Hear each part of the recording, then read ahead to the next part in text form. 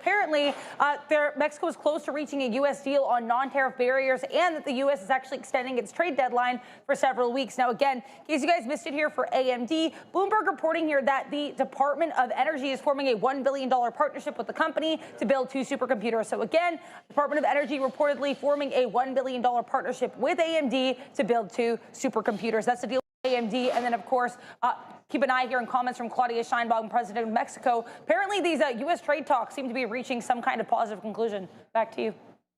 Yeah, go cover it. Joey, go ahead, brother. No, all right, guys. Yeah, let's get into the trades of the day here. I mean, we were looking for a long on Bitcoin. That wasn't the case, so we strike out at the plate there. It's like Vladdy when you got runners on the corners. Seriously, bro? Yeah, I'm You're sorry. just going to crap on him I didn't mean to. Yeah, I take it back. I'm sorry. I apologize. Actually, I don't take it back. The double champ apologizes to no one. No, I'm obviously being sarcastic. No, but in all seriousness, guys, attempt 1, looking for that break, didn't get it. Attempt 2, boom. I'm like, all right, let's be a little bit more patient.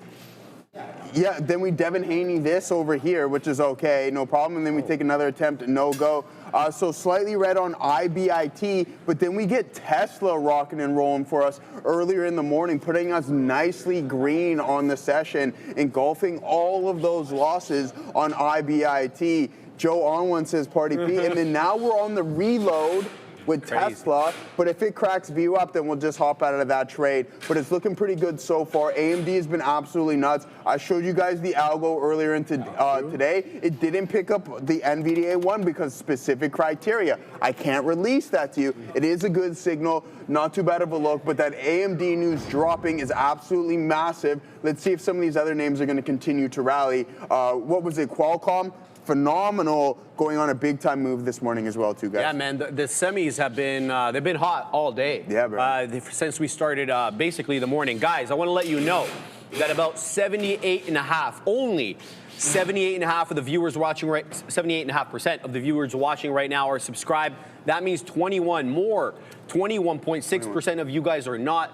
Obviously hurts the algorithm, guys. So if you could do us this one solid, as Kramer asked George back in the day, hit that subscribe button, guys. We'd be immensely in your debt if you did that. I don't really know. Joey covers that for me pretty good there. So hopefully he'll be.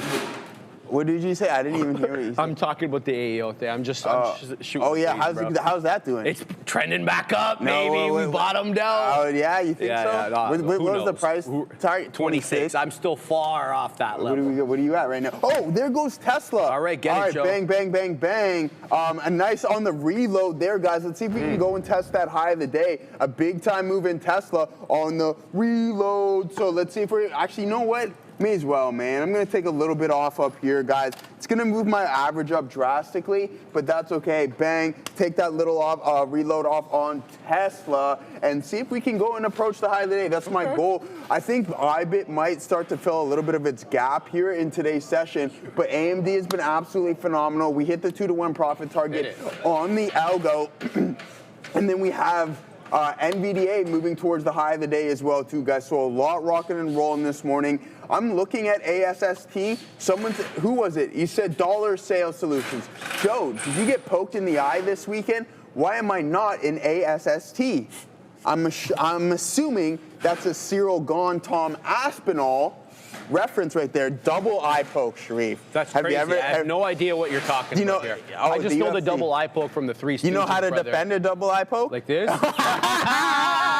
Yeah, I watch the Three Stooges, baby. I know it's good. All right, let's take a little bit more. Let's take a little bit more off on this Tesla trade. A big time move, man. The ultimate defense of the double eye poke is that right there. I'm glad that my guy picked that one up. We love that one. Shout out to the UFC, probably the greatest sport on the planet. That's crazy. I couldn't believe when you actually told me. Number one, it was that early in Saudi because I didn't even know it was in Saudi. Number two, that it ended early. That was a good.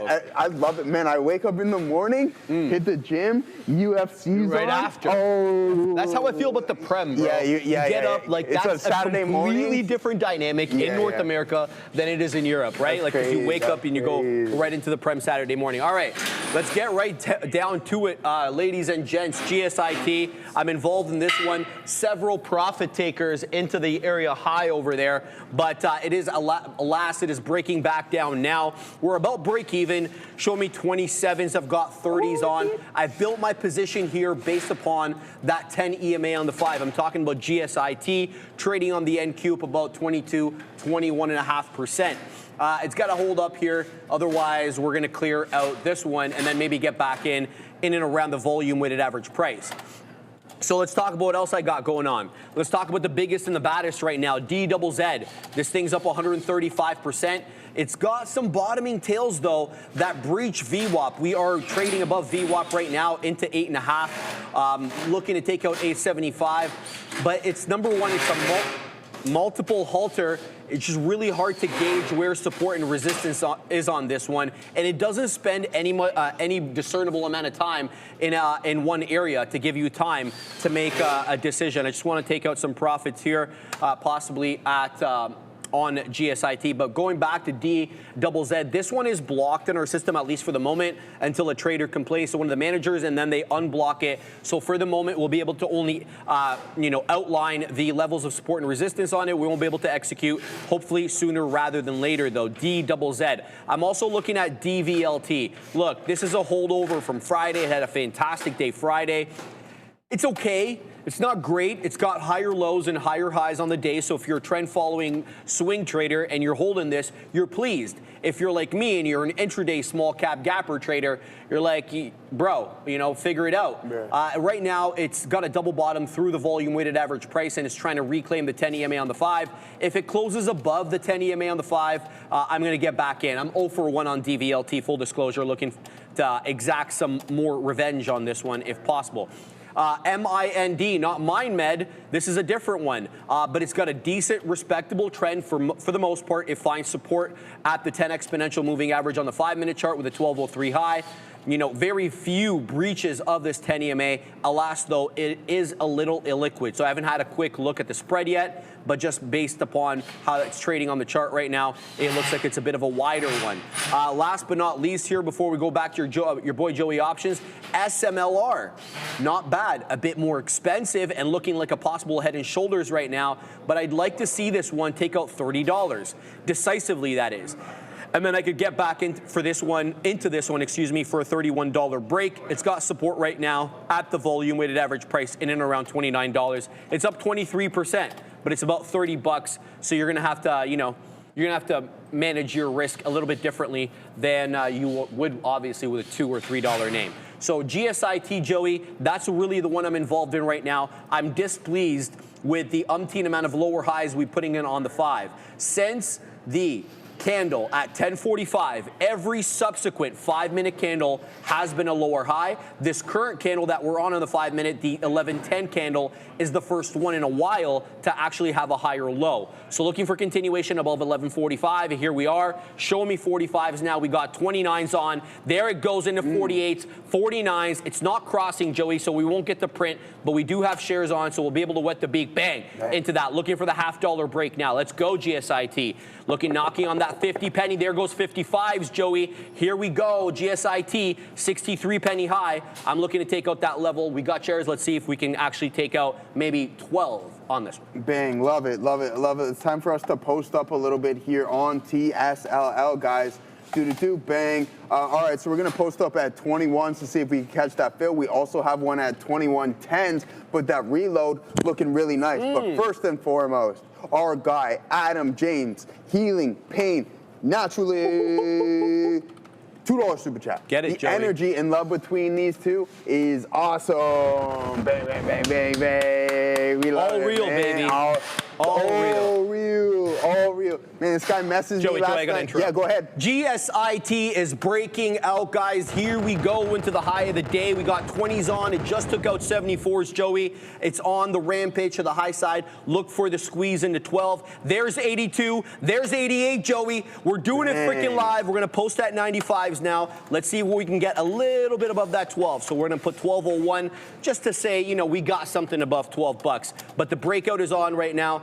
Keep your eye on this name. Look for a 12 rejection initially, though, as profit takers take profit, of course, at that whole dollar level. Sorry to interrupt. Yeah, no worries. Rocking and rolling, man. All right, so there we go on Tesla. We're posted up again. I think at this pace, guys, we might go and test the high of the day. I'm really tempted to take another long here on IBIT just because I'll go small size, considering I've taken 3 losses on it, and I don't want to be giving too much back, so I just want to get involved in case it wants to rally. The volume is really starting to pick up, and I like that. There you go. Neil even confirms IBIT breaking wedge as well, too. So a lot going on that front. Let's see if we can get this fill at 21 here on Tesla. And I think with AMD, you want to be patient and wait for these pullbacks. That volume spike was insane and extremely strong. So, I mean, pullback and then the continuation, hopefully in that long, with the likes of NVDA going to go and test the intraday high. ASST, to be honest with you, I don't think this is in price action that I love. Bang, there goes the fill on Tesla. You guys seen that one happen live. But I don't love this whatsoever, full disclosure. I mean, it can break out. Let's zoom out a little bit here and get more of an idea of what's going on. Yeah, this isn't me. This is Sharif, but I don't even think Sharif would like this one, to be honest with you, just considering the price action here. No, but it is above the volume weighted average price. I think that's the only thing that has going for it right now. So not necessarily in play. Now we're waiting for that 2110 fill on Tesla. As soon as it breaches this pivot, then bang, we're catching another one there. Actually, I'm going to take that one off because I think it's for a little bit more size than what I'm looking for. But there it is.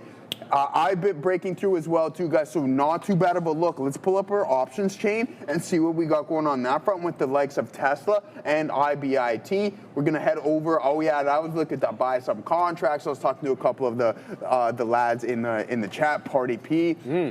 Oh, my God, there goes Tesla. Another big time pop there, Sharif. We take that 2110 fill. Oh yeah, that's what we're talking about, my brother. Never mind this. Get off IBIT. We don't want to see this garbage, Sharif. We want to go over to Tesla. Even though it did climb back up to 115. I'm like, yes. Oh my God, Tesla is breaking out, Sharif. Like there's no tomorrow, and I'm still on the options chain. Joseph, get off of it. What are you doing? We gotta go and see what's going up there. Bang. Punches through the high of the day. I don't even know. Pull a tank. This is madness. Hit the stone cold. Do everything, man. Crazy. Stair-stepping volume on the 5-minute time frame. This is exactly what we want to see. Bang, bang, bang.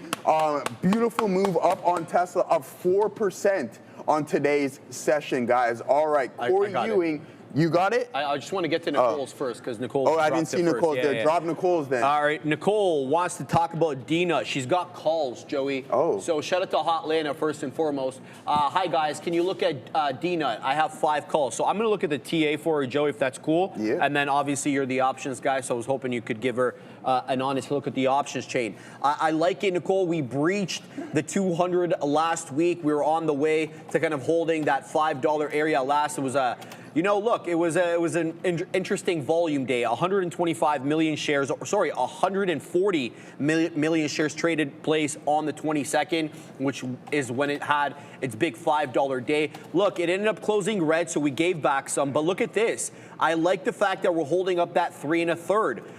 And the closing prints more around that $4 area. So we got another higher low today. We got a higher high versus Friday. And guess what? This candle's green. So we could easily see a squeeze in the next few days. I'll see how Joey feels about the options chain about this. But I feel we could get into that 460, 490, even $5 area on D-Nut. You got a bit of a bull flag breakout. Having broken out on the 21st, you had a monster day on the 22nd with that 5.5 move, but you didn't give up the majority of the move. It wasn't that Christmas tree retracement where it's green on one side and red on the other. You're kind of consolidating sideways, Nicole. So I don't think this is all that bad. I want to see what Joey has to say, though, about some resistance levels that you might face.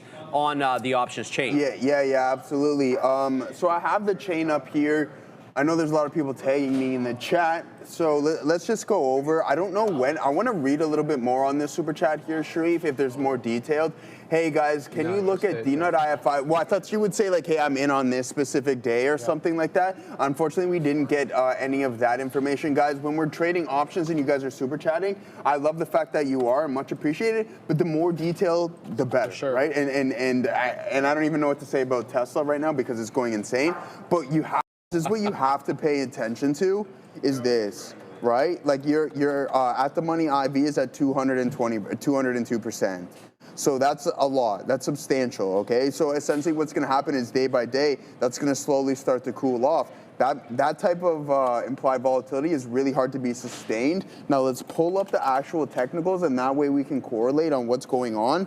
But again, Did you see this Tesla headline? Morgan about Stanley Morgan Jones declared Stanley's robotaxi breakthrough. whatever Adam Jonas or who's this guy? Jonas declaring robotaxi a breakthrough. He says, "I'm calling it." What does that mean? Like, I'm assuming like that he's calling that it's going to be huge. This is Morgan. This is not just yeah. This ain't that ain't your average Joe right there for sure. No, big time move. And I mean, like, this isn't crazy. I think the volatility on DNUT is coming from here. But my issue now is that I got the data for you. I got in today. $5 calls at $5 calls at 10 went to 23 now 18. Oh, okay. Did she say expiration or anything along those lines? No. Okay. Yeah, you just have to keep, like, the further you go out, the less volatile it is. Like, so we go to May 15, 200 days from now, and essentially cuts the IV in half. So that way you might be okay, but just be cautious when you're buying contracts. Those are things that I specifically look for. I don't care about some of the other Greeks, but Vega, your implied volatility is extremely important, because if you're buying names in heightened volatility, then you're going to screw yourself unless they move significantly quick, right? So we went over last week an example on Tesla. So we had the exact same strike price on 2 calls of the days, that little segment that I do in the morning. And essentially what happened is the implied volatility was cut in half.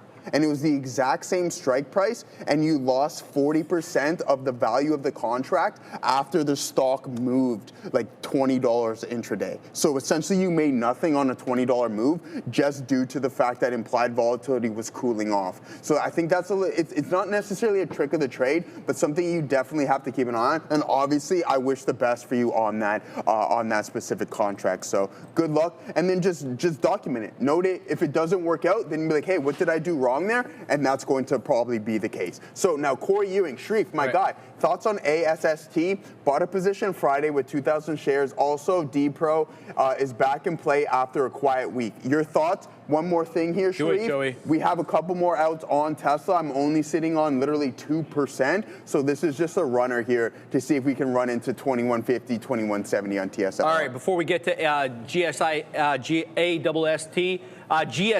guys, really taking it out now. 1214 high. We got 20s on. I've got a profit taker waiting at 25s. We're up 30%. Let's see if it can hold 12. It breached 12, but not that much, right? 1214, that's not really a decided breach, pardon me, of that $12 area. But let's take a look at Corey's question there with ASST. Let me just pull this up so I can get a good look. Sharif, my guy, thoughts on ASST? Bought a position Friday, 2,000 shares. Also DPRO back in play after a quiet week. Sounds good. Let's look at ASST first. What's the trend looking here on ASST? Yeah, so a little bit off the lows, not bad. You form a base around 75 pennies. Now you're breaking out above the dollar. I like how we closed above the dollar on Friday, and we closed near the high. So we got into about a 140 high. We ended up closing about a $1.24, $1.23. Today, we got higher lows, higher highs, but it's forming into a doji candle right now with 150 as the current print, 178. The high of day, I believe, 178, 178, yes. So let's see what this one's done in the past. So lower highs, certainly there. It does typically find resistance off the 10. So the fact that we're breaking above the 10 EMA on the 5 is actually quite interesting in and of itself, because look at all these prints over here. Let me just allow me to go back, save and except for this area over here. When we got to 9 and 10, we've been basically rejecting the 10 EMA. So it could be an interesting squeeze, possibly into the 50, right around $3, give or take. That would obviously necessitate a big move past 2. That would be my first area of resistance I'd be looking for. And we held 2, especially these days, October 7th, 8th, and 9th. We held 2 generally as a support level. I'd be looking for 2 to act as resistance if we continue to run up and take out that high day today. So keep your eye out on that. But other than that, I got to tell you, Corey, obviously looking at the chart on ASST, it's a bit of it's a bugger, right? Because it has these outsized days and then typically gives back a lot of the move. And yeah, that is the all-time highs that we got to back in March of 2023, but this one did have a 1-to-5 split back in July of 2024, so keep that in mind as well. I don't think this is all that bad. Up another 37.25% today. I'd be looking for 2 initially, Corey, and then if we can squeeze into 3 where the 50 is, I think that might be a good move there. Just before we go to Adara, guys, GSIT failed, 12, and now it's right back above into 12.10. Look out for that 14 penny break, 12.14, high of the day. We're going to the big desk. Keep an eye here in KDP, Keurig Dr. Pepper. This is an earnings day one play. It looks like the conference call is happening right now. An executive from the company is saying that the company might consider monetizing select non-core minority stakes and non-strategic brand assets. They're also apparently considering evaluating a partial IPO of their beverage company to begin their separation process. So some evaluations in play here with regards to monetization of core minority assets and even a potential partial IPO of their beverage side of things. So keep an eye here on KDP with that conference call. Back to you. Perfect. Thank you very much. There, another $2 super chat. Joe, OB went to go long in GLD 400 for 2026. Let's take a look at that, my friend. On GLD, yeah, we took another fill there on Tesla. This thing has been going crazy here today. A really nice move. This is essentially what we were looking for on Friday. So a big time recovery in Tesla. But yeah, let's take a look at gold. You want to go 2026 at the money IV, really, really cool. But let's head over to that expiration cycle, January. We'll give it a little bit of room there because you're looking to buy 400, 420, which is extremely out of the money. So I'm assuming you know what you're looking to do there. 19%, 400s. I don't know if you're thinking about a spread or anything along those lines, but if you're going that far out, I don't think you necessarily need to. $7 for those still? Okay, that's pretty crazy. And then, I mean, you could pay half the price if you are looking to write that 420. Let's pull up the actual underlying chart on GLD. I mean, a lot of us are feeling a little bit of FOMO considering we've missed this big time run in gold. I thought after this move here from early 23 to this consolidation in the middle of the year, I thought that we were going to most definitely be pulling back a little bit, but no, you have this extra leg of extension, and then now you're starting to come in a little bit aggressively, down roughly 10%, about a little bit less, 9.5. I like gold. Just wait for that pullback. The at the money IV is relatively cool. So if you're looking to average in, as I typically say, don't go all in at once, right? You just want to build.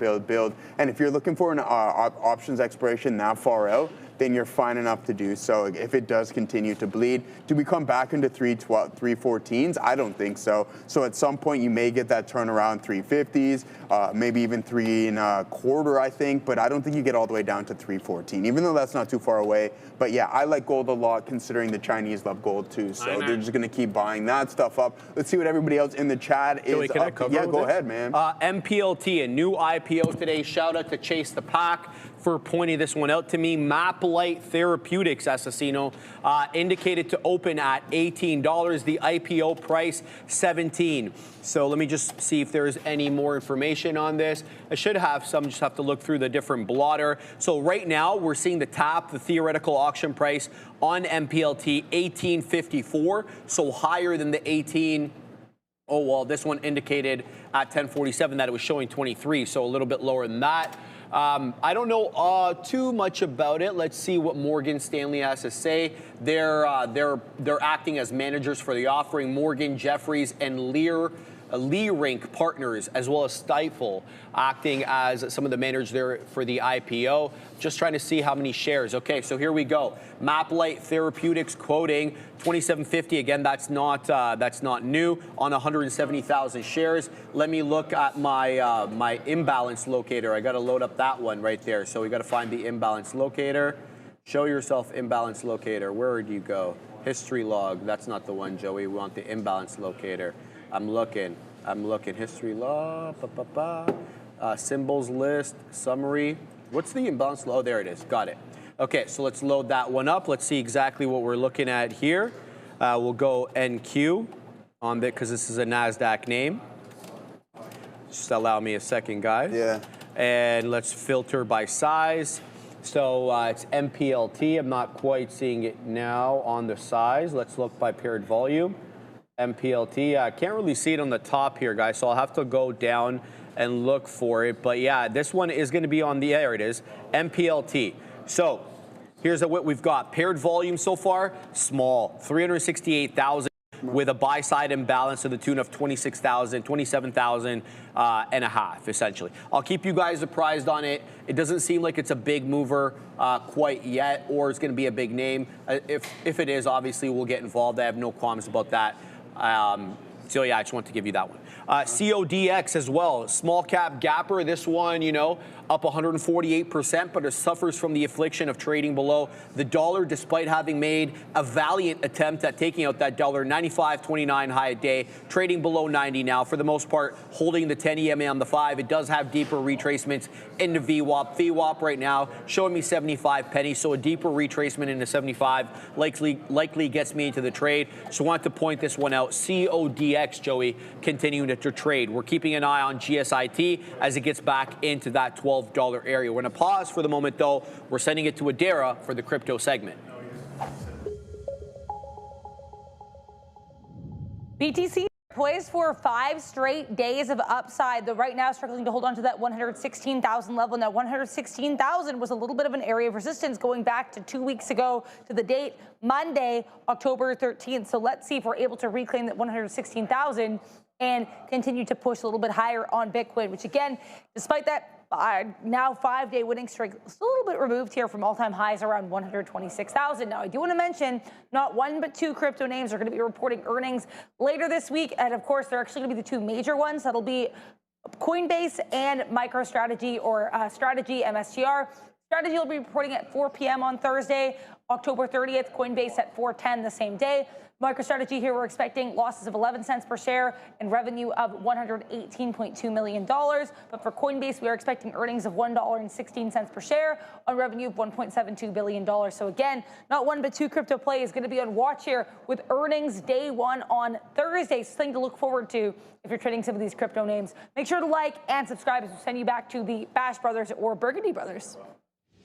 All right, thank you very much for that, Adara. All right, I got a question. I've been reading it over and over again here. Sorry, guys, I got a headache, man. I was suffering again all weekend, so I'm a bit confused on the prices of sold Zim puts. I sold the January 21st, 2028 $15 puts for $4.13 back when it was around $12.30 a share. Buy calls $2, both 15 strikes. Puts have not decreased. Okay, yeah, that's very interesting. I wish I could give you a better answer. I'd have to look a little bit more into this.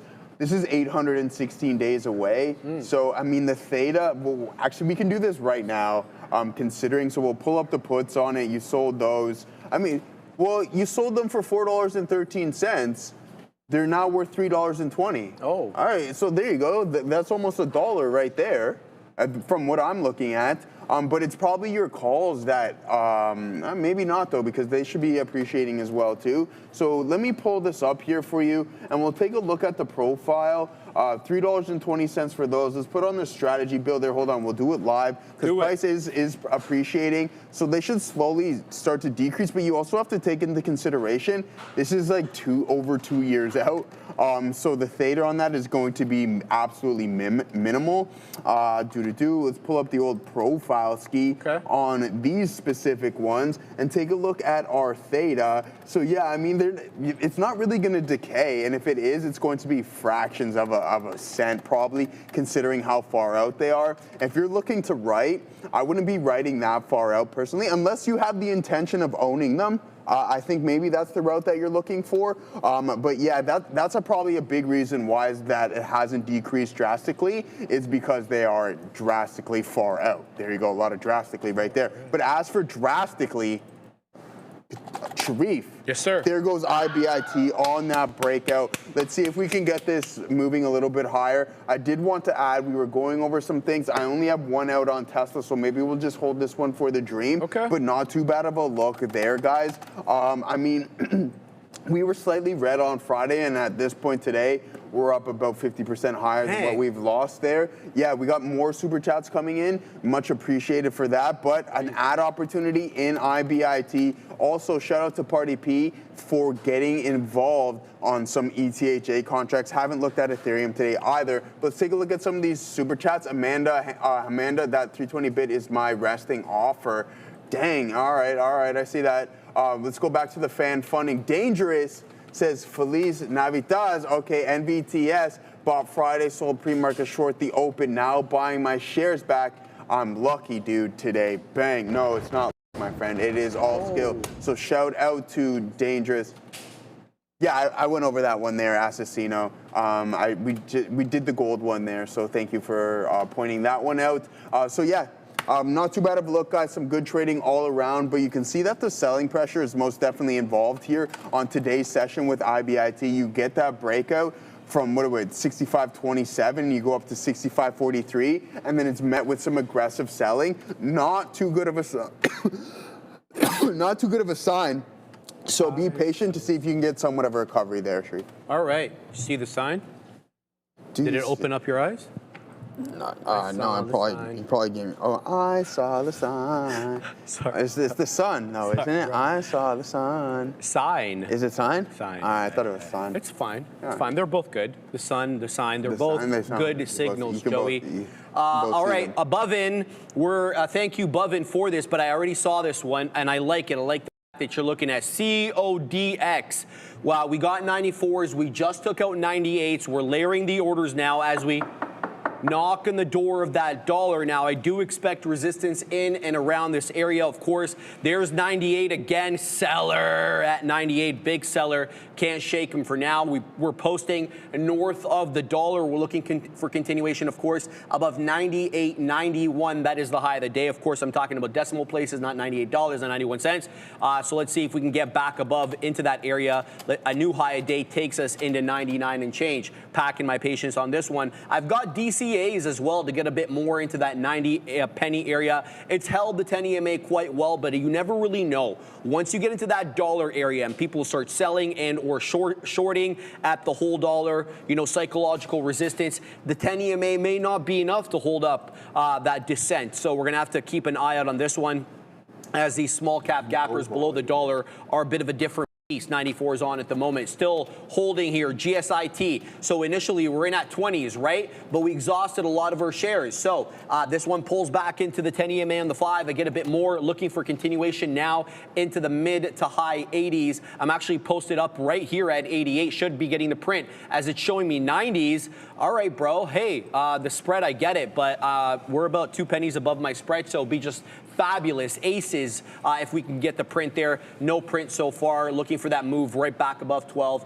on GSIT. Packing my patience on this one. I also want to mention DVLT. I'm 0 for 1 on this one, but it is really holding up the volume weighted average price quite well. Right at that 360 area, and has been doing so essentially since I got stopped out right to start the show there at, I want to say 11:05 or so. Let's see what DVLT has to offer. It seems to be finding a lot of resistance around that $0.75 area every time we wick into 375, we are met with some selling. So we'll see what the situation is there. Back to GSIT as we did add into this one at 80s. Now we just take out 88s. Here's 93, looking for continuation back above 12, and there is 12 again. Nice. Posting up at 5, showing me 4s. We need a little bit higher here to get filled, and there it is, Joey, right back into the high of the day on GSIT. Could not be more pleased with this add into the 10 EMA on the 5. It holds up like a glove,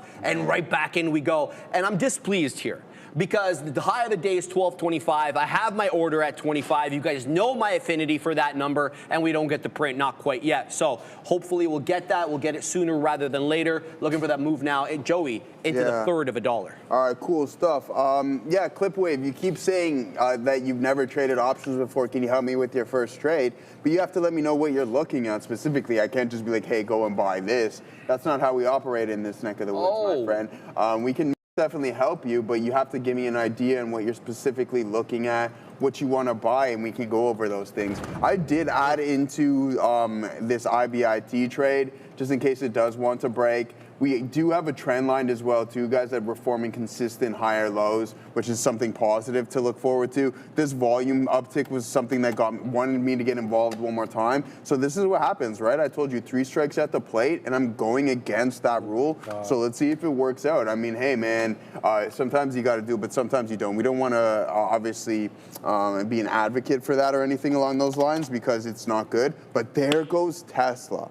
I have a little more to risk, right? Like if I was drastically red on the day, then there was zero chance I'd be taking this IBIT trade, but that's not the case. So I'm willing to put up some of my unrealized for Bitcoin to continue. Nice price action over the weekend. But yeah, I mean, look at this reload here on TSLA. What a beautiful, beautiful thing right there. And I wasn't even partaking in this opening drive. I waited until 55, right? 56, 9:56 to get involved. So boom, patience once again, and then you just get that big time reload. So a beautiful look there on Tesla, considering on yesterday's session. Ridiculous. Oh, that thing's going nuts? It's going nuts. Yeah, it's going nuts. 33% on the day. And Tesla, I mean, Tesla's up 5% today, my boy. 5.25, my G. 5.25, my G. Jays. Oh, and we got the Jays tonight, man.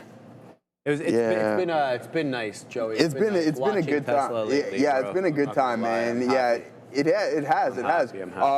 Frank, no call wall on Tesla until 500 exactly. IoT breakout we got there. Gorev long hood 3-minute candle. Okay, we like that. There's also a signal on AMD. AMD right above the volume, right below the volume weighted average price, which could be positive right there. So maybe we take small shares and get involved with that, because Bitcoin doesn't know if it's coming or going right now. So we have to keep an eye on that. Should we playing footsies with me? That's your foot, bro? That's crazy. We need the U.S. American border right here. No, I got to stretch these legs, man. Obviously being sarcastic, but TSLA, this thing has been the trade of the day without any question. AMD coming back in a little bit here. It's ASST. Someone said, so Clipwave is like, hey, Joe, I want to buy some puts on ASST. Well, let's pull up the daily on this name and see if it's even worth it. And are we seeing anything that we like? Puts, boom, boom, boom, boom. What's going on? Wake me up at 462, says Ozan. Ozan was like, hey, Joe, I don't even know what I'm doing. Can you help me? I'm like, get out of here with that garbage, Ozan. Yeah, he's just rubbing it in, essentially, is what he's doing. No, as for ASST, I'm going to have to say no unless you're just willing to lose the whole value of your puts. So you got 402% at the money IV, which is absolutely insane.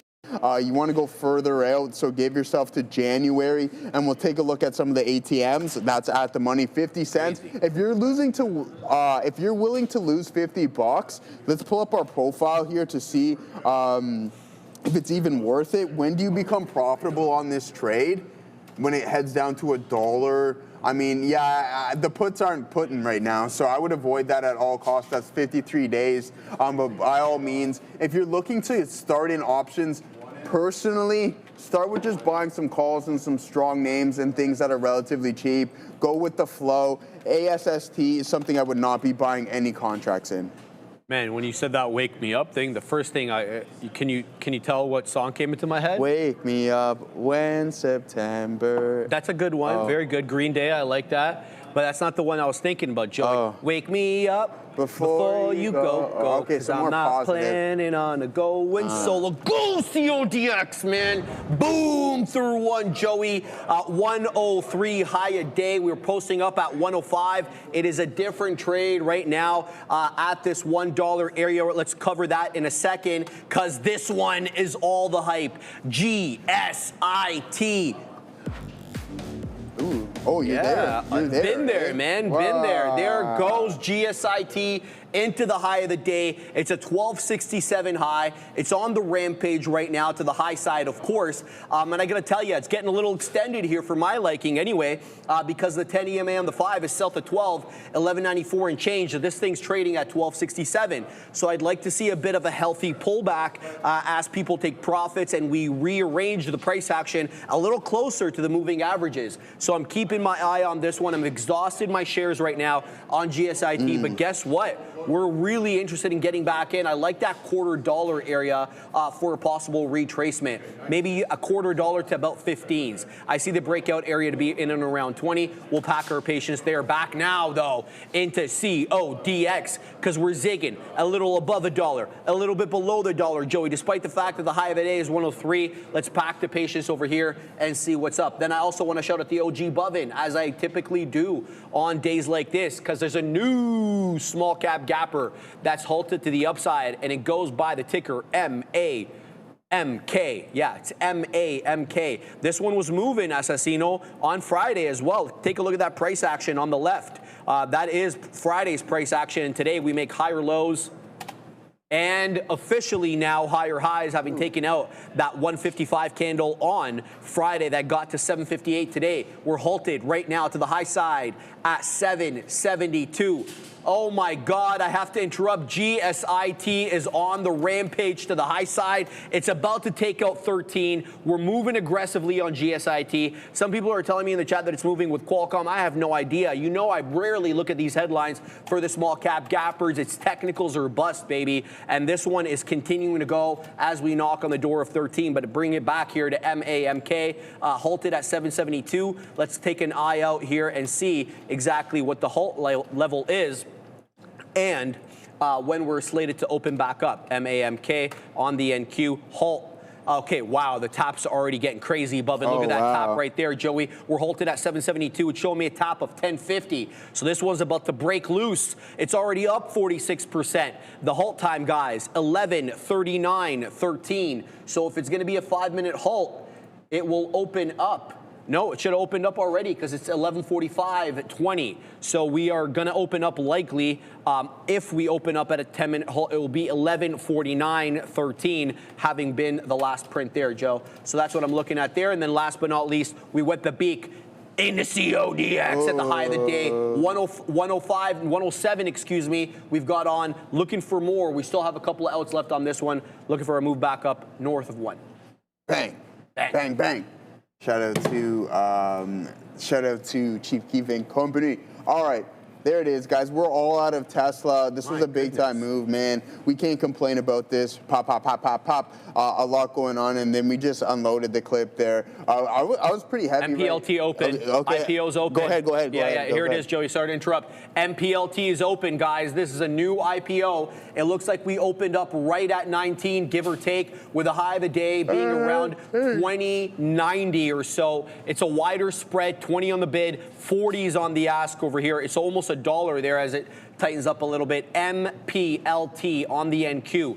New IPO, guys, up 18, 17%, zigging and zagging. Bang. Yeah, good stuff there, Shreve. Thank you for pointing that one out. Let us know if you're trading ML or MPLT today on the session. So there it is, guys. We just get aggressive on that VWAP hold. Market was continuously grinding higher, and I'm like, let's take our chances here on Tesla. So I just go full size right out of the gate. We piece it out all the way up here. Patience, patience, patience. And then you get the reload, and guess what? When it works really well because we get the bigger leg. This is essentially the larger, the second leg is essentially larger than the first one, and then we get all out at the break of trend and that curl over right there. So a beautiful look in Tesla. And I mean, I've traded 2 names on the day. It's been Bitcoin and TSLA. It's kind of funny to think that, like, hey, Bitcoin looking phenomenal over the weekend, and then you come into the actual trading hour, Sharif, and then it's do something. Hit the do something. Assassino. Yeah, poke him. Like, just do something, man. We're waiting for it. Bang. Like, there he is. Yeah, I mean, like, get rocking and rolling. This is what kind of keeps me from just like not getting heavily involved just yet. I like what Party P is doing, but I do believe there's going to be a chance for a pullback. I love that we're holding 110. That means buyers are engaged, or sorry, 100,000, I should say. But other than that, man, patience is really key. Amazon has been phenomenal. I told you guys I was in that swing from last week, and I've seen it gap up to 228, and I'm out at 222.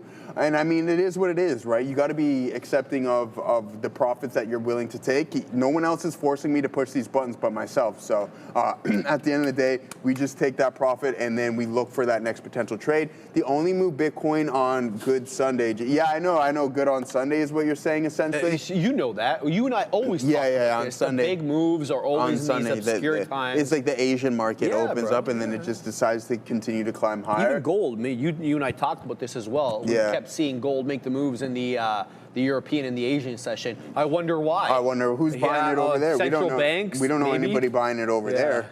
Hit that siren on that one there. But yeah, no, in all seriousness, guys, these are the names that I'm currently looking at. Is AMD going to break trend? And is IBIT going to break trend? We have ASST. I obviously this little stutter step there on that one. But no, in all seriousness, guys, I don't think that's overly in play on today's session. We'll go over some of our scanners momentarily in the top performing sectors. But what I got going on is hopefully that we get this IBIT breakout. And best believe, I'm going to add to this position. Okay. Yeah. I'm going to add to this position substantially, Sharif. Why? Okay. Because we did take a couple hits, but if it decides to get going, we want to participate, and we want to participate aggressively because, I mean, we're rocking and rolling on Tesla, so why not? Shout out to why not in the chat, Sharif. That's all I got going on. I'll let you go over what you got going on, and when we get back to me, we're going to run through the scanner, we'll run through the algo, and we'll take a look at the top performing sector. Oh, I thought you were flipping off the audio. It was go Power Rangers. Go Power Rangers. You mighty Morphin Power Ranger. Bro, I'm in a very singing mood today. The chat's probably going to shut this off very, very soon. But there goes CODX into another high of the day.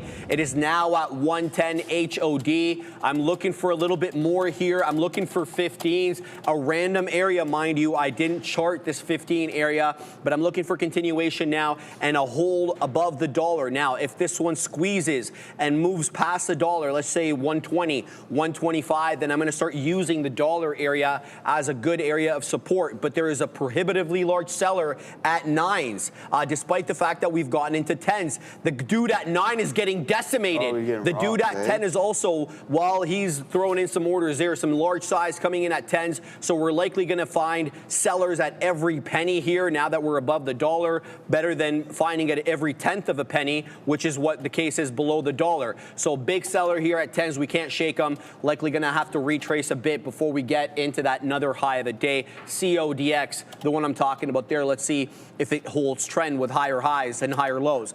Current candle, 110 high. Prior candle, 110 high. So we'll see if we end up double topping there. Most notably, though, what I'm going to be looking for in this current 5-minute candle is a higher low. So the prior 5-minute candle, the one that closed at 1145, has a low of 99.40. So I'll be looking for the current candle to hold above that, ideally above the dollar. Let's not forget, though, about GSIT. Topping tail candle into an ominous price, Joey, 13.13. I want nothing to do with that level right there. I am very, very superstitious, in case you can't tell. And here comes this one down. I like this one, as I mentioned earlier, 1220 to 1225. I perceive this area around over here, bottom of your screen there where I'm doing the circle, to be the breakout level. Let's see what GSIT has to offer. The 10 EMA, by the way, is also at that 20 penny area, which gives us another, sort of extra layer of support, given the price action is also around there. So that's what I'm looking at right now, GSIT and CODX. But I got another one for you guys. So I mentioned, of course, MPLT, the Bovin special there. That's the IPO. But look at this one, Joey. SUPV, we're up 51.86%. And I happen to love this chart. Look at that 4 a.m. spike. The DJs wake up very early, Joey, like myself. I get in, I sesh early, but some other people, they're going to wake up early and punch, and I can respect that more, or turn on their algos. Hold on. Whoa. Hold on. I got something to say. Hold on, man. Hold on. This guy wants to take it from me already. So hold on. We pop up here on SUPV right at 4 a.m. We hold trend. Generally, 9 is a level, right? A resistance level. Then comes 930. That 9 level got decimated. And then look at this 950 hold, we end up using prior area resistance in the pre-market as support during regular trading hours. Now, let's do a bit more TA. What I see here is an umpteen amount of higher lows off that 20 EM area retracement at 1105. And this one feels like it is a flat top break brewing here at 10 1/4 to 10 1/3. If this one gets a volume spike higher, this is going to rocket up likely into 1050. That's how I see it. But look at that volume profile. It's unabated lower highs here on the volume profile. So we will need that volume spike to push this back above 10 1/4. And I happen to like this. Why? The volume profile and the price action are diverging. We've got higher lows and higher highs on the volume profile, but when you look on the price action profile, but when you look at the volume, it's certainly lower highs. So let's see if this one may be foreshadowing a retracement or whether or not we're going to get a flat top breakout. And just before we go to Adara, there goes CODX into the high of the day, Joey. We got 15s on. It's showing me 19s. It's up 233%, Adara. Yeah, keep an eye here on Coinbase, COIN. I'm seeing reports here that Citigroup is tapping Coinbase to explore potential stablecoin payments for clients. So again, Citigroup reportedly in talks here with Coinbase to explore the possibility of stablecoin payments for clients. COIN, back to you. Oh, baby. Thank you for that, Adara. Much appreciated as always. Yeah, Bitcoin doesn't really want to go here. Let's see what Coinbase is up to, considering, did it get any form of pop? No volume really stepping in on Coinbase. And we're just breaking through some key support levels on IBIT, so keep an eye out on that, guys. I figured it was either going to go one way or the other, and I think I'm leaning in the wrong direction here. So the boys on Wall Street not in love with Bitcoin just yet. So yeah. Let's see how much longer I'm going to hold on to this. Not much. I'll give it just a little bit south of 65.20. If it wants to crack through that, then by all means, it can continue to do so. First, let's take a look at the top performing sectors of the day. Yeah, there it is. Now we'll see what we got cooking up there. Yeah, Bitcoin, man. You're doing us dirty, dog. You're doing us dirty, my dog. No breakouts on that one. So we're going to have to be patient. Tech sector, guys. Tech sector leading the way up 1.5%. Consumer discretionary being led by the likes of Tesla, probably. There, guys, up 1.5% as well, too. The comms up 1%. And then the bottom three, we got the materials, healthcare, and utilities. So no defensive PA over there, Sharif. Yes, but check this out. Yes, sir.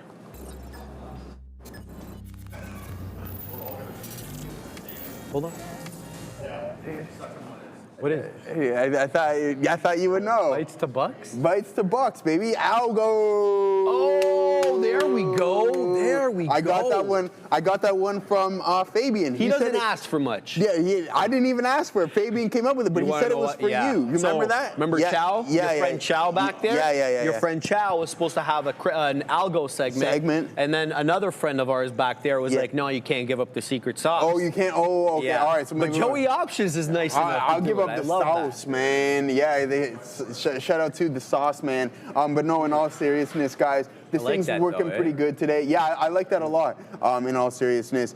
So what is this today? Let's head over to, oh no, we don't want that. Get that garbage out of here. So let's just take a look, guys. The algo's been performing really well on, on AMD. Where is it now? Come on. I can see clearly now. Where'd you go? It left me. So funny. No. Don't do it, Joey. Aside from that, guys, it's picking things up. I have to find it somewhere. I don't want to have it. Oh, there it is. Bang. All right, so let's go over to IBIT again. Did it pick anything up today? Woohoo! There it is, baby. October 24th is when we get that entry, and it doesn't close it until this morning. So that's beautiful. And the exact same thing with AMD. If you guys see anything specific that you would think that, oh, actually, I can't even say that. But again, picking it up, now we're out of that one. So we're in that for an hour and a half, not too bad. The time's off. But yeah, it's picking up the signals that I wanted to continuously. Now, I told Sharif, I'm just waiting for a specific platform to go on sale. Then I could directly link it to its API. And then I'm going to do about a 3 to 4 month back test, an actual live trading, well, simulator, but in the account to see if it's picking up what I want continuously. And then once I find out that it's significantly as profitable as it's been displaying through the back test with forward testing, then I'm going to release it to the live program. And then that's it, man. Who knows where this thing's going to take us at the end of the day. So we're highly excited about it. It might come up into the paid program as well too, Sharif. So that could be a bonus on that front for those who are looking for something along those lines. Some good looking stuff, but we got to. Joey, so you're telling the people that there is a chance not only they get my morning note, not only are they going to get the weekly earnings summaries, but they're going to get your algo if they sign up for the YouTube subscription? Listen, man. That's crazy time. Listen, I'm a man. I try to be a man of the people, brother, and just pay it forward at all costs. That's just, I don't know, in all seriousness. Yeah, I think so. We'll be in talks, though. I want to see, it's by no means is it going to be anytime soon, because I want to see if it works for myself first. Yeah, exactly. The back tests are good. It's just now the forward testing, and then once I get a legitimate sample size of that, then we'll get into further talks. But I mean, by no means, I'm going to be working on it continuously. I didn't this weekend, just because I had a lot going on. But yeah. After that on sale, then it's going to get rocking and rolling. I'm loving it a lot. As for IBIT, we're back to exactly our entry point there, so not too bad of a look there. And yeah, as for everybody in the chat, the people's champion, poo. Oh no! Yeah, he's not the people's champ, but you know, he's close enough. He used to fight a lot with the people's champ. Right, Austin and The Rock had like a notorious rivalry, right? But no, in all seriousness, yeah, Bitcoin's really choppy, guys. I don't think this is going to get going, but we'll sit on it. Coinbase is getting a little bit of a pop there after Adair brought us that move up to 365, so that's not too bad of a look there. But we're going to sit our hands. We had a monster trade on Tesla. Now let's see if we can get rolling on Bitcoin. All right, guys. I see the comments. Let me just get to this one in a second. This is another Bovin called DGXX. Trading at, well, very close to the high of the day. Bovin, 553, give or take. That's where it's trading right now. It's got a double top, 559.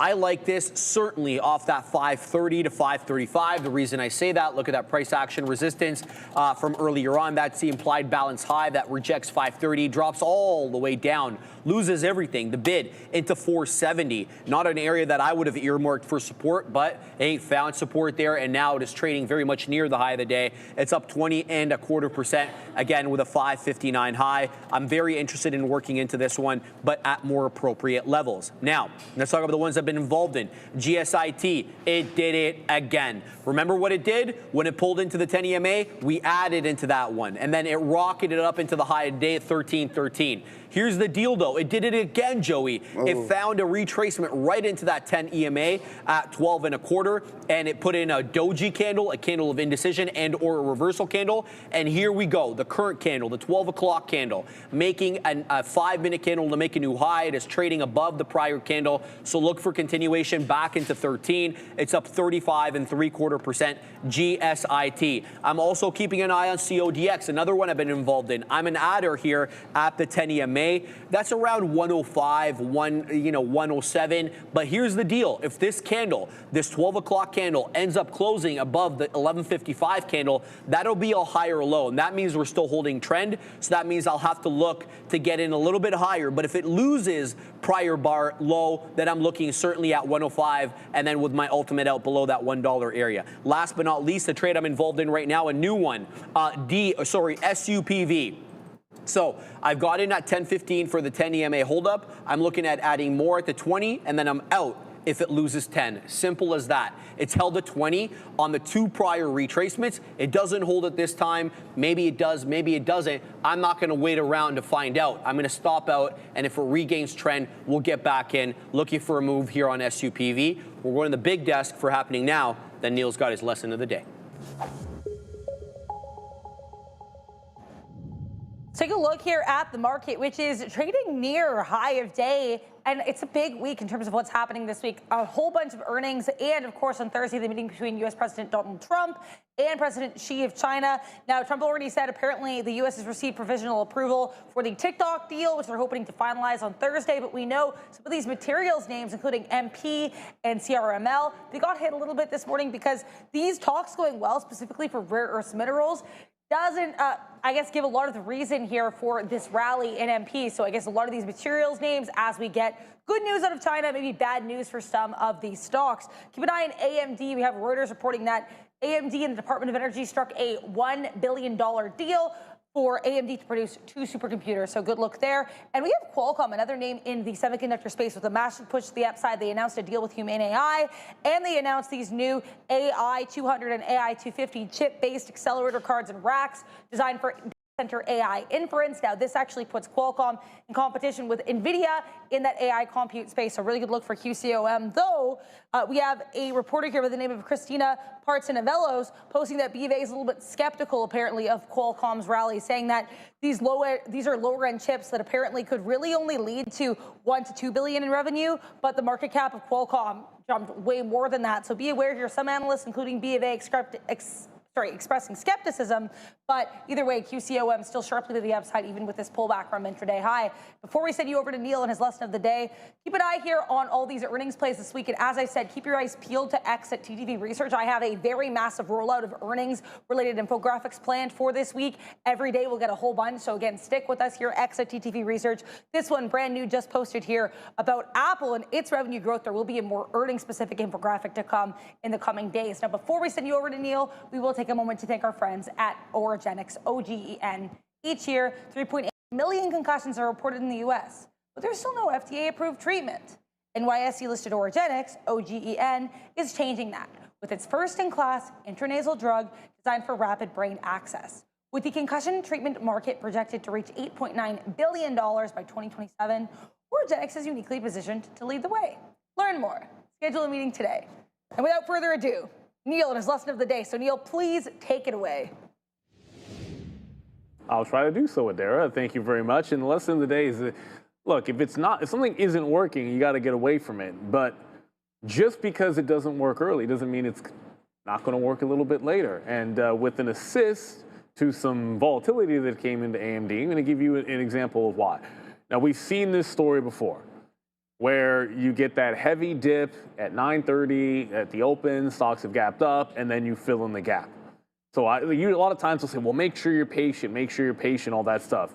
And initially, I'm not really here to talk about the dip into the prior high, which was the plan of action.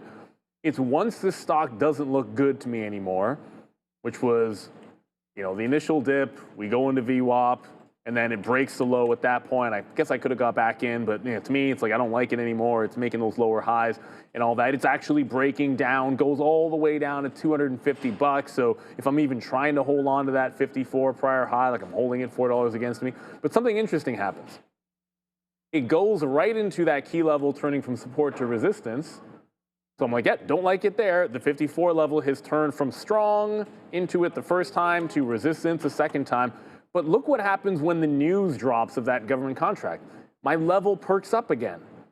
And if the level is as simple as I like it in front of holding above the prior high, well, it gives you that on the news. It gives you that on the pullback. It then consolidates into a trend break and gives you another shot. Now, I'm the type of trader where, like, if a stock is just trending up, then I'll probably be in it a bunch of times. If it's one of my longs, I'll get in, I'll get out, I'll get in, I'll get out. And I might trade a bunch of things that set up. But a lot of times, I'm not going to be in a stock multiple times long unless it is trending to the upside. In this particular case, it's an exception to the rule. Why? Because the exact level I like sets up multiple times. Now, this ends up being a breakout, but others are dip buys. It's a consolidation break here. And over again, it just shows when it bounces off the key level, there is some acceleration. The buyers want to get involved at your price. So your first step is usually to identify a stock, maybe have a bias in direction. But the other thing you can like too is a specific price level that you want to trade off of that you can eyeball for entry points. And when they set up, you try to take them. Now, not every time I traded off this level did it work. I did take one hit on it. So it's not as if you have to be perfect. But what you do need to do, if you like a particular technical setup and the stock it's volume, it's in play, it's giving you opportunities, it's not just sitting there doing nothing, then trade off of that level when it gets there. Set up an alert, at least have an idea, like I was ready for it when it got to VWAP at 1040. It didn't look like a long at that point, so I didn't take it. But every time it's traded at 54, I've been ready to trade AMD at that price. Whether it's a scalp for $1, maybe you get 150 or 2, whatever it's giving me, I'm ready for it. And as it pulls back in here, I'll be ready one more time. Not every time are you going to have, stock dips into your level and it just goes from there and it rips higher and you're just trending all day long, buying the dips. Sometimes you've got to be patient enough to know that this is what I'm looking for. This was a top idea at a particular level. I'm just going to patiently look for the long there. This is an example where this stock has actually been mostly down today, but if you stick to sort of your plan and are disciplined about it, you can be up. And there were better longs if you got the absolute low, but that was never part of it for me. It's just a matter of sticking to your guns. And by the way, Joe, I'm going to end it right here by saying that 65.3 guy is gone. And no, I'm going to get some out here. I didn't have an offer at 40, so I'm just going to get one out there now. Because I've been sitting in this same trend break and then bought the dip again, looking for this spike. I think this is the one that holds. Joe, I'm talking about IBIT, by the way, which should be obvious as you guys can see you can see this. I'm going to keep reloading this into VWAP. I think Bitcoin's joining the party, needs to break out 65.5, needs to hold 115, but finally that wedge break is gone. And again, this is an example of if you like something, be ready to trade it. Every time at VWAP, I've been looking to get into this, and it finally broke a wedge here at volume weighted average price, dipped in and held VWAP again. So again, ready to trade it at a specific price level, be locked and loaded, and then pounce so you can get those sniper entries. Good luck to everybody out there trading. I got to take a look at this YYAI because these reverse splits, it is gone ham. And a lot of times on a reverse split stock, if it ever takes out the top, which isn't always the case, usually you reverse split, you go down, that can be potential squeeze. So got to have an eyeball on this, as YYAI was a great short when it was a penny stock, but they had to do the reverse split so they could stay up. I'll probably pay for locates on the off chance this falls apart, but yeah, eyeball this one for a potential breakout. Good luck, everybody. You say small cap gapper, something like that, Joey, reverse split, cheap stock, you got my attention immediately. Halted up, Joey. YYAI does look like it's halted up here. 381, I just want to mention it because Neil was talking about it. Here we go. We're still down 4% on the day, but to break even, we got a knock on the door of that $4 area, to be specific. 397 puts us positive on the day. We'll have to see where this one is trading with respect to the halt. So I'm probably not going to trade the IPO, and I always save my last screen for the IPO. So let's put in YYAI, Joey, see what we're gonna get here in terms of tap. Okay, not good so far. 381 halt time. Tap showed me 325. So we're slated to open below support. I observed support at 330. Look at that breakout area there on the way up. So let's see how this one ends up doing. I think we're still early in the halt, 12:07. Yeah, we're about 3 minutes deep. A couple of more minutes left to go here on this bad boy. Packing my patience there. One thing I want to tell you about, we are involved in here with SUPV. We're going to get stopped out on SUPV, and we did get stopped out. So that'll be my second loser on the day. Where the hell is my SUPV trade? There it is. So this one lost $10. It lost trend. If it gets back above $10 and starts putting in higher highs and higher lows, we'll get back in. But for the moment, it lost the 20 moving average. Of course, it lost the 10 if it lost the 20, and it lost that $10 area. That isn't the move for me. I was basing my entry on support at the 20. We didn't get the support at the 20. That's fine. If we ended up getting it later and it was just a quick wick out, we'll get back in. But for now, steering clear of this one. Quickly, before we send it back to Joe, see what he's been up to. CODX, pulls back into that 10 EMA, putting in higher lows, looking for a hold of the 10 EMA, and by extension of that, of course, the dollar, and a move back in possibly into that $1.25. We got 8s on, showing me 7s, looking for continuation on this one, Joey. Beautiful stuff. Yeah, all right, so Neil and I are both in this name here. I don't know if Neil got all out, but he started to piece it out there, guys. We got that breakout, and he's like, Joe, look at that seller on the offer at 65.30, and I'm like, dang. And shout out to Neil, though, because he said as soon as that gets lifted, watch out for a potential pop, and there it goes. You just climb essentially 17 cents, just like that. Now, one thing is, why am I continuously holding on to this?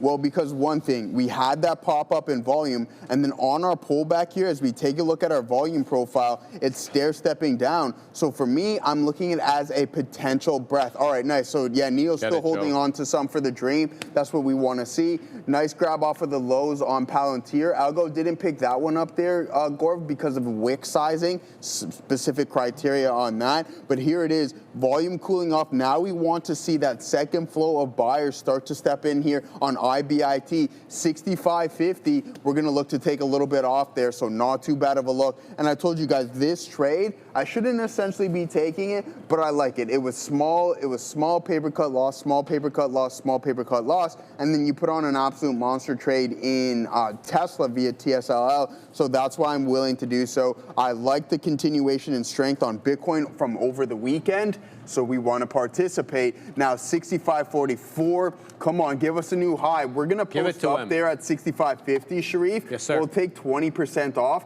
at that specific level just because, and if we get that pop, then woohoo, we partying today, and the Jays are playing as well, too, so that's going to be a lot of fun. Let's go, man. We need to take one in LA. Just give us one in LA. My fear is that if the Dodgers get one, these guys get really, really moving, and then we might be in a little bit of trouble. Okay. But stay faithful. I don't want that. Yeah, we don't want that whatsoever.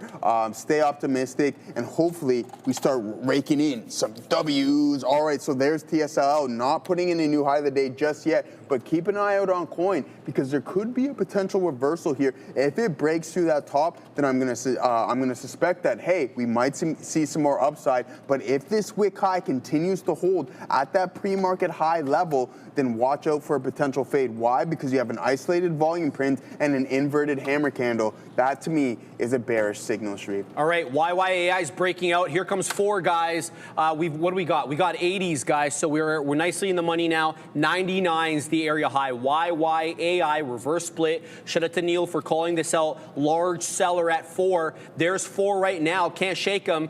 We can't shake him. Yeah, so he didn't get shaken on that move either. There's 5. Posting up a little bit above 5. Can we get the clearance? We're going to take it out. No. Oh, crap. There we go, Joe. Nice. We get the move into 5. YYAI looking real good here. Looking for that move and the continuation. We still got shares on this one. Let's go ahead and post at 11s. See if we can get move above the 10. We're still seeing 5 as a pesky resistance level with the high of the day being 6. I don't think we've cleared, though, 4 by a substantial amount or enough for me to get comfortable here with 80s as resistance, or sorry, support, excuse me. No, we haven't cleared 4 enough to use 4 as resist or support. So there we go. We'll take it out at the high of the day there. Right back into 408s. Good trade on this one. I could have done a little bit better. I got a little bit tongue-tied there, to be honest, with the levels. I was looking at something and I was saying something else. I do apologize. Hope I didn't confuse anybody with that one. But yeah, YYAI, not a bad move. Looking for a little bit more on this one. CODX.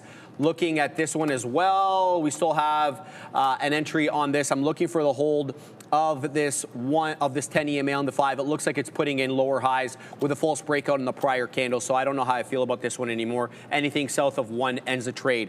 But let's cut the crap. This one is making all sorts of move. I'm talking about MAMK. Midday mover here. Only really started moving with volume right around 12 p.m. It's got a 1278 high, trying to clear 12 right now. It's only done 1.15 million shares, but it's really getting going here, up 120%. It's not too bad of a spread. I've seen it as wide as 30, but right now it looks like it's about 10. Top pigtail candle, and it looks like we're going to halt here to the downside, 1080. It looks like the halt's coming in at 1080. Be careful, guys, with this one. They're around for a good time, not a long time, and this is exactly what I mean by that.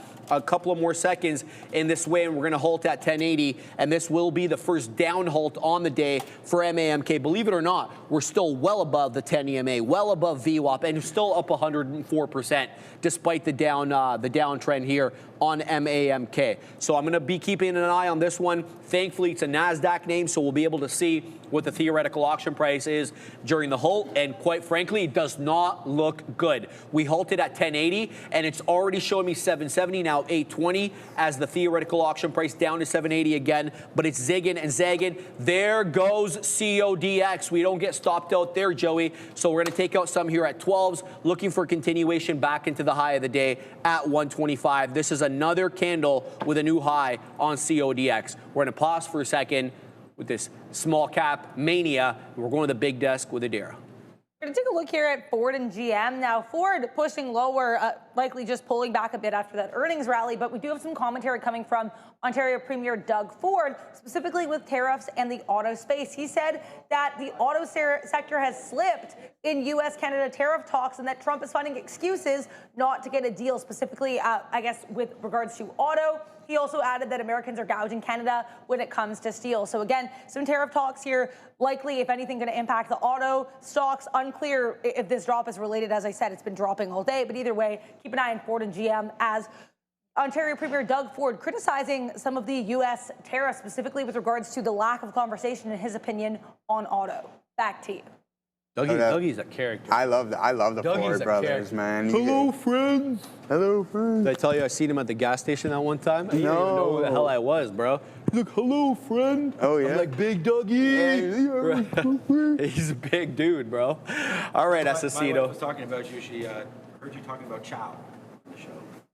Which Chow? Yeah. We were just talking about him, Katina, man, because the animation I got that... eyes and ears on you guys. Yeah. Whoa. Shout out to Marissa Katina, Shout out to bro. Marissa, yeah. All right, what do you got to tell them about this, though, Joey? And now, for some exciting news out of Canada for sophisticated traders on the stream. Beta Pro by Global X Canada, which is Canada's largest provider of leveraged, inverse leverage Katina Men ETFs, has just launched 6 new triple leverage ETFs. They're offering 3 times bull and 3 times bear exposure to the S&P TSX 60, semiconductors, and on U.S. Treasuries. And if you want even better, they're offering a special fee rebate. They're dropping those management fees, baby, down to just 65 basis points, all until New Year's Eve of this year. Yes, December 31st, 2025, plus the U.S.-focused strategies use currency hedging, which offers you the potential for pure performance and exposure. So, if you're a tactical, sophisticated trader looking to amplify your performance, check out betapro.ca/3x daily to learn more. Shout out to the great folks at Beta Pro. All right, Joey, I'll let you call me out on this one. Oh, you did that? Did you punch out by accident, or you just got out willingly? No, I didn't trust this one, Joey, because it's a reverse split. You know, that's not really my moat. But good call out by Neil, man. YYAI into $4.40. It is green, 6 1/3. 6 1/3% green on the day. Check that, 8 1/3. As it moves back in, Joey, into the high, and there it is again, a new high day, 455 high. We've got successively higher highs and higher lows, even though there is some profit taking now into that 455, down into the 4 1/4 we go. But there's a buyer here at the $0.25. Let's see if he gets shaken out. Doesn't look like he's getting shaken out quite yet. We're going to go long over here on YYAI at 28. Let's post up at 33s. Look for a nice move, possibly back into the high. Oh, wow, we're going to get rinsed on this one, Joey. Topping tail candle in the 4. Anything below 4, we're going to get out of this one and give back a little bit on what we made. What do you got? All right, guys. So, yeah, I mean, we just started piecing some out here on IBIT, gaining back some of the losses on that name. Tesla's still really nice. Katina, man, check this reload out, brother. Check this reload out on TSLA here. We enter here, bang, bang, bang, reload. and reload it, no bang, way. and then we take that all the way up to the top there. So not too bad of a look. Joey, no option says no, Loon. All right, by all means. Tesla short. Oh, but we got some super chats here, guys. Sir, I don't want to miss out on those. Considering. All right, John Ross with 20, we'll call it 29 flat Singaporean dollars. Thank you for that, my friend. Hey guys, I'm looking at 53-day options on $21. Any tips, please? I have no idea what ticker that is. There's literally no information. Any tips? Yeah, there's no ticker or anything like that. So John Ross, just tag us and we'll go over that. He's in the next one? Oh, he sent the next one. Oh, okay. Oh, on MSTX. Yeah, what is that? Is that I think it's MSDR. MSDR, yeah. Is that a leverage derivative on MSDR? I'll tell you exactly. Two times long. Oh, okay. It's a 2 times long, Joey. All right. Yeah, yeah, let's pull it up here anyways. Let's see what MSTR is. You need Bitcoin to rally, not do these pumps and then just come back in. So we'll pull up MSTX. They're only $50. That's not too bad. We won't complain too much about that. Go over this one more time so I can read 53 days. The more time, the better. 53 days is going to put us around December 19th. Yeah. So that's that expiration. Go longer, right? If you're really bullish, I would go to January. The difference isn't that much. So we'll head back and see what that was on the 19th.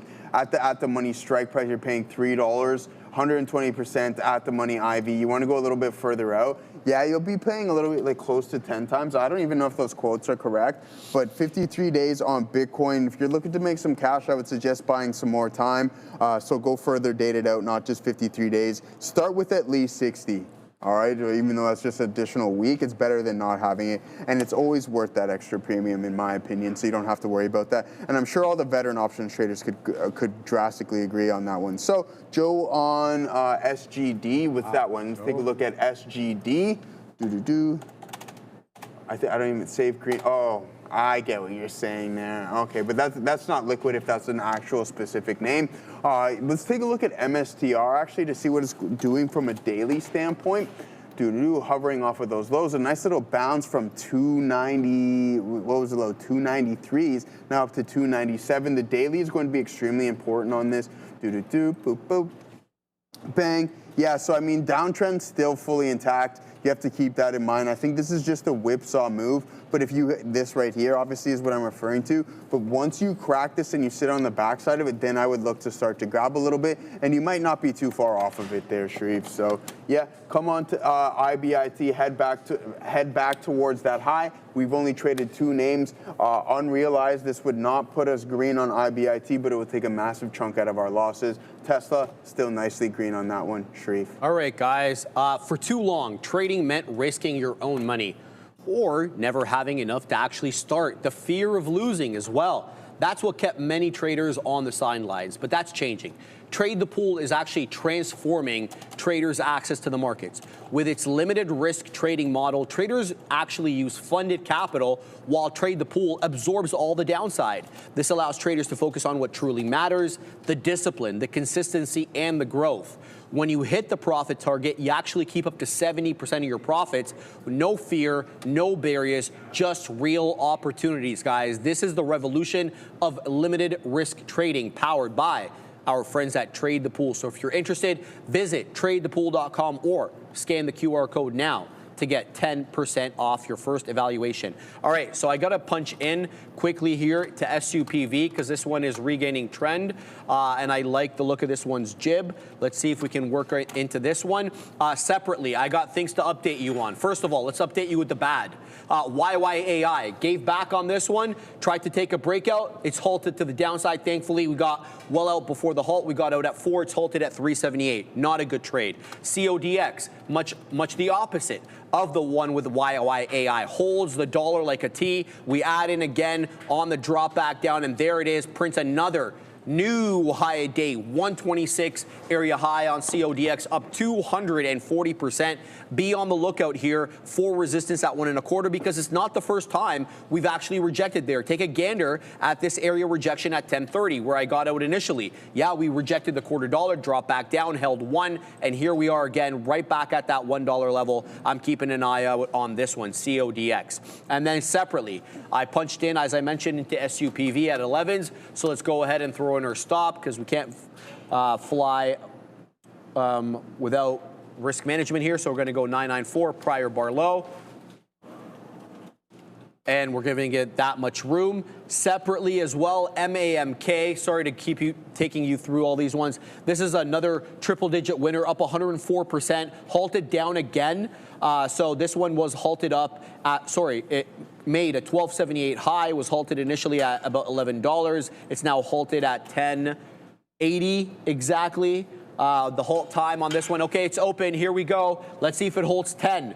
MAMK losing 10 right now into 9.5. This one is losing the bid. It looks like it's going to halt here at 946. Nope, false halt right back up into 9.5 on MAMK. Now below triple digit territory, up 89%, but below 10. Bottoming tail candle though below 10. Look at this one get bought up right back up into 10.1/3. Aggressive buying there. Now 1080. Here we're going to clear 11, dude. So MAMK, all sorts of volatility on this name, giving you dollars in seconds here. Trade it carefully because as quickly as it can give you that upside move, it can give you an equally or even worse downside move. MAMK, Joey, up 83%, but pulling back a little bit right now. All right, good stuff there. Sorry, let me just... Yeah, go right ahead, brother. Actually, this is probably for you. What is this he? is Qualcomm. I saw a scanner and I figured he probably was talking to me. But Tesla NVIDIA wants to know what scanner you use to catch a fast runner like Qualcomm. I personally wouldn't catch Qualcomm off the scanner. You could, right, for a volume scanner, especially... Yeah, I think a turbo breakup. Yes. The turbo breakup. So what I do sometimes, you get these, price spike up. No, I don't have that. You don't have those? No. Yeah, no. So I get. You would probably get it on that one. Yeah, so you could use a price spike up scanner. So like you set up the limit. So you tell, all right, look, if anything moves more than 5%, I'm just giving you any data. 5% in 2 minutes. Show up on my scanner. You can have filters on that. You can have price filters, volume filters, so that you can weed out the less volume names. That's how personally I would use it. Otherwise, we typically rely on Adara, who brings us breaking news. And then obviously you can stick with us as well, because if we get the news, you get the news. So that's how I do it. How would you do it? Yeah, no, I think how you mentioned it there, Strafe, is just filtering your scanner. X amount of percentage in X amount of time. I'm pretty sure there's some other ones. I don't know what platform you're using. Excuse me, like turbo breakup, turbo breakdown. That might help you out, but the volume spikes is most definitely what you want to do. So what Sharif got going on there is it. Wow, Tesla almost putting in a new high of the day. So yeah, this is looking pretty good, guys. Only a fraction of a cent off of that. So not too bad of a look. And then we got Bitcoin starting to recover as well. I'm like, oh no, inverted hammer candle. But I like what Neil was talking about earlier in the day is that, hey, once that 30 seller's gone, you might get a sustained move. And what I'm looking at from a volume profile standpoint is, yeah, I really like it. So pre-market highs is definitely going to be a primary target there. That's going to be putting us around 65, which we will take all day, every day, just in case it does want to go there. Nice ABCD pattern consolidation holds a specific level, and now you're heading towards that wick high. And once it does break it, don't forget, that's the intraday high as well, too. So you almost had a double, well, you do have a double top, essentially, almost to the penny at that level, 65.53. Now, if it breaks through that, what is the next zone you're going to look to enter? And that's going to be in the 60s for me. And then after that, once you breach all the pre-market highs, I think you can get sailing in IBIT. Now, let's go over some of the scans here as you're just mentioning it. So essentially, mine is so simplistic. I want to see stocks that are over $20 and with over a couple million shares traded on this session. That's how simple I like mine, personally. I know people like the gappers up, gap down, whatever it may be, to each their own, right? So here it is. Okay. We'll go through TSL, putting in 110 million shares traded on the day. Some beautiful stuff right there. INTC with 106 million. Nice bounce off of the lows, indecision print, and you get that move right back to the volume weighted price. Ford, what has Ford been up to? To the downside. Yeah, it's been no good, Sharif. NVDA chopping around, but a nice breakup. I like what Katina Man picked it off of this specific candle right there, 189s, and still long. He's still long 188.9s. So shout out to him on that one, looking really good. Qualcomm, big time move. Really rich. He's really rich today. Get him, Donald. 21% off of those lows, now starting to pull back a little bit there, guys. Keep that in mind. 7% to where we're currently trading at. What's AMD been up to? Price spike, volume spike, doesn't do much after that. But this trend is still intact, right? So we're forming these consistent higher lows. That's something positive. Until it breaks that to the downside, wait for the second wave to step in. There goes Bang. Tesla. Wow, oh wow. That thing was just absolutely skyrocketing here, guys. I hope you're long Tesla. If you're not, then by all means. Like, it's so tough because if we go back, like let's go to a higher time frame here and just take a look at some things. So we'll go to the hourly. So it's like, okay, Friday, there's one green hourly candle there, but on Thursday, you have one red hourly. And then today, you haven't even put in a red hourly candle on Tesla. So it's a lot of ups and downs, a topsy-turvy, whatever you would like to call it, the ebbs and flow of the market, but you got to go with the flow. I think Tesla has the ability to get to an all-time high this year, considering we are only, I think we're about 5% off of that specific level, Sharif. Okay. 6 to be exact, so not too bad. Once you crack this 470 level, it's new all-time highs. I'm calling it here, and I'm calling it now. I like it, man. I like it. You see what your friend Donald said on the weekend about President Xi? What do you say? I They're got friends. a good relationship with President Xi. I like him. I think he likes me. I love when he does that, bro. I think he likes me. It's like, Donald, bro. Oh, yeah, who knows, man? President Trump is. Who knows if they actually really like you? They probably like a don't. day apart. You know that, eh? Are they? Yeah. So man. it's almost like they're essentially they're like both the same like year late, and everything. Late month Geminis, I think. Like. Are they the same age? I don't think so. Oh, I think she's younger, Trump right? Yeah, significantly older. I think. I'm not 100% sure on that. I'd have to look that up. But I mean, the Chinese age well. I think he likes me. Get him, Donald. All right, well. Joey. Here, let's talk about SUPV. We got in. What did we get in? We got in at 11s. Show me 18s. We went the beak there at 15. Looking for the next profit taker at 20. It's got a 1050 high on SUPV. Full disclosure, I'm 0 for 1 on this one, looking to get back into Positiveville. Let's start though with a print at the 20 penny level. That's what I'm packing my patience for there. As you can see on the side chart though, I'm back into GSIT as well because it's holding trend, and we already got a beak wetter there into 39s. I'm waiting through 40s. GSIT's holding trend, but who knows, right? Because sometimes when we get a bit of a pullback off the area high, this is some short covering for a bear flag. So that's what I'm keeping my eye on now, despite the fact that we made the first 5-minute candle to make a new high there on GSIT, coming back down now into 20s. So we'll see what this one does. Prior bar low is where my out is on GSIT. Looking back here to SUPV, we're at 20s again. There it goes, Joey. We get the 20 print. Now it's showing me 24s. My next profit taker is at 25. And there it goes. We get the 25 profit taker there.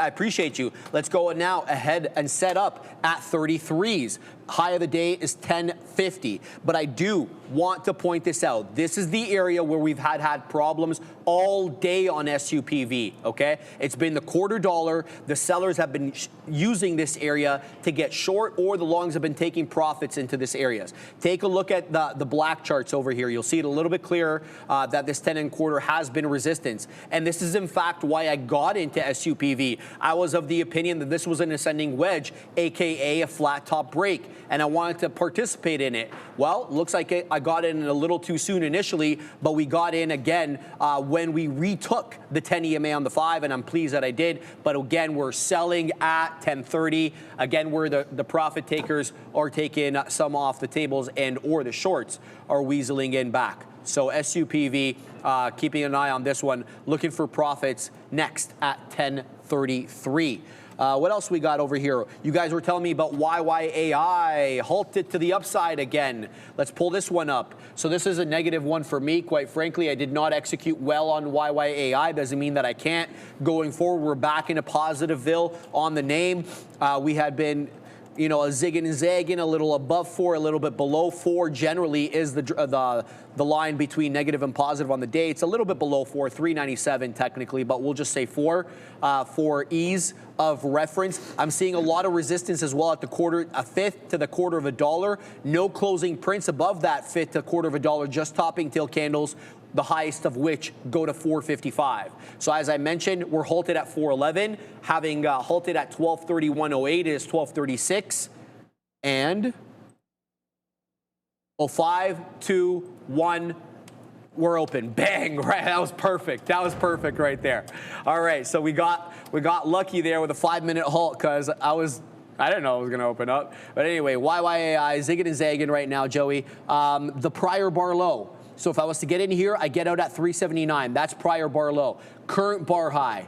Current bar high 411, but so is the prior bar high 411. So we know for a fact there's a seller at 411 that we can't shake. We hold current bar low. So right now, as I mentioned, 379 current prior bar low, 381 current bar low. So the buyers are stepping in as well. So we know we have some support at least at that specific level. I don't want to get in here on YYAI because I don't think it's decided trend. Boom! Okay, I got that one wrong. Let's cut the crap. Right into 420 it goes. 430 it goes. It's going to halt possibly here at 427. No, false halt right there. Let's keep an eye out on this one as this one develops into the 4 1/4. Let's see if this one pops up above 427. That's where we got the selling last time. Not quite yet. We're going to pause for a second. We're going to go to Adair at the big desk. She's got breaking news.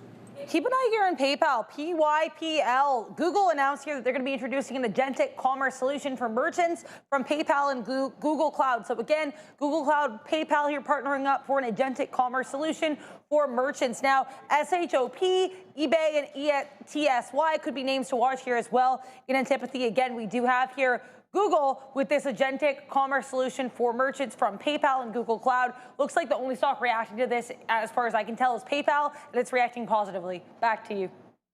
Thank you, Adair. For show. I'm getting hit that. For show. I'm getting that for show. So That's not what he said. Yeah, he said I'm getting. I hit that. No, he said I'm getting that for show. Did he actually? For show. Yeah, I'm getting that for show, man.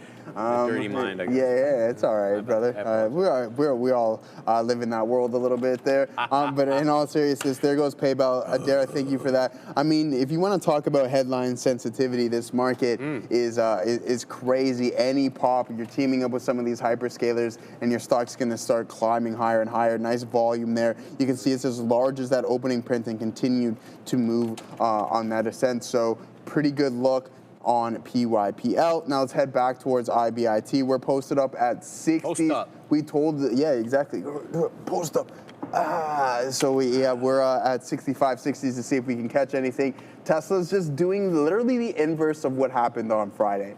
Yesterday, you couldn't grab a long if your life, on Friday, you couldn't grab a long if your life depended on it. But today, it's the complete opposite. You're not getting much on the short side with Tesla. So a beautiful, beautiful look. We like that one there. Let's head back towards our scanner. We'll go through some chain gang stuff as well, too. So shout out to all those individuals. What's BM&R been up to today, Sharif? No, don't get me started, Joey. What do you mean? No, but you're good. You're up 53, yeah, we're not bad. We're not bad. You're good on that one. I haven't even looked at Ether either, so we'll take a look at ETHA.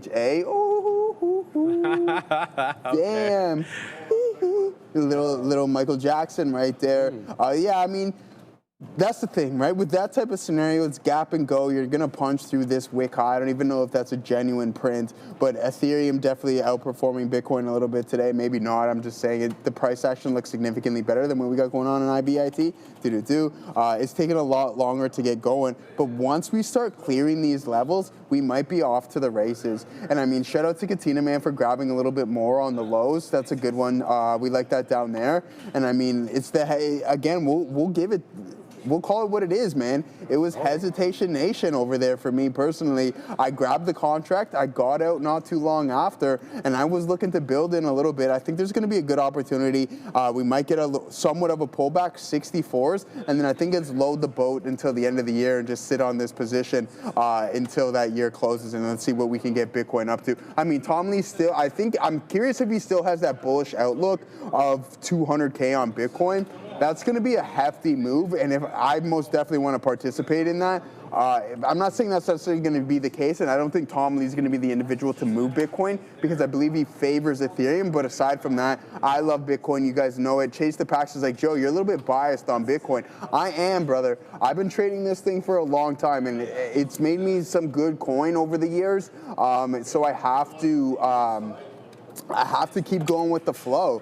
Tony, brother, but you have to understand the benefits that it's given me over the past years. Why would I not continuously hammer the same thing over and over and over again? It just, for me, until I lose, again, listen, I said it. Do not do what I'm about to say. At the end of the day, I am willing to go extremely heavy and risk a significant amount. But again, fortune favors the bold. You have to do that. And a lot of my boys and I have conversations. Why diversify if you have immense amounts of conviction in one thing? Screen, Assassino. We're gonna catch that fill in 5, 4, 3, 2, 1. Oh, I didn't get it, Sharif, but that's all right. That's all right, yeah, bro. yeah. All right, guys. All right. What are we doing over here? Keeping an eye here on GSIT, looking to add. We get the add into, I think, 12s, excuse me. Let's go ahead and post at 21s. All right. SUPV as well, continuing to trend up. No beak wetters, though. We're posted at 33s. For that move, still selling at 25s, though, as we've been talking about. The same sellers still coming in that 30, 25 penny area, and really nothing to report on there.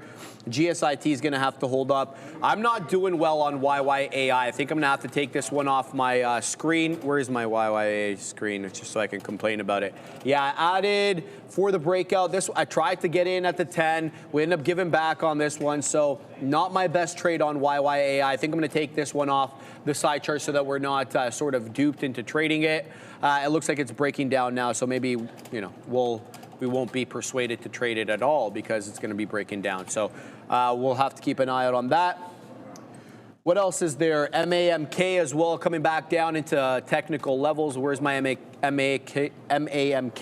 This is an interesting area here for MAMK, $8.50. That's where the 10 EMA on the 5 is. It looks like it's generally holding this area. I won't be getting in here, though. Very volatile, 1278 high. It's showing me 860s right now, so an aggressive move down here on MAMK. I'm seeing you guys also talking above it anyway, talking about NUAI. Let's look at NUAI, as this one apparently is trending up. Give me a second here. Yes, a new high a day on NUAI, taking out that 6 1/5, 6 1/3 area top. Really depends on whether you're looking at the closing prints or the wicks. Doesn't really matter though. 660, I want to say 7 high of day. Let's throw this on the side chart so it can update NUAI. This one we've been trading for a while. Yeah, 670 high a day right now. We're getting into the high of the day as we speak. Good strength here from NUAI. Definitely something to keep an eye on. We're going to take off DVLT on the side chart and throw in NUAI. Look, if it pulls into that area that we spoke about, technical support at 6 1/4, 6 1/3, definitely be an interested buyer there. But at these extended levels, it might be a little too rich for my blood. But hey, it's showing you 69s right now as the high, so not too bad at all. Let's keep an eye out. I want to take off this right away. NUAI, we'll throw in that. That way we're not persuaded to trade, Joey, that hot garbage YYAI. All right, where did this one go? CODX. CODX right back into the high of the day as we go into 120. Right now, it's a 126 high. This thing's been finding all sorts of support, CODX, at the 10 EMA on the 5. It really hasn't mattered where you look, guys. Every single print is finding support at that 10 EMA with a 126 high, off which we're close right now. 119, 120 we're showing right now. So keep your eye out on that. That's basically all I've got for now. Is it's about 1:45. We're going to go to Adair at the big desk.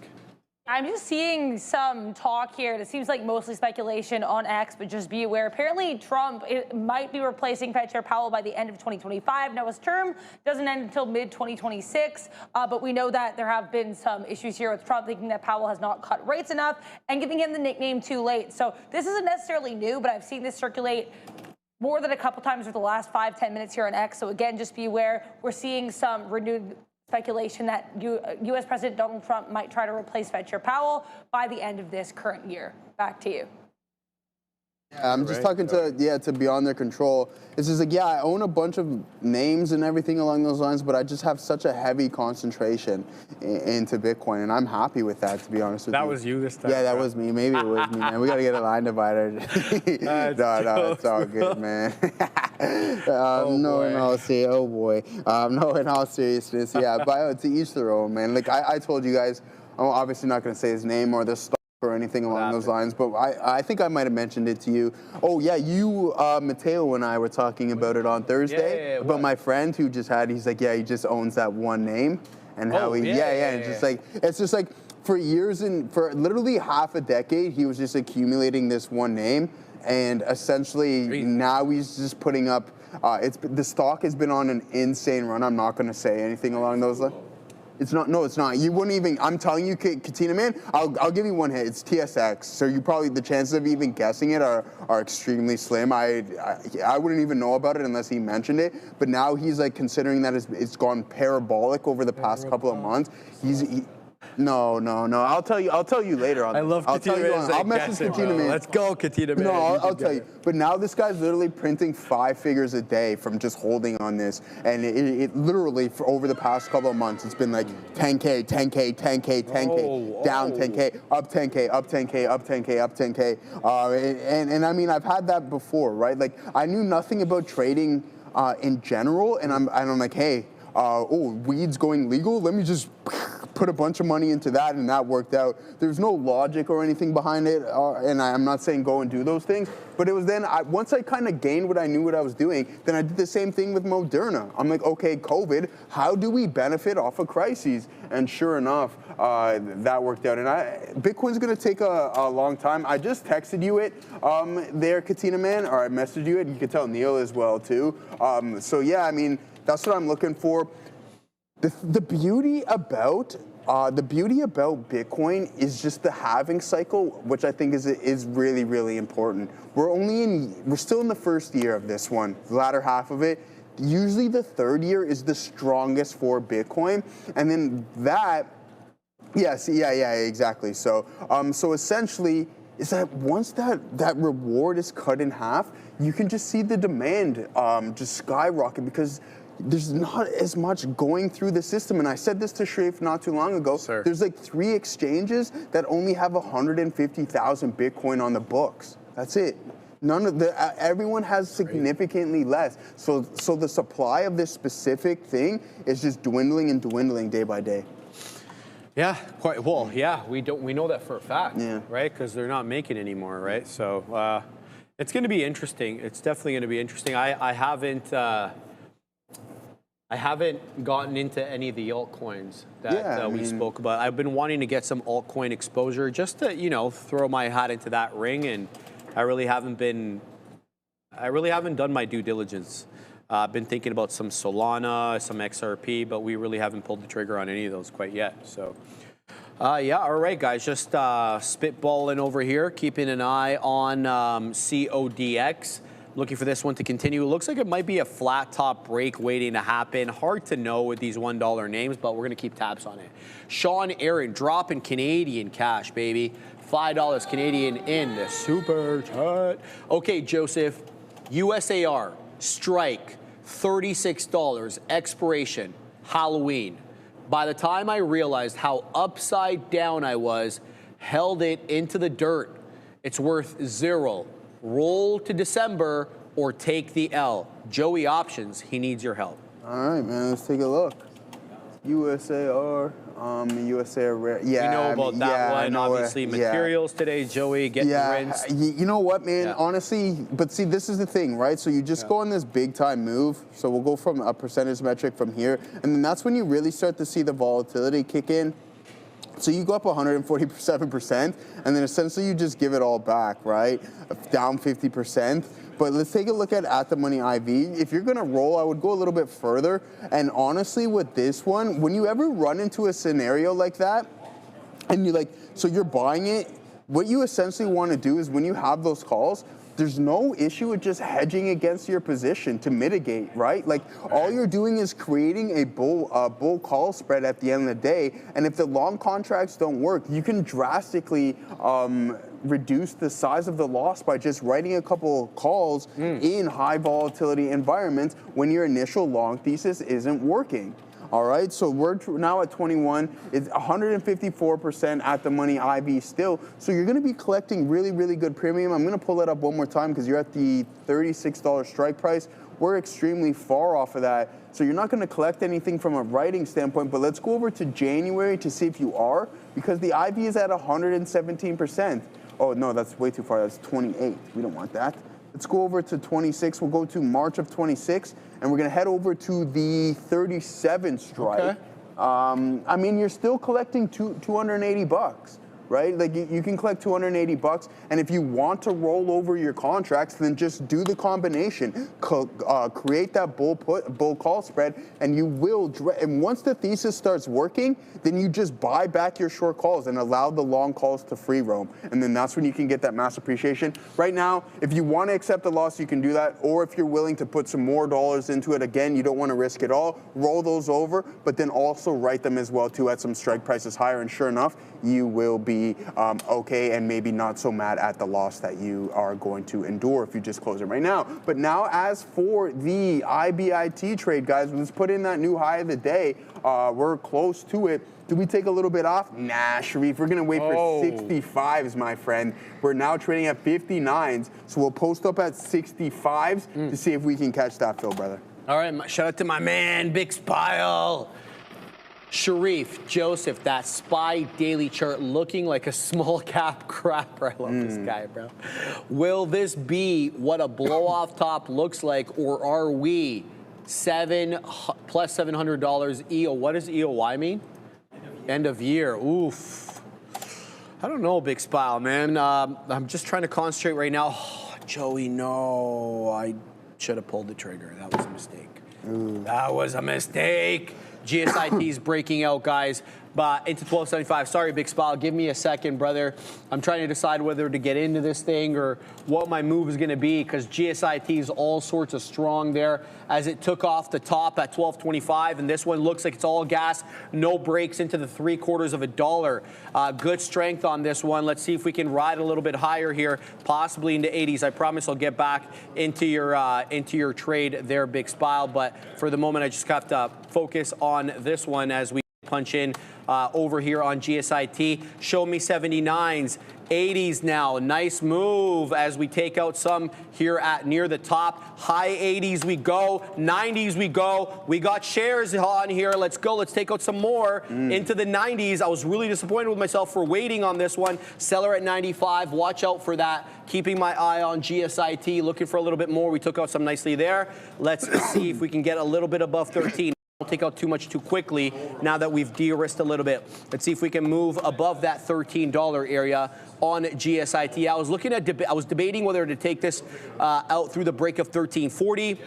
I hesitated, and well, we were made to pay for hesitating because it did price spike up quite aggressively. So down it goes into my level. Anything below 1270 ends the trade for me on this one as we drop down into the high to mid 70s right now. Let's see if we can hold up at this level, or we're going to lose that 70 penny area. Looking for continuation here. We'll have to take it out right here for a little bit of a loss on that one. CODX as well, coming back down into that $1 area here. Didn't have a stop on this one. Does this one find support at this level, or are we destined to drop below that $1 area here on CODX? Let's see if we can hold up at this level, and then we'll get out if it does drop below that $1 area. So we'll throw in that stop there, and then let's have a look now at a SPY for Big Spile. Ooh. SPY. He's long biased now. Well, yeah, he was messaging me on the gram, and he's like, he took some profits on that long, actually. Let me just read what he said. So he's like, taking profits on these SPY long-dated calls and waiting for this week to play out. I'm like, love it, brother, print. And then he's like, what exactly do you call this chart on the SPY? Daily looking like a small cap crap or crazy. No, I did point that out, Big Spile. Oh, wow, this is really dropping now. So I took a bit of a hit there on CODX. I don't know why it's not getting me out of the entire position, but that's okay. Now we're negative on the day, substantially negative on that. That's okay. That's all right. We'll look to make it back. SPY, let's keep an eye out on this. And so what I was talking about in the morning there with this one was we actually included the pre-market data on this, but this is an actual gap up on the SPY. And you don't see this typically because, well, when you include the pre-market data and the aftermarket data, it typically does blend in. But this is including the aftermarket and the pre-market data, but this gap is very blaring. So let's see if this gap holds, dude, whether it ends up being an island gap that we fill quite quickly. We'll have to wait and see. I don't see too many gaps, quite frankly, on this chart at all. So it does put me into a little bit of a suspicious mindset when you see something like this. But you never really know how this is going to be, Big Spile. I like the gap. Obviously, as a long-only, swing trader, investor, I don't short anything in my swing account. I don't short anything in my long-term. So this pleases me greatly. Now, whether or not this continues, we're going to have to wait and see. But there was a substantial catalyst today. I mean, like we've been talking about the weakness in some of the materials, well, not materials markets. Obviously, they're very strong, but with materials being an issue between the East and the West, obviously that's had a bit of a dampening effect on maybe, where we could be with respect to the markets, Joey. Obviously, some good news coming up with China and the United States, and all of a sudden we're gapping up. It's the Codex. Codex destroyed me right now, man. I got to be a little bit more supervising when we're doing these trades because we're letting these ones go without stops, and that's a no good. What do you got? Yeah, all right.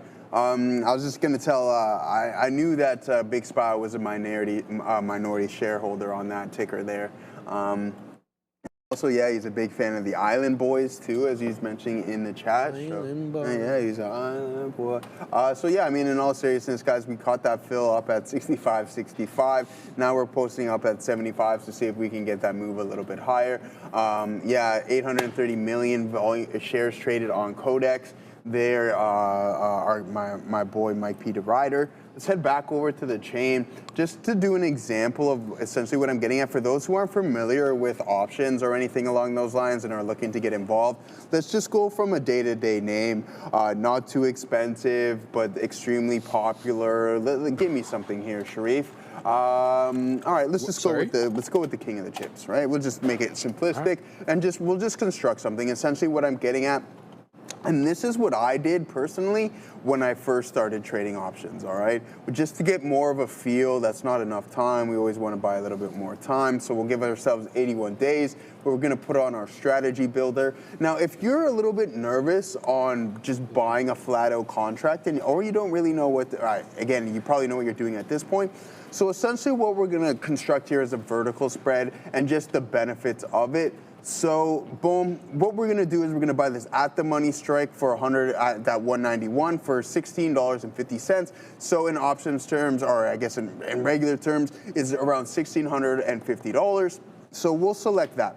Now, what is that going to do? Okay, well, I don't want to pay all of this, so we're going to hypothetically say that. So what we can do is we can construct a spread to reduce the cost.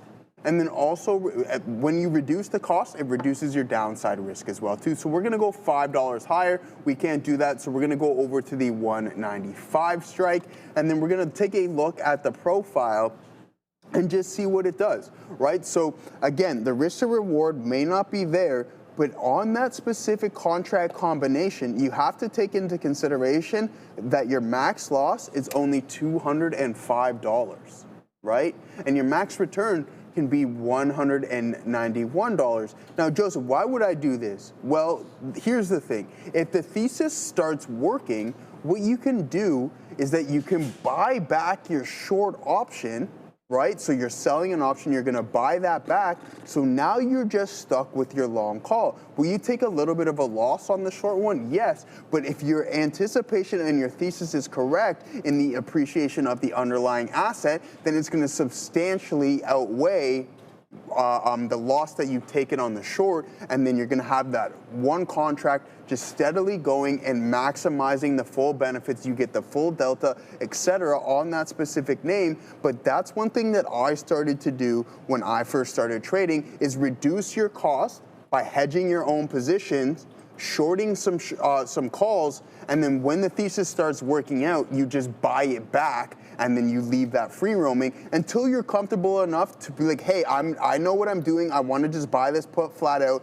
I want to just buy this call flat out and have that appreciation where you have the infinite gain, obviously considering the time within those specific contracts. But one thing to note here as well, too, guys, that's not bad. A 50% probability of profit, so your pop right there, not too bad. And your risk to return ratio is 0.93, so not quite a 1-to-1 there, Sharif. All right.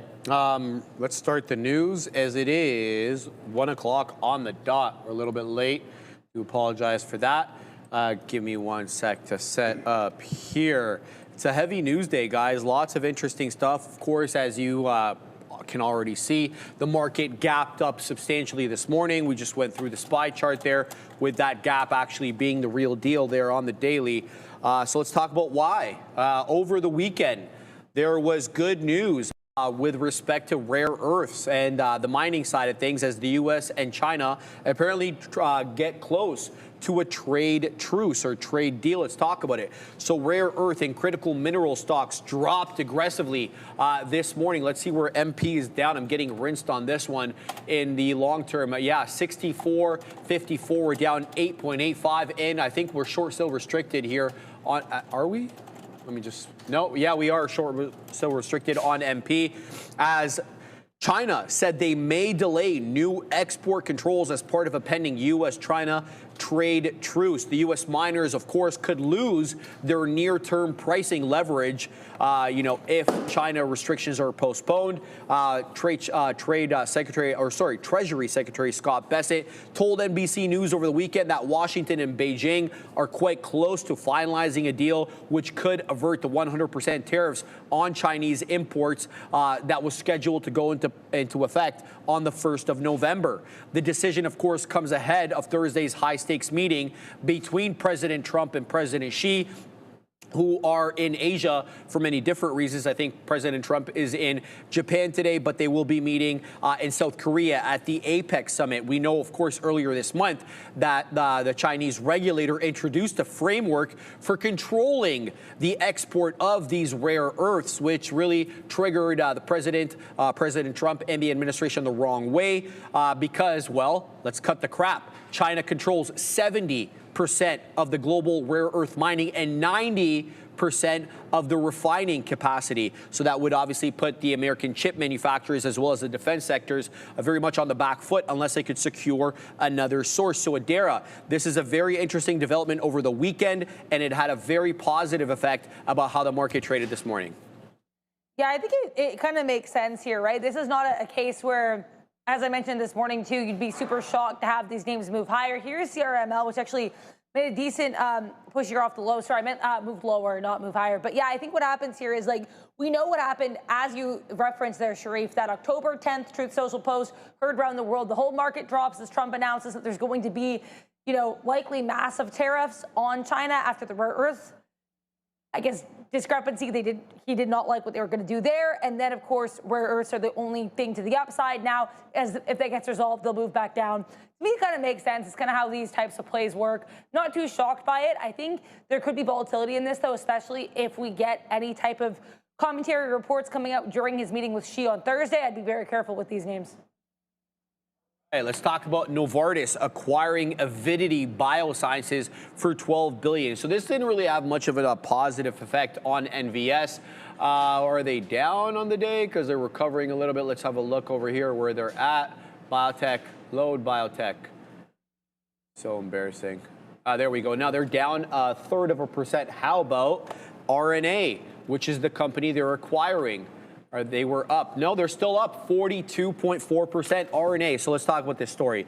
Novartis announced it will acquire Avidity Biosciences, which is an RNA therapeutics developer, in an all-cash deal valued at $12 billion. Avidity shareholders are going to receive $72 a share, which is a 46% premium relative to the close on Friday, which was $49.15. What a move. They must have been waking up to in a very good mood if they were looking at that first thing in the morning, Joey. Acquisition is expected to close the first half of next year, pending, of course, regulatory approval and this is important, the planned spinoff of Avidity's early-stage precision cardiology programs. It looks like Novartis wants nothing to do with that part of their business.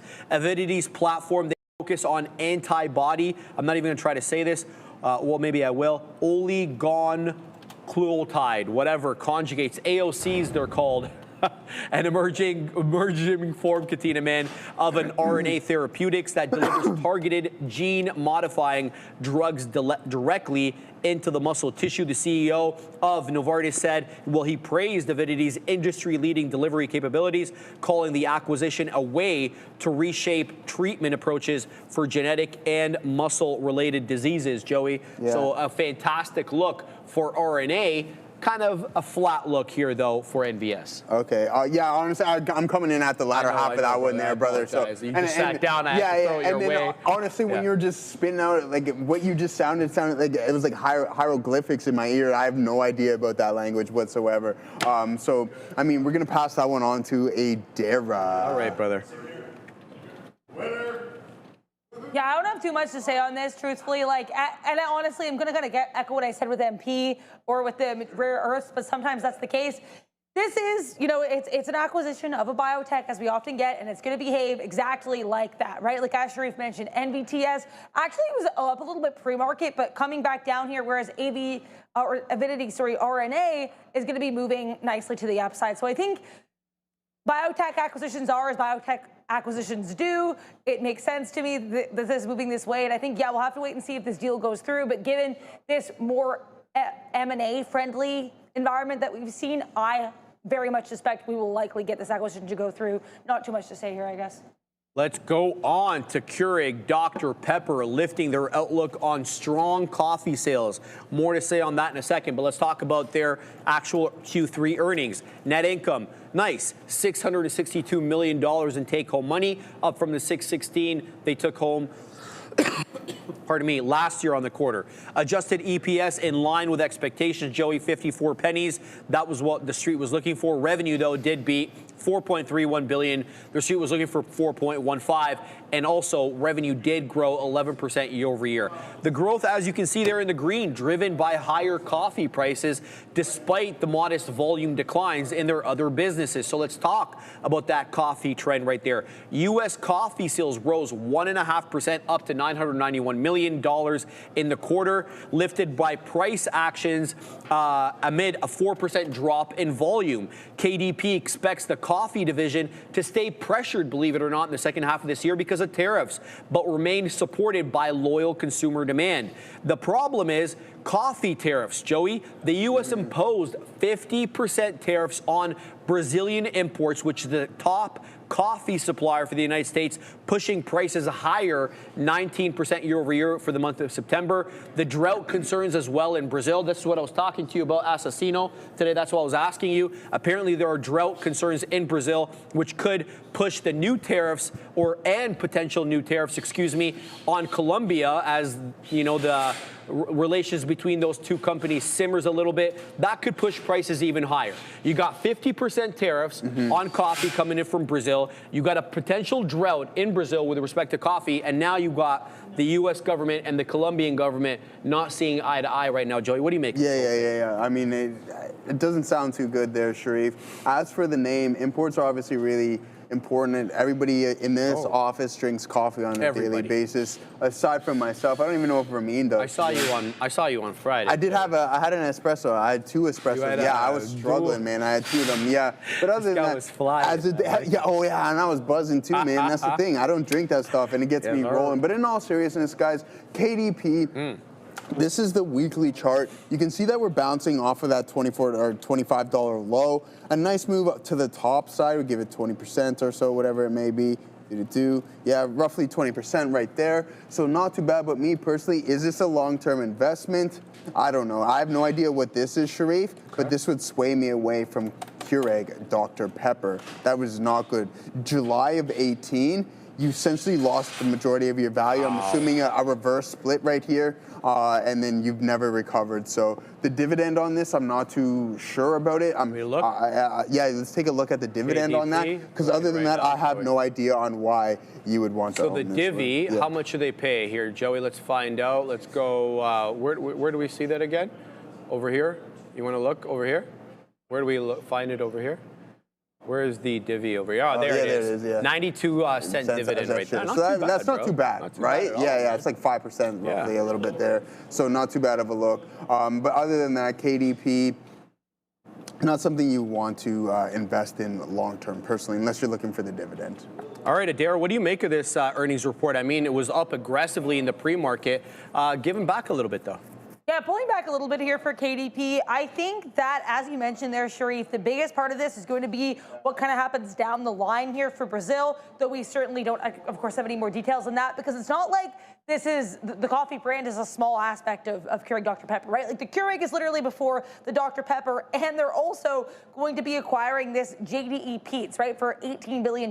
So that is also a coffee business. Their coffee exposure is going to go up, I don't want to say exponentially, but it's going to go up in a salient way. So I think it's worth being aware of these coffee-related headwinds. That being said, other aspects of the business, not bad here. We did have that year-over-year increase in net income, in-line EPS, revenue up year-over-year and beating estimates. So the report itself is not bad. I think it's more the headwinds that could be of concern.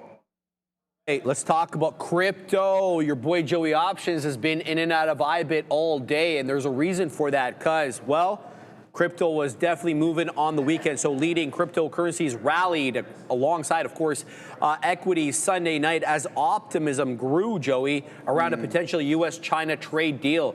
I hate this. I hate the fact that Bitcoin is still a risk asset like equities, but the fact of the matter, it is. So we see this all the time. Why the hell is Bitcoin moving on minerals, right? So, yeah, that's my little angry rant for the day. Overall, crypto market climbed about 3% or 3.1% in 24 hours, up to 3.9 trillion again. The crypto fear and greed index, as we often talk about, moved from fear to neutral, signaling a growing risk appetite after weeks of cautious trading. Bitcoin trading volume jumped, Joey, 73%, with $225 million in liquidations across leveraged short positions. Again, leverage, very much an issue with Bitcoin price action, as we've been seeing over the last little while, as you know, some people have been getting squeezed, both up and down. Ethereum saw a 9% increase in daily transactions, suggesting, renewed momentum in the smart contracting activity. And then, we've got analyst commentary here. Dan Crypto Trades, he noted BTC is forming an 8% mini uptrend with a strong open interest, suggesting institutional positioning. You've got a C1 crypto analyst highlighting ETH's bullish structure, but warned of a bearish fakeout if the token closes below 45.25. It is below that right now, certainly 42.17. Both analysts, though, agree, Joey, that crypto's macro correlation to risk assets remains strong as traders track the Fed and the trade headlines. We're expecting, of course, the FOMC meeting this week, and widely expected to get a rate cut. Yeah, that's essentially what I was about to bring up there, Sharif. On the previous cut, we were expecting a little bit more of a pop, right? But then when the government shut down, boom, you get that rally, and we're like, oh yeah, October, and then see you later. But I think that we'll be okay. Honestly. It is October now, though. We're back all-time highs, Joey. On the NQ yeah. Never mind. We like crypto, man. We're talking crypto right now. Sorry. Yeah, it's all right. But yeah, no, in all seriousness, I think. I mentioned this before. This was a beautiful signal. Just going off of the technicals, guys, I liked it a lot. And you can see that we're up about 12,000, 13,000 from those levels. this FOMC meeting, is this going to be the one that we were looking for? You get that rate cut and then you get a rally within the whole space itself. So Ethereum, or is the market currently pricing it in? And we don't want this garbage out. We'll get this garbage out of here. We don't want, we have the market pricing in, but what we don't want is that they price it in now and then come that actual meeting, for some reason the exuberance is gone and they're like, yeah, we don't really like it as much. I like the potential fake out, but if we do break through this resistance zone at 43,000 or 4,300, we'll call it, and sit on top, I like our chances for a push higher. I want to get involved in some Bitcoin, so we'll go back to BTC USD leading into the FOMC meeting. So again, I think today is going to be my opportunity to get into it at 65 bucks. I mean, the all-time high on IBIT is around $71. We have 126 on Bitcoin, so we're 10K off of that roughly, and anything can happen overnight. It usually, how it works, I find that, Sharif, I don't know how you've noticed it, I'm sure you might agree with me on some point, is that with strong American sessions, usually leads to a strong Asian session in Bitcoin, and then that's when you see the move in the post market, just like a steady, slower grind higher. So yeah, I like that. I'm going to be going some contracts here on IBIT, whether it be relatively soon or near the end of the day. I just want to have some exposure leading into FOMC. I agree with that. Yeah. All right, Adair, More risk asset crypto moving up over the weekend. What's your take? I've said this a couple times here, and I think what makes crypto kind of tricky in this regard is it seems to be whatever it wants to be whenever it wants to be. So it was a safe haven when the shutdown began, right? We had that. We are at least reviewing it as potentially a safe haven. Then now it's also viewed as a risk asset. And then I also find what's interesting too is it really kind of depends on the day if we will get these crypto-related equities to trade with BTC or with the NASDAQ, the SPY, et cetera, right? So I think the easier answer is not necessarily that Bitcoin is still being, or crypto in general is still being viewed as a risk asset, but more that I think it's trying to find its place in the world. And I think it's very clear that the equities that are related to it are responding in kind. Now, I think one other catalyst for crypto this week, more for the crypto space than BTC or Ethereum in and of themselves, we will have earnings from two of the largest crypto-related tickers, and by that I mean in terms of that are, I guess, being watched by investors. Those will be MSTR and Coinbase, both of which are coming with their reports after the bell on Thursday. So I think some short-term catalysts on watch here for crypto. And I think if we get some shutdown resolution, it'll be really interesting to see how Bitcoin reacts, because that might be the litmus test for if we're viewing it right now anyway as a risk asset or as a safe haven. Let's go on to Chinese ADRs up nicely. So I'm just going to show this Assassino super quick. This is my Chinese ADRs watch list. You'll notice there are two red names. That piece of shit Li Auto is down 1.5%, and Zeekr is the only other one that's down 2.4%. Everything else in Greensville there, Katina, man. And there's a reason for that whole thing. I had to dunk on it, Neil. Come on, man. I got rinsed on it a little bit. I can take a little victory lap on Li Auto. So we got data today out of China. China's industrial profits, jumped 21.6% year over year in September, marking the strongest growth the country's had since November 2023. Not a moment too soon. This follows, of course, a 20.4% gain in August, extending a powerful rebound driven by Beijing's crackdown on price wars. For the first 9 months of 2025, total industrial profits only grew 3.2%. Now they're growing 20.4 in August and 21.6 in September. So yeah, if you're a trend following trader, this is definitely a trend to keep an eye out on.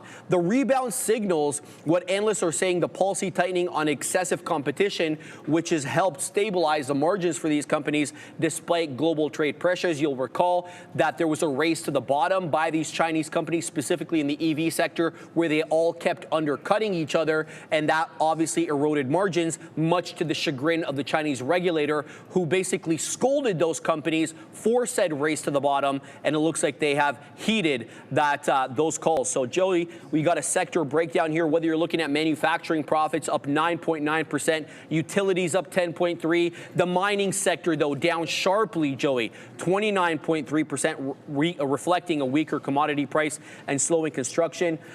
It was definitely a good report for China, and some of these Chinese ADRs kind of show that. Yeah, absolutely. Before we talk about Alibaba, PDD, and some of those, and some of the other names. Trump coin is up 20% on the day. If anybody was curious about that, I know a lot of people in the chat were mentioning it here. So I just pulled it up on a daily, on an intraday chart, guys. Yeah, and it's up bigly today, Sharif. There's Trump coin. Shout out to my boy who bought around $50 or so. Oh. Great idea. Hold on, he bought Trump coin? He did, yeah. I mean, at $50. What in giggles, man. We should have done that. Well, I mean, you can still get in. You're still around the lows there, Sharif. I don't think it'd be too bad. Joey? $7. $7? Yeah, and shout out to I would love to say that's a hell of a lower high. Yeah, he's like, no, this thing's, it's it, bro. This is it. I'm like, yeah, all right, have fun losing all your money. And crazy. sure enough, yeah, I'm like, get out of here with that stuff there. No, but in all seriousness, as for Alibaba, for those who are involved with Trump coin, yeah, it's complete corruption in my opinion. But no, for Alibaba, guys, you can see that from 192 all the way down to 157. You get down 18%. I don't know. She laughed. That was a cackle almost there. Squealing, cackle. Yeah, something going on. But again, guys, we know about some of the ADRs like PDD. I like PDD personally, especially off of these lows. The price action would say otherwise, but bro, what's going on here, man? There's a lot of footsies here, man. Joey, man. I'm just chilling, bro. Here. I'm not doing anything. Yeah, all right, whatever, man, whatever. No, in all seriousness. PDD, not too bad of a look. 123 off of that bounce. April lows, again, a nice rally, $86. You're up 57%. So these ADRs, you know you're at risk of the overnight movement. Just be cautious of that.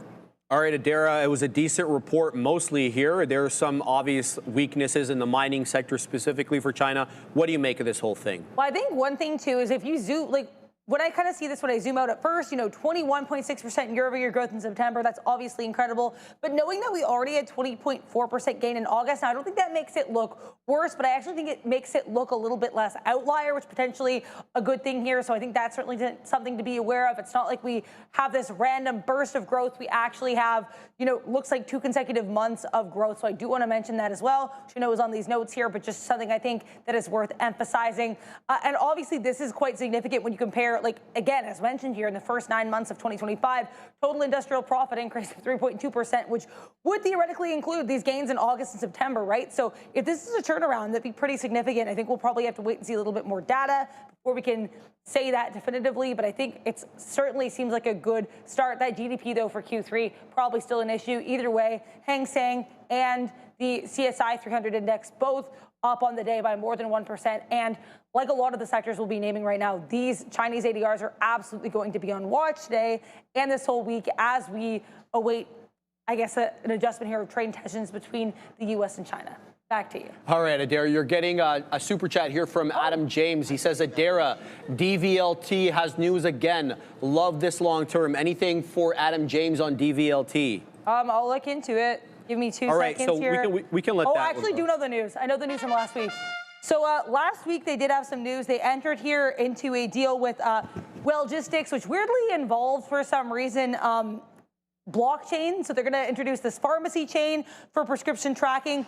Then we also today had a new update to that agreement. Wellgistics entering into a software as a service or a SaaS agreement with DataVault to start this development of the manufacturer to patient blockchain enabled smart contracts. So again, it's really just an update of the previous story involving, for some reason, prescriptions and blockchain with DVLT. The other company here is going to be WGRX.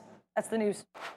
All right, Ahmed, I'm looking at OUST. I don't know if you're asking me about OUST, Ahmed, on an intraday basis or a daily. If you're asking me about a daily, it's definitely locked in a bit of a trend here. It looks like generally 35 or 36, I should say, to the upside. You get a couple of breaks of that $36 level, but have a look. Generally you are holding below it, below it, and then to the downside, you've got support at around 27.5, 28, give or take. If you're asking me intraday on the 5 on OUST. It's definitely not for me because it's trading below VWAP, Ahmed. 37.75. It'll have to go above that. Otherwise, it just doesn't fit under my system. Maybe you can trade it a bit of a better way, but certainly not for me intraday. So let me know exactly what you mean by that, Ahmed. Otherwise, we'll go on to this Amazon story, which is expanding, Joey. Their EU footprint with 1.4 billion euros being invested in Hollanda, the Netherlands. So let's talk about this. They want to invest 1.4 billion euros in the Netherlands over the next 3 years. The investment will benefit both AWS, its cloud services, of course, and its e-commerce operations, Katina, man, because they want to expand logistics and their cloud capabilities. This marks Amazon's biggest financial commitment to the Netherlands since it launched in 2020. What does that even mean? The company wasn't in the Netherlands before 2020? I need to look that up. Currently, about 4,500 Dutch SMEs sell or on Amazon, with nearly 90%, exporting products internationally to about 170 countries. Amazon aims to deepen its collaboration with Dutch enterprises through AWS technology and marketplace tools, Joey. Yeah. So Amazon on the day, where are we at? We're up about 1.4%. Yep. You know, not a bad day for Amazon. What's your look? No, I mean, Sharif, when I opened my eyes, I was taking a look at Amazon. Last week, I was swinging it. Again, this is what my spiel on just you have to be thankful for the profits that you take. But yeah, sure enough, it gaps up to 228. That was the first thing I read this morning, a $1.6 billion investment. I think that there's still a weight on the e-commerce shoulder right now. And once that's lifted, once all this China tariff gets sorted out, it's going to be just fine. But what we really got going on for Amazon is AWS. Now getting into the pharmaceuticals, opening up the kiosks as well too. Zoox is in the pipeline, still not going to be profitable for some time. But for me, it's AWS. I want to see what that cloud growth is coming in, and most definitely the forecast as well too. The guidance is going to be extremely important. But this investiture in that country, the Netherlands, isn't too bad, Sharif. I like it considering it's gapping the stock up. But for me personally, I think that this thing would be performing significantly better once that tariff turmoil or tantrum is really started to get sorted out. You're still down about 10%, a little bit less than 10%, Sharif. I'm going to call it 7.5%, roughly. But once that deal is made, 6.5 there, I saw it was close. Once that deal is made, watch out for this name, because what other cloud providers do we have making all-time highs? We have Azure. After the previous report, went on a monster run. We had Google, after the antitrust was settled, monster run, striking deals left, right, and center. So watch out for AWS to continue to grow, regardless of that outage. As it's surprising, like the stock started to climb higher after that outage, which is insane. You would have thought the polar opposite, considering what we've seen, what happened with CrowdStrike. No, boom, AWS, a different beast. I like it. The tariffs get sorted out. You're off to the races in AMZN. All right. It reports on the 30th of September. So be sure to catch that with us. It's likely going to be, it is an aftermarket release. I think it usually comes out 30th of October or September? Oh, sorry. September, my mistake. No, of course, I meant October. The 30th, so in 3 days. All right, Adara, AMZN looking to throw some money into the Netherlands. So I did look into this. I didn't hear if you guys figured that out yet, because again, it's kind of hard to hear up here. But Amazon, I looked into it. So they expanded their Amazon.nl or their Netherlands products in 2020, but they first launched on a very, very limited basis in 2014 with an ebook shop. And then they apparently, quote, many Dutch-speaking customers have been shopping for physical products since 2016. And that's according to Amazon's website. So it seems like it was a very, very tame launch until 2020, which is when they expanded operations. They're going to expand operations more. I just wanted to cover that. But yeah, I mean, in terms of AMZN, I think biggest story this week is going to be earnings. Until then, wait and see. I do have an infographic planned on X at TTV Research. It'll be done very shortly with regards to AMZN. Definitely check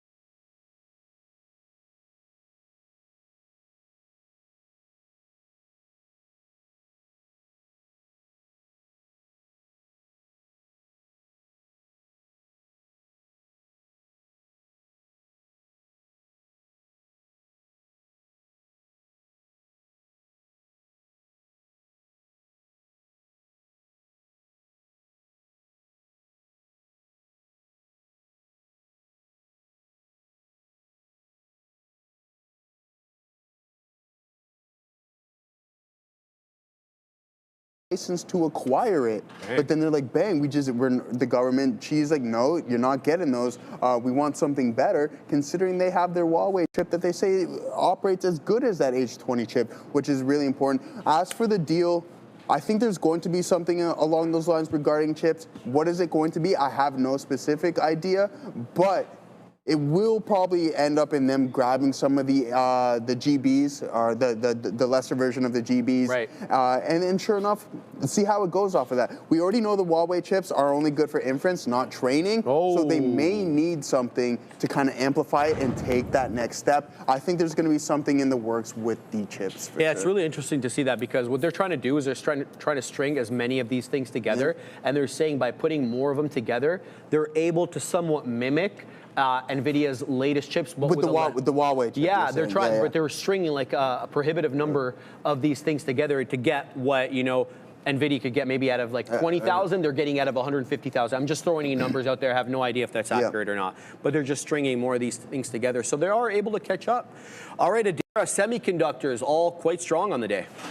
Yeah, I honestly, I've said this many, many times, but I think we're definitely to catch-22 with the U.S. and China unless and until they can get some kind of, I guess, come to an impasse on this trade issue. And, I mean, hey, maybe we can. Maybe this is the day where we decide, or Thursday, I guess, is the day that we decide, okay, hey, we're going to kind of come to some type of agreement, because I think NVIDIA certainly, or at least CEO Jensen Huang has made it very clear that the company is certainly aided by having that China sales, being able to sell and transact in China. So I think not having that access, right now it doesn't hurt the company, but it could eventually start to have that impact. So I think it makes sense, solve this issue. That being said, I'm at the point now where, as Sharif mentioned, even if we do resolve the issue, that does not mean that China's going to go back on all of the innovation they've made with regards to tech. And with that in mind, I do think that Jensen Huang was not incorrect when he's kind of implied in the past that through the U.S. having these export controls, as noble as they may be, they've actually helped China rather than hurt China. They've actually helped China build their own chips and their own backlog, their own war chest, if you will. And now the U.S. is maybe, I don't think U.S. is going to be like left in the dust anytime soon when it comes to chips, but I do think it's concerning the degree to which China's been able to catch up, and I don't think they'll stop even if there is a deal at this point. Thank you. So I actually heard something. I was doing some research. Obviously, I hold ASML. Yeah. And also I was doing a little bit more research as to why ASML is so important to China. It's not just ASML, dude.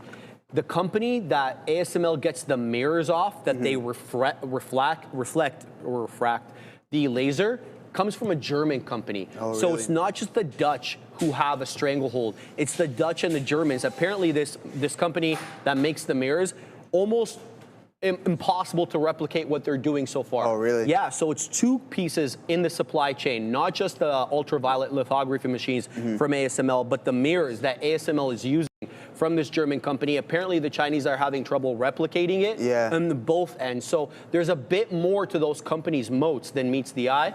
And so we'll have to wait and see whether they can obviously do that or not. But they, as I mentioned, they had success, Joey, stringing these things together, and we'll see if they continue to do that. Zeiss Optics, thank you, Carl. I appreciate that, Carl, for bringing that to my attention. I had forgotten the name. Can I make a point here? Absolutely, bro. What do you think would you say LA is the most advanced city in the United States? LA? Yeah. I don't know, brother. I have no idea. What would you think the most advanced city is in? I have no clue. Most from from a traffic light. No, from a technology standpoint. I don't know San Fran. Why don't we go San Fran? Because of Silicon Valley, right there. Exactly. Yeah. So that's essentially the answer I was looking for. All right. All right. Now, I had friends that traveled to China, and they say it is light years It's ahead. insane. Light years It's ahead. insane. So what makes us think that they won't be able to catch up in this race? Look, brother, I don't bet against the Chinese. Yeah, no. I just don't, because I've seen it all play out before. But I'm North American. I champion North America. Absolutely. I love where I live. But we can't deny the fact can't be blind to it. that those guys have wicked things over there that we wouldn't even dream of. But they also have a substantial more amount of people. They're ridiculous. People, Joe.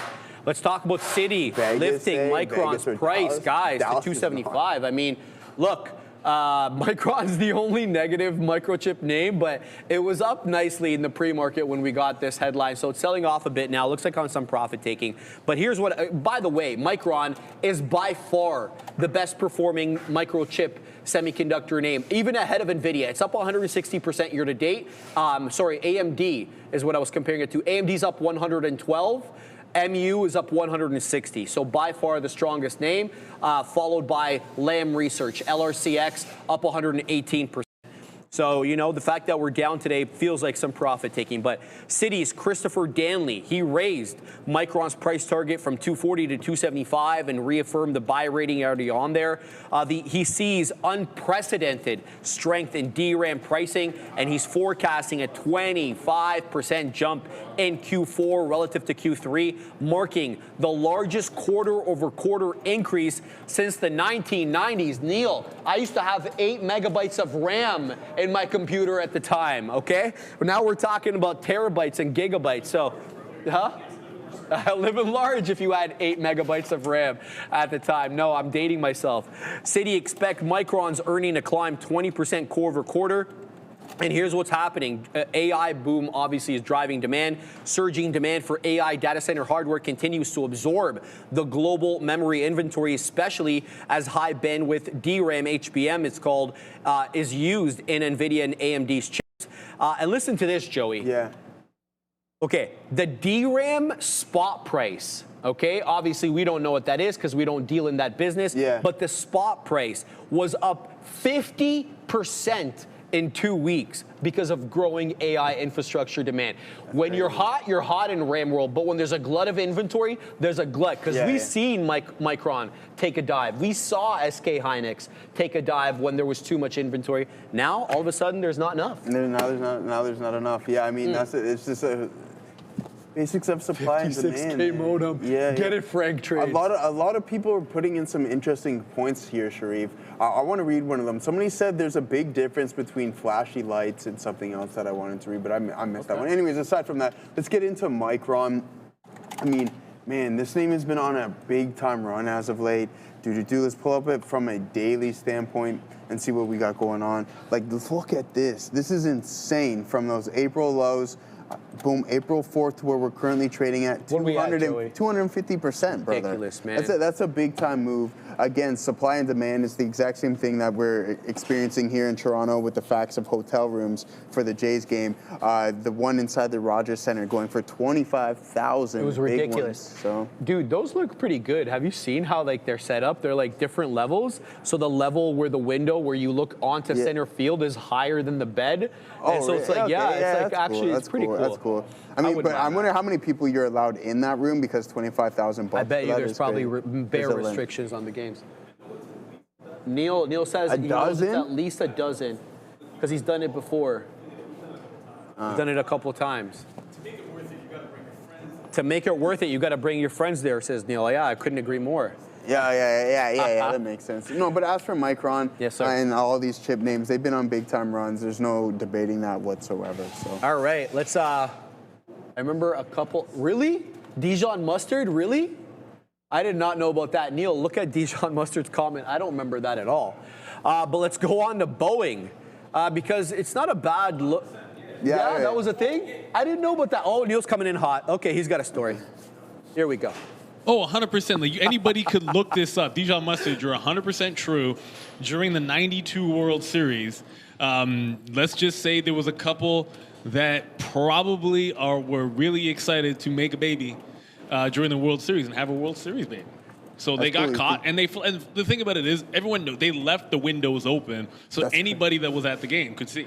Are you kidding? Oh yeah. They left. Oh, come on. But like, come on, like that was, and it's not by accident either. God there were you no could look it up. High-definition cameras back then. Yeah, though, you could look it up. Like, so I don't think anyone's pulling that off anymore because my guess is, oh shoot, I forgot to tell the story. Go. I saw something at Game 2. I've been going to baseball games my entire life, right? And I've never seen anyone try this before. Where like the beer guy was going up and down the aisles and he's making a sale, so he puts the bag down, right? And as he puts the bag down, some dude tries to jack two tall boys. What? out of it. Now, it's stupid enough to do on a normal day, but given that it costs like a grip just to get into the World Series, this dude got ejected, tossed from the game because he's trying to grab a couple of free beers. He was obviously a few deep. Well, dude, you probably paid a G just to be in the building, and he's gonna get tossed for that. I've never seen stupidity like that again. Like, it's just, I don't know what some people are thinking, man. But yeah, he had to go. Had to go. I appreciate you. But this is actually a good story to have, man. I got conceived at the World Series. You know what I mean? No, bro. I mean, maybe I did, but at the end of the day, because October, right? What did you want to point out? I was gonna say, wait, if you see what I was doing on this guy, bro, this guy. All right, let him work. Let's talk about Boeing, Joey, because the strike is dragging into the 13th week, and workers rejected a new offer over the weekend. So we know that roughly 3,200 Boeing defense workers, not in the commercial game, but in the defense side of things, working in St. Louis, have rejected the company's latest contract proposal, extending the strike into its 13th week. The International Association of Machinists and Aerospace Workers, IAM, said Boeing, quote, failed to address workers' needs, close quote, seeking higher retirement contributions and stronger bonuses. Boeing had offered a 5-year offer with similar prior proposals, including a $3,000 stock grant, a $1,000 retention bonus, and then higher wage growth in later years. No specifics as to what that was. We already know, Joey, the strike has begun to delay the delivery of the F-15EX fighter jets. I don't know what the EX variant is. I have to look that up. To the U.S. Air Force, of course. Boeing insists its mitigation plan has contained most production impacts, though analysts expect further delivery slowdowns if the strike persists. Boeing, for their part today, where are they at here, Joey? Are they up or down on the day? Just trying to look at this right now. We're up 0.4%. What do you think about this? I mean, it's not really moving the needle for the price right now, but kind of not a good look to have going forward. No, especially, I mean, it's not a good look. After the FAA approved that they can produce a couple more planes a year, Sharif, which is four, interesting. Yeah, a whopping 4 of them. I mean, the backlog must be insane. I've said it. I'm not even going to repeat myself anymore on what I think about Boeing, but again, still slightly in some turbulence here, guys. You can see 211 is that base formed. You want to punch through that 225 level before you can take that next leg higher. Is that the all-time highs? I don't know, man. What is it there on Boeing? 400? No way. Is that correct? Yeah, is this peak COVID right there? No, I mean, yeah, 19. Okay, that's very interesting. Sorry, just rambling on. But you're still 50% off of those all-time highs, Sharif, and there's no split. I want Boeing to do significantly better, considering, I say once again, that they hold a monopoly, essentially, on the commercial airspace. I know this is regarding the fighter jets, but I think they just need to do a little bit better, in my opinion. All right, Adara, 13th week now of the Boeing Defense Department with workers on strike rejecting the latest deal. Not much in the way, of course, for Boeing's price action, just up 0.46. Yeah, get it right, Kelly. Get these these defense workers here in the door and talk those contracts. But yeah, I think not much of a price movement here. I'm sure we'll be talking about Boeing on Wednesday with their earnings for the quarter. They report Wednesday before the bell. And I must again remind you, Kelly Ortberg, not only is the stock up during his tenure, though this is not been updated, it'll update it right before the earnings.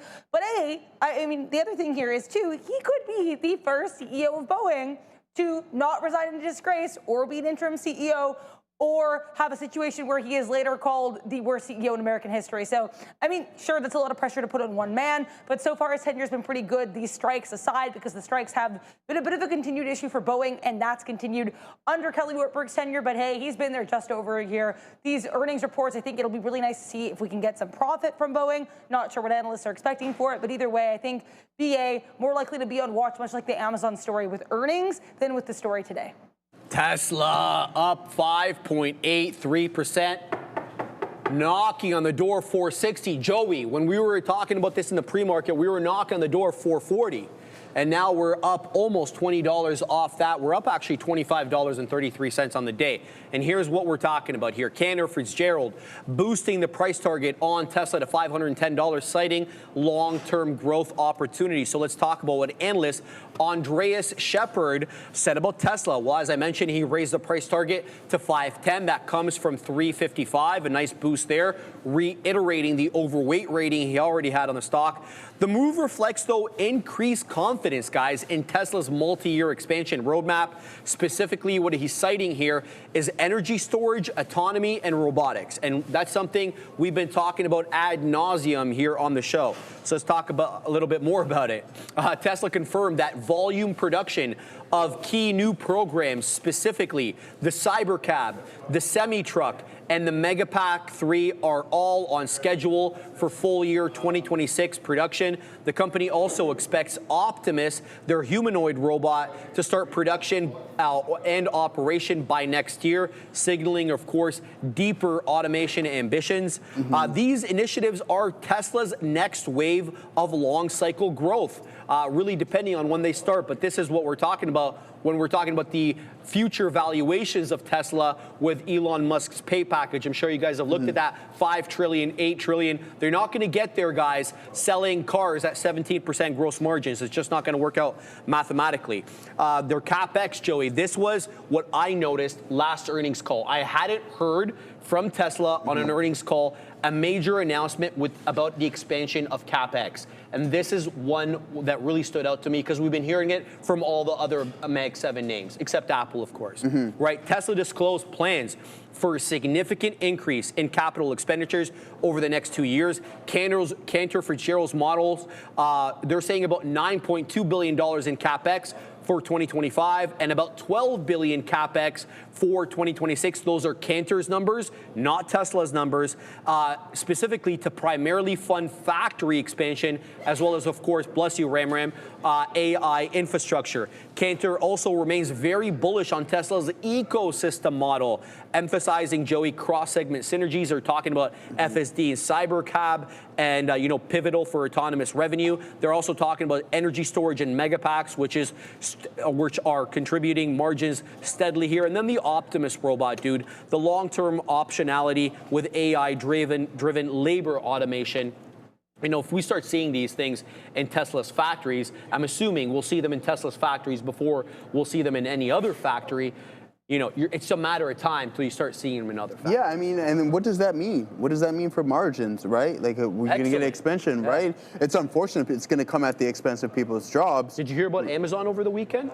How they plan not to hire 160,000 people that they would have hired anyway because of the robots? Because of automation? I thought they were grabbing some for, I thought they're grabbing like 250,000 or something along those lines, seasonal workers. Yeah, I'm not saying they're not hiring, but I'm just saying like less than they were going to hire. Yeah, exactly. Yeah, I mean, I think that's the road that we're going down. Sharif, how many years do you think it's going to be until a vehicle with a steering wheel is classified as a vintage one? Ooh, vintage. Yeah, because I think at some point everything is going to be 10, 15? Yeah. 10, 15? You think so? Years, when we'll start seeing. I think a little bit longer than that, to be fair, right? I think probably another 15, 20 years, I think there will be no more vehicles with steering wheels. It will be all autonomous. And I think that's just the route that's going. And who's going to be at the forefront of this? Most likely Tesla. Why? Because they have the production capabilities. It costs Waymo $230K to make one vehicle. Better on the software, harder on the hardware, tougher on the hardware.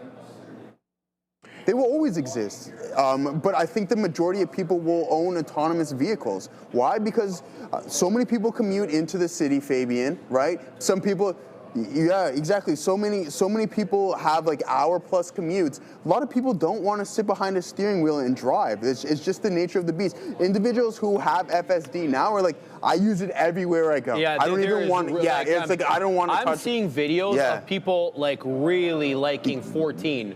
FSD version 14. Right? I mean, so very few interventions, Joey. I think it's only a matter of time until the point where people are like, I don't even need to drive anymore.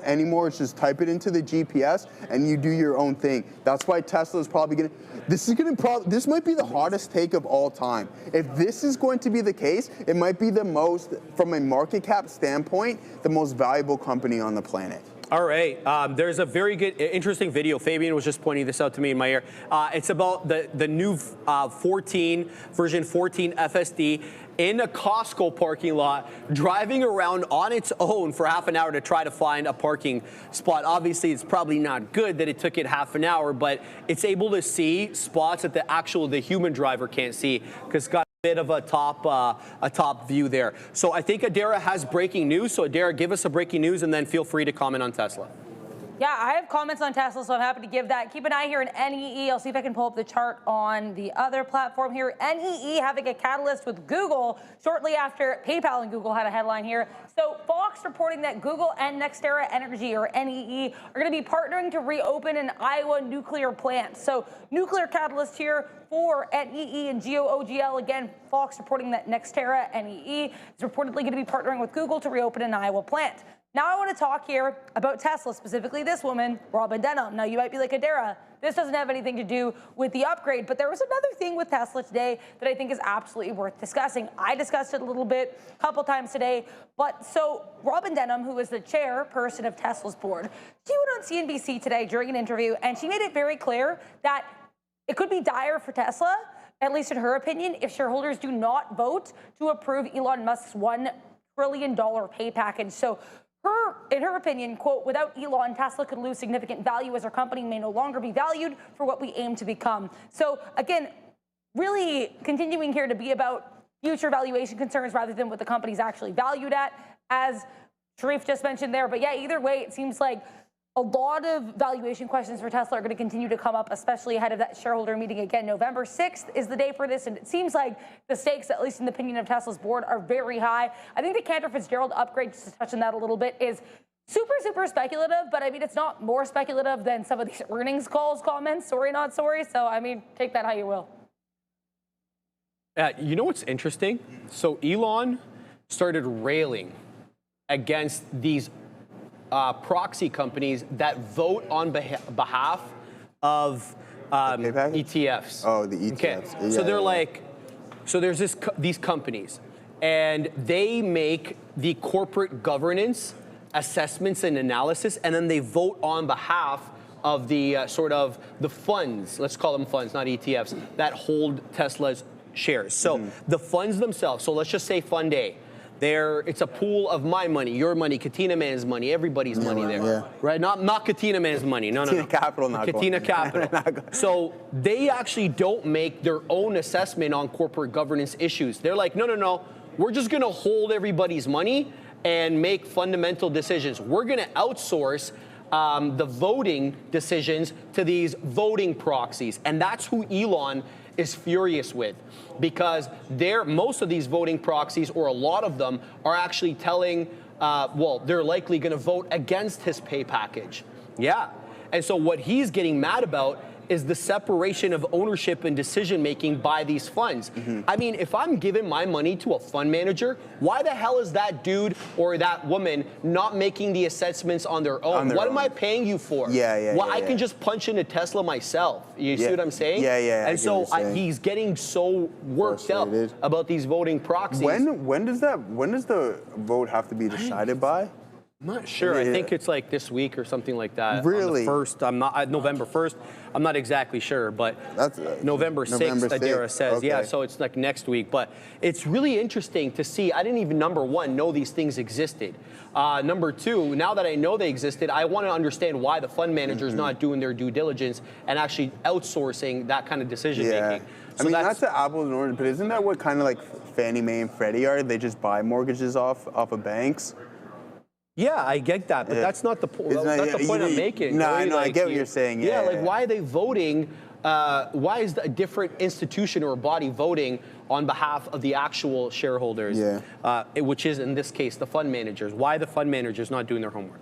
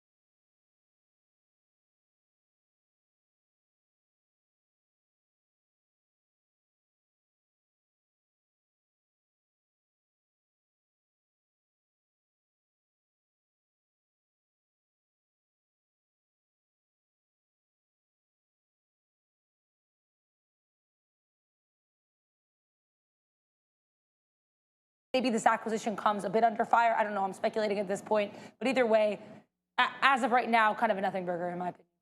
Talk about GME. Only a couple of minutes left here, Joey. GameStop shares were up at least 7.5%, giving back basically almost everything. Now up 1.89 after the White House's official X account reposted the retailer's viral message declaring, quote, the end of the console war. So what are they talking about here? The social media exchange. I can hear Fabian laughing. The social media exchange quickly trended online, featuring a stylized image of President Trump, amplifying engagement and sparking renewed interest, of course, in GameStop's stock.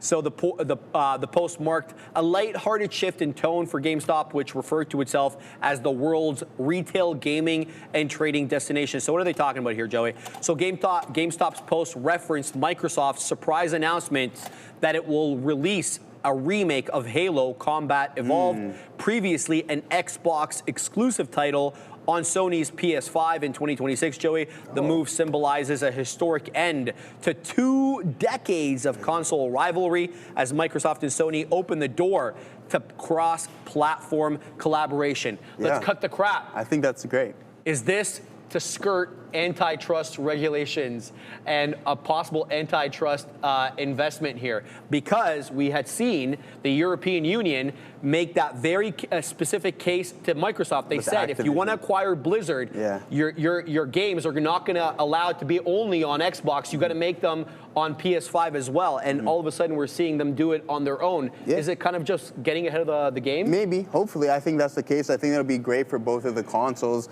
I do think that PS5 is a superior system. That's just me personally, right? And I think from a sales standpoint, it's proven as well too. But yeah, I think it's a step in the right direction for sure. I like this. Let's cut the crap. Xbox lost. All right, Ken said 21-21. All right, guys, put it in the chat before we leave. Boom. PS5 or Xbox? That's crazy. Put it in the chat there. I'm putting mine in. Oh, I messed up. PS5 or Xbox? Let's see what we got going on. I'm going to put PS5, just because you said PS5. I have no idea. I haven't played any of these in a long time. That's so crazy. PS5 is out all day. See, look at the complete domination here. PS5, from PS5. Yeah, I mean, there you go. I mean, I used to be an Xbox guy, but yeah, I mean, there goes some Xbox. Oh, this is getting crazy over here, guys. There we go. PS5. All right, I'd just like go. give Adara an opportunity to chime in. Adara, do you have anything that you want to mention for GameStop? Oh, very much so. So I don't know if you guys have seen the post. Here is the post. If you haven't seen it, I do want to show it here. White House power to the player. And they did literally repost the initial GameStop post, which I think is interesting. Now, this is honestly not super shocking here from the White House. This is the same account that posted, and I quote, "Nowhere in the Constitution does it say that we can't post banger memes." Dynamite emoji. So this is very much, I think, par for the course. But what I think is interesting is how GameStop's one kind of joking post, which is then reposted by the White House, led to this massive move in the stock. I think it's just kind of an interesting testament to how the market works sometimes. And I honestly am just going to kind of stand back and smile, because that's one of the things I really find interesting, specifically from a news perspective. You really never know what's going to move the market. In this case, who would have thought that Trump dressed as Halo would be it? I got to tell you, that was like the second most important post by the White House Twitter account, because I told you on TikTok they use that Maui Wowie song as their background, which is absolutely hilarious. President Trump, I think he's in Malaysia, and he's like dancing to this. Teaching people how to dance. The people, he's dancing, and they have that song in the background, which I found to be hilarious. Anyway, guys, it is 2:02:20. Yeah. And I got to weasel my way up to the big desk to do the afternoon rundown. Thank you, Joey, for being on. Yeah, of course. Oh, I'm here. I'm on every day. I'm on here every day. Nothing to say, I was going to say, guys, don't get it twisted. We all know that the best system of all time is Nintendo 64. We're going to leave it at that. Crazy. We're going off to the big Master boys. System. We're rocking and rolling. Sega Master System. No, man. N64, brother. It's just how it goes. Those are pretty good. They're all right. Those systems, I mean, Xbox, everyone's like PlayStation, Xbox, you just heard Nintendo 64, Sega Master System. But I mean, the real OGs, triple OG, got to break out the old Atari right up in here. That's right. And trust me, you were a boss if you had this. We had ColecoVision. Coleco, that's another OG move right there. OG, triple OG. I don't know, man. Like, yeah, it probably is in the, like, what? You know what? Actually, this is true. in Budapest, there was this weird museum we went into when it was raining one day, and we're like, well, we just looked up on our phone, like, what's around? Yeah. And there was this like random museum, and in there they had all kinds of like old technology, and they were showing all the old video games, and they had the Atari, they had the ColecoVision, like all that stuff that, like when we were, I mean, whatever, like when we were kids, was up. No, my dad had ColecoVision. I remember playing some sort of a race car game on it. It was the best, man.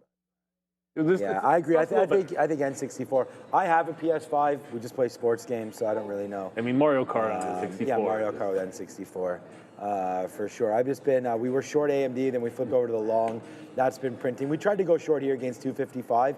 Eventually broke higher. Then when we went to the long, and now that's really cooking. And we're still long from the morning time with NVIDIA. I mean, that was the plan of action, was to try to stay long these names. So we did that, and then the surprise to me, I mean, earlier on this morning, we said basically 2 trades in this name, and this is where we started the day.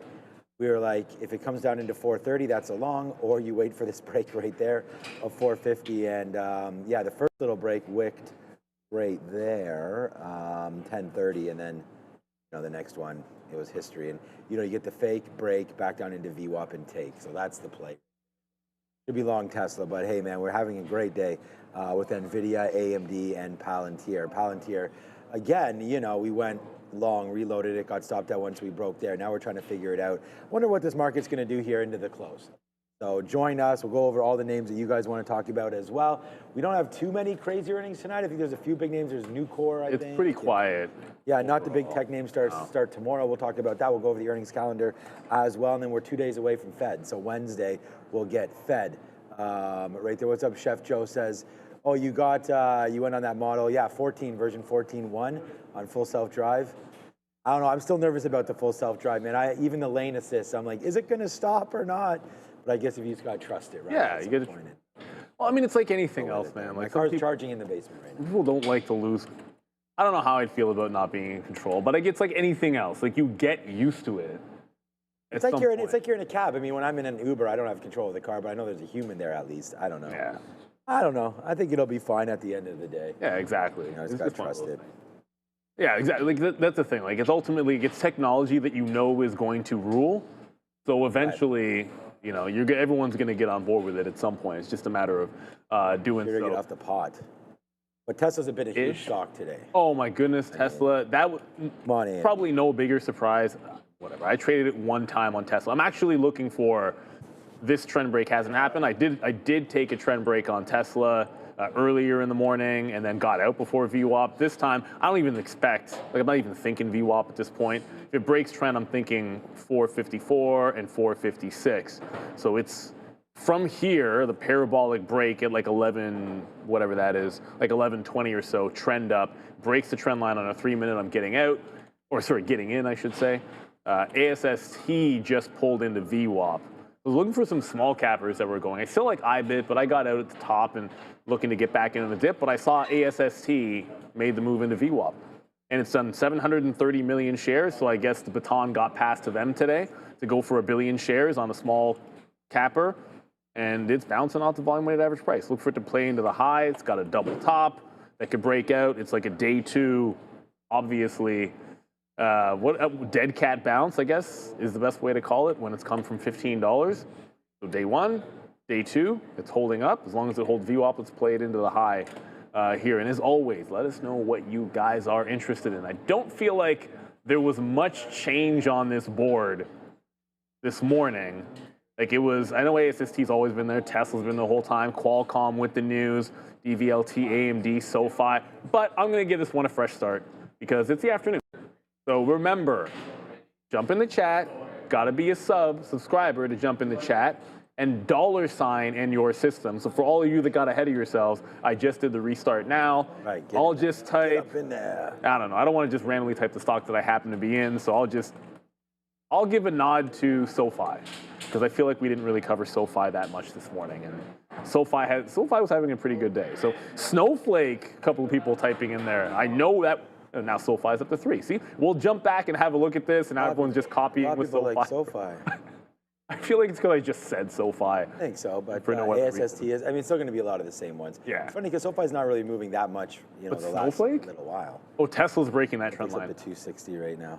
All right, when we're ready with Sharif, you can let us know on. What's? Yeah, okay, no worries. We'll do that. Oh, it's Joe's food. Yeah, Joe reheat the tilapia. I'm like, what am I smelling? Oh yeah, that's right. Joe said no tilapia, smart guy. Oh, that's why it smells good. Yeah, chicken. I mean, we put wings yesterday. We had a bunch of wings yesterday. And of course, the #1 team in the NFL, the Green Bay Packers, now 5-1-1. Tucker Not Kraft, my baby. rankings. Tucker Kraft. Yeah, Tucker Kraft is amazing. Second year Beast.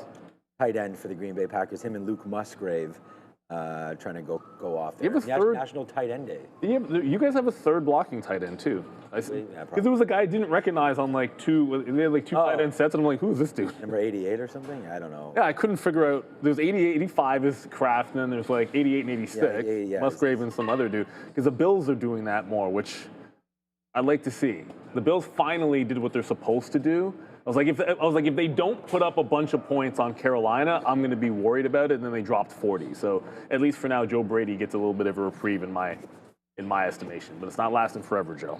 All right, so yeah, we'll go to NFL talk. I have no idea what. Oh, the Monday Nighter tonight is Casey. Washington. I was going to say Daniels. KC Washington. Okay. Is Jane Daniels? Apparently, I'm playing Jay, who has Marcus Mariota in. Oh, so he I'm must not be playing. I'm assuming it's Jaden Daniels is a no-show, which is great for KC. Yeah. Not for the Bills, of course, because they need to get that L for KC. But the Chargers look pretty good right there. What was a good AFC team, Pittsburgh, but those jerseys yesterday, man, I tweeted that I out. hate those jerseys. Like, I tweeted those jerseys out yesterday. I turned them on, and I was like, what in the hell? Right here. I don't know what they're I don't know. This is not even a good picture, but like these jerseys were kind of crazy there. I don't know. They look like pylons out there. I mean, we made them look like pylons, but their jerseys also like a little strange on that one. It's funny because Pittsburgh had the lead at half. All right, so IBIT right here. Bitcoin still going higher right now. We're at the highs. So days high right here for BTC. Really didn't like VWAP or anything early. Since we've broken up above, it's starting to trend a little long right now is IBIT. So we'll give that a go when we see fit. But right now, we're ready to go. So we can go back over to the desk now. You guys voted during the midday. I've got $2 right now on NVIDIA and $1 on AMD, but let's go find out what you guys want us to look at.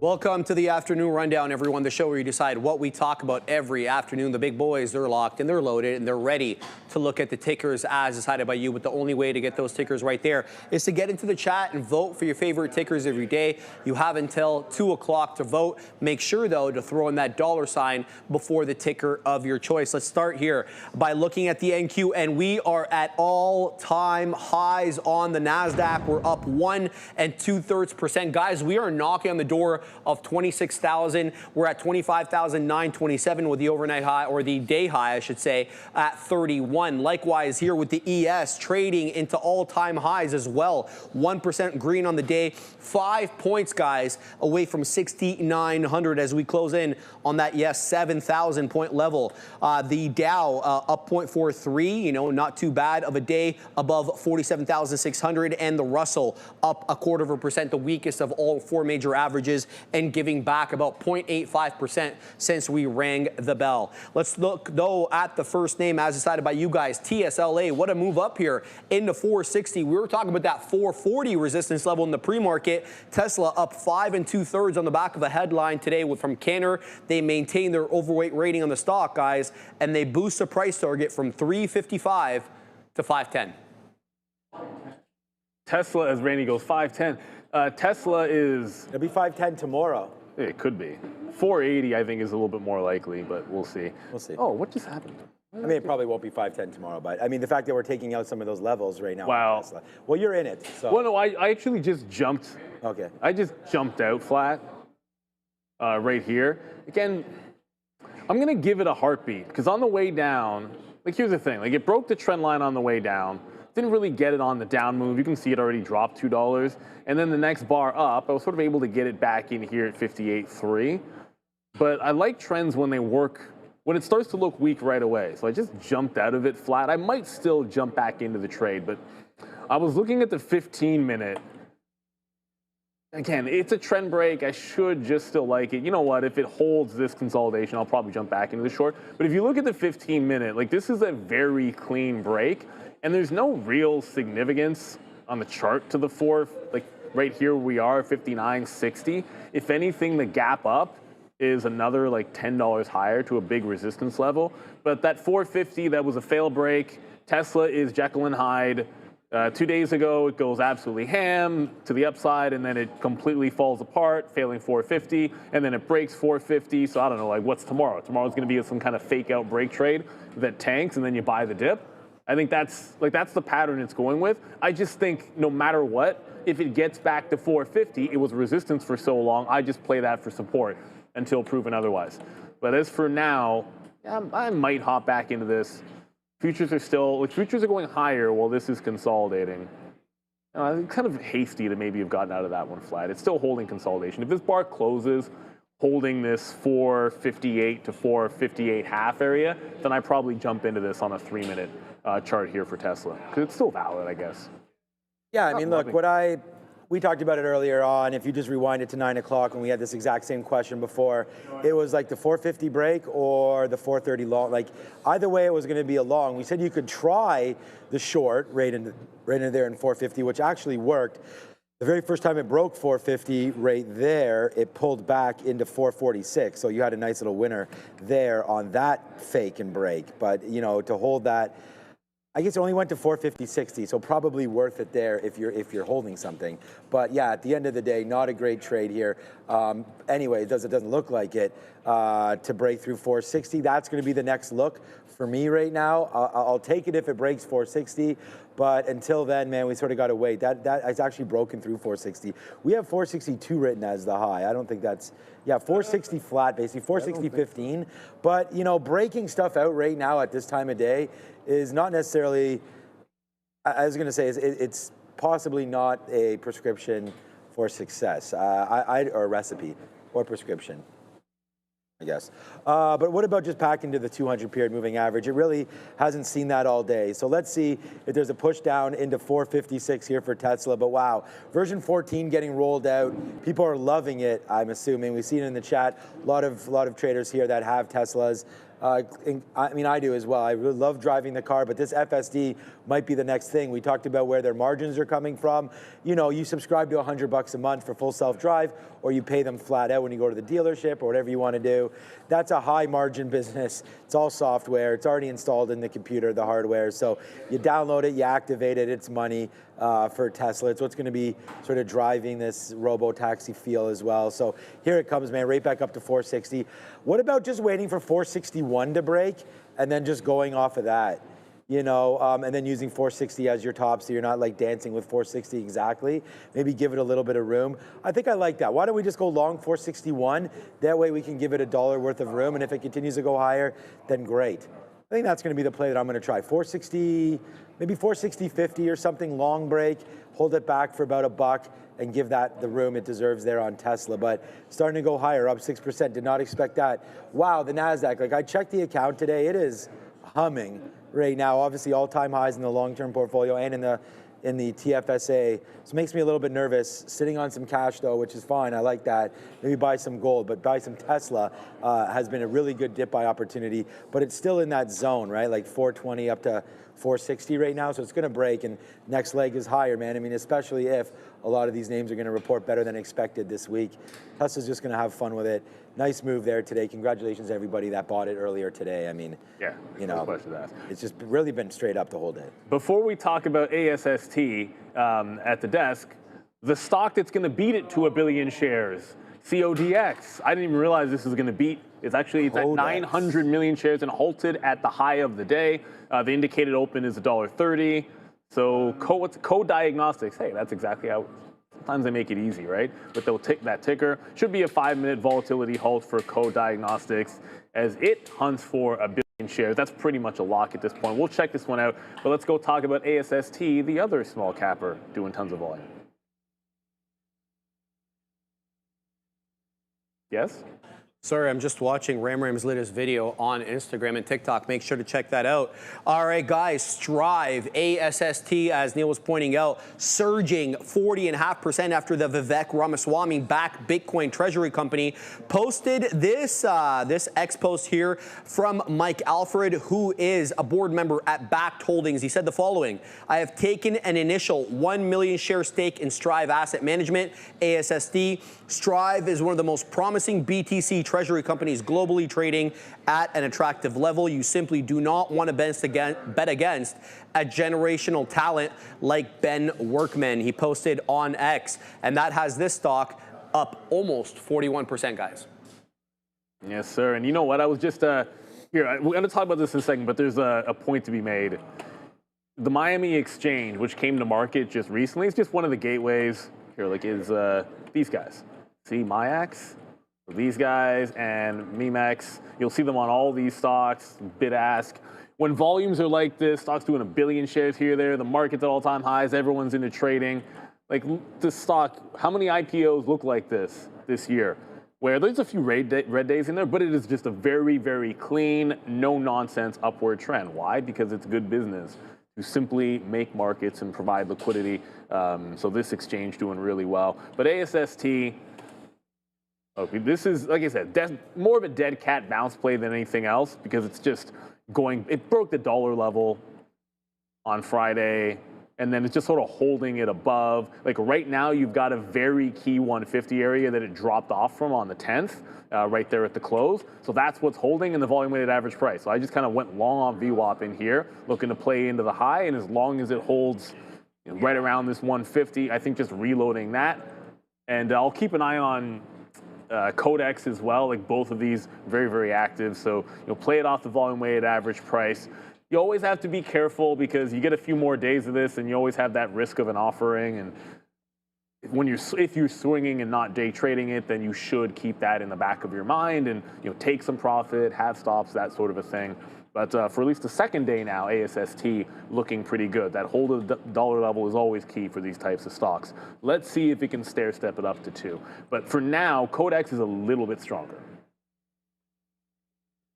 All right, a stock that many of you own, and we've talked about this on the show numerous times, and we got questions about it last week.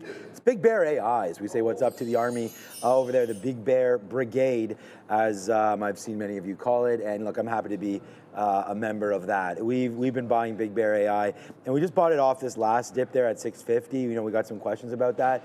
750, right? I mean, we talked about 650, 750, 850, and then it turned out to be 950, but we didn't get out at the top. We're actually waiting to blow out this. We got to wait for their quarter coming up. We get a lot of questions about Big Bear AI, and I always look up their earnings, and then I always forget. So hold on a second here. I'll go look it up because some reason November 4th is in my head, but it might be even the 14th.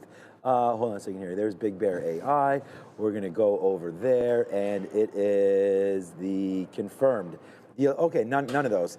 It is the 10th.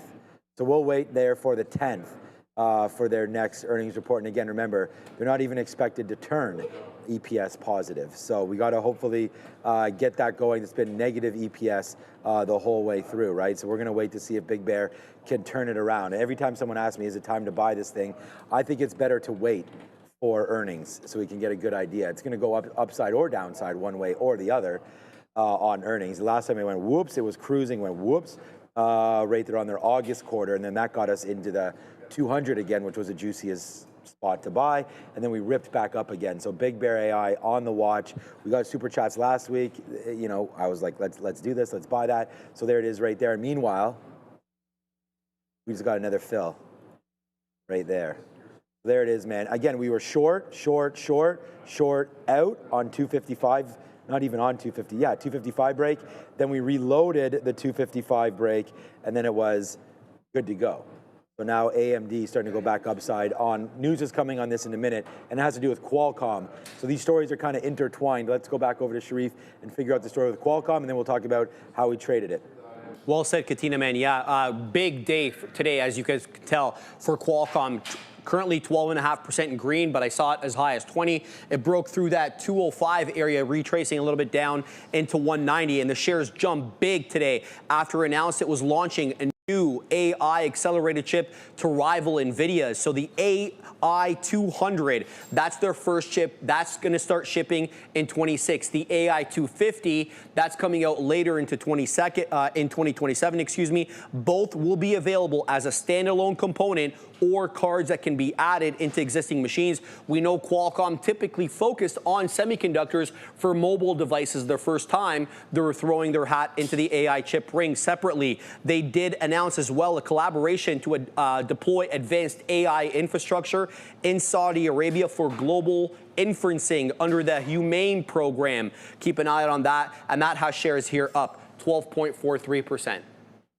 You know, these guys are only 16 times earnings, and with this bump, I mean, they just said it's $1 to $2 billion potentially of growth with this deal in revenue, and their revenues are like just over 10 billion. So like this, it's barcoding right now because I feel like they just sort of priced it in here, saying, okay, well that range is over 10%. Let's settle it down at 12%. So I don't know if there's going to be much action here in Qualcomm because it went ham off the story. But look how long it's settled right in at $190 after what was like complete. It was just complete nonsense. It was a monster seller at the 205 level. I think he let this one settle down, but I actually didn't realize Qualcomm's not a stock I've ever owned before.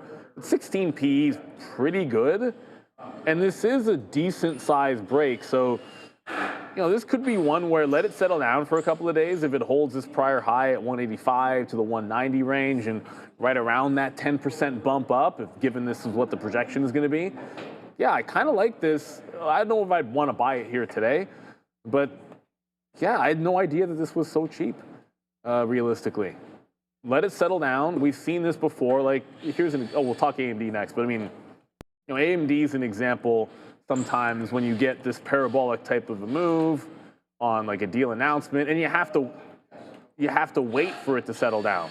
And it did. Like, it put in some higher lows, showed you that it was still going to be strong off those dips, and like on the the third day, provided you a strong day to work off of, and then gave you this on the fifth day.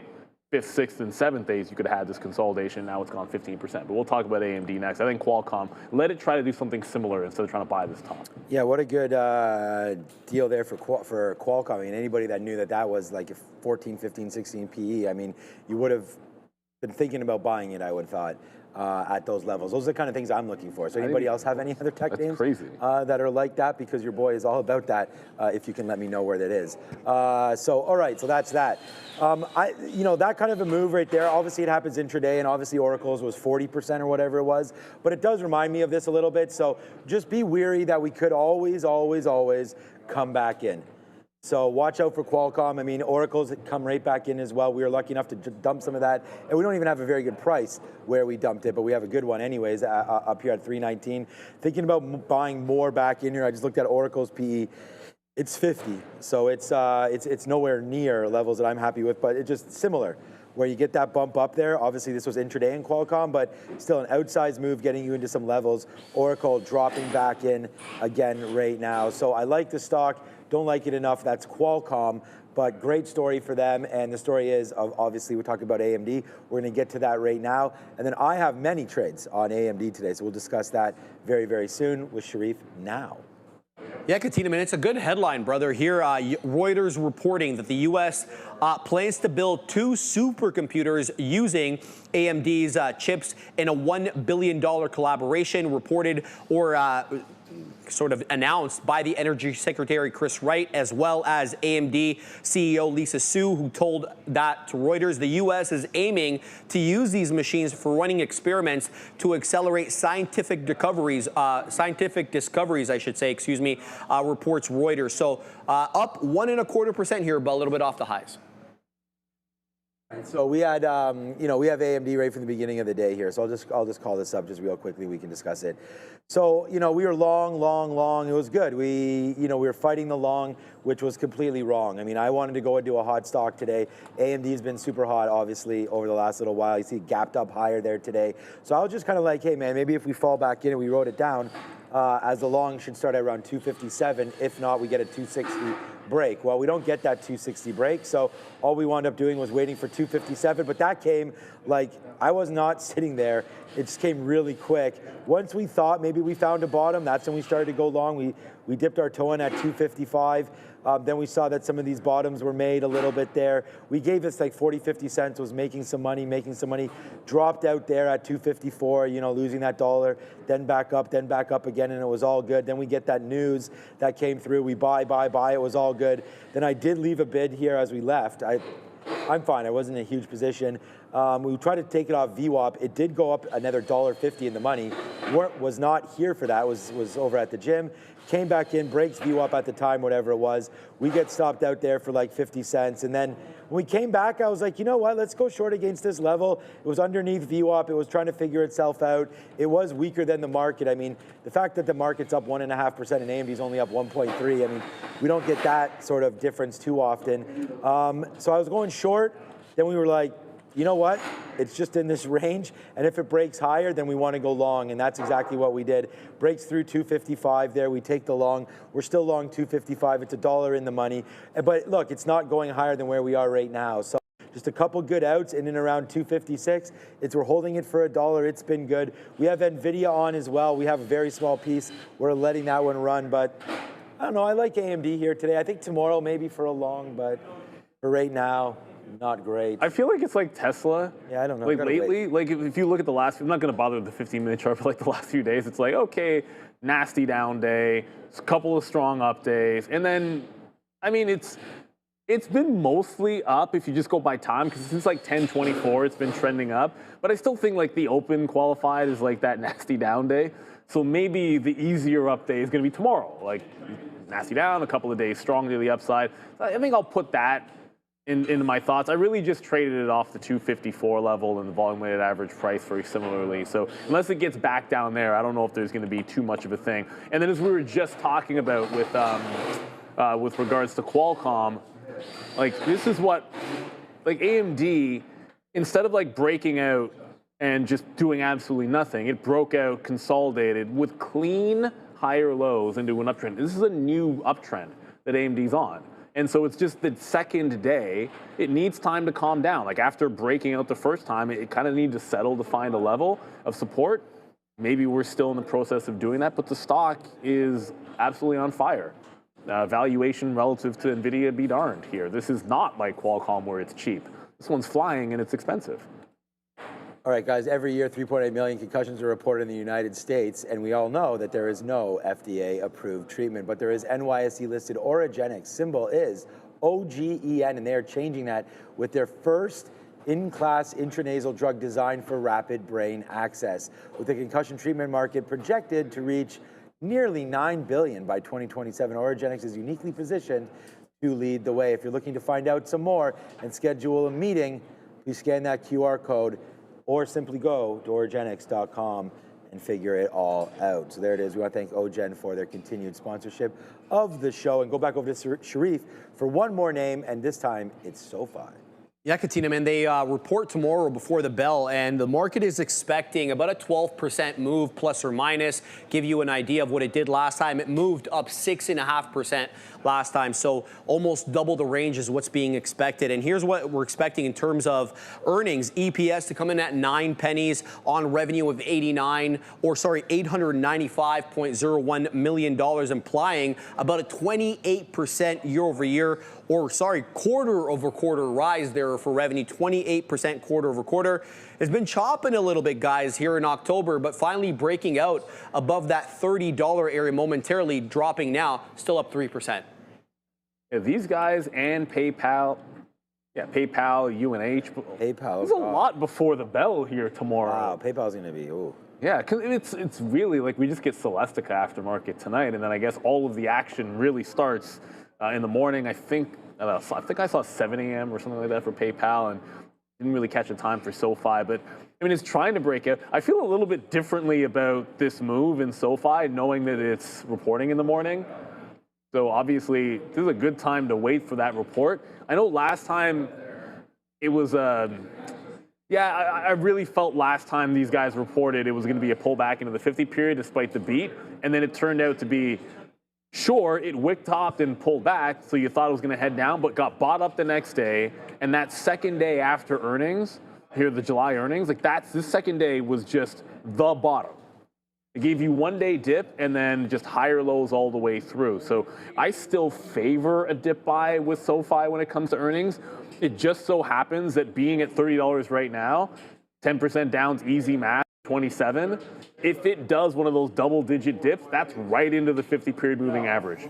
So I think that's my initial thought, regardless of how the report goes. Especially, I want them to beat. I mean, if it's a terrible report, who cares? But if they dip on a good report, I think you pick it up at that 50-period moving average here for SoFi.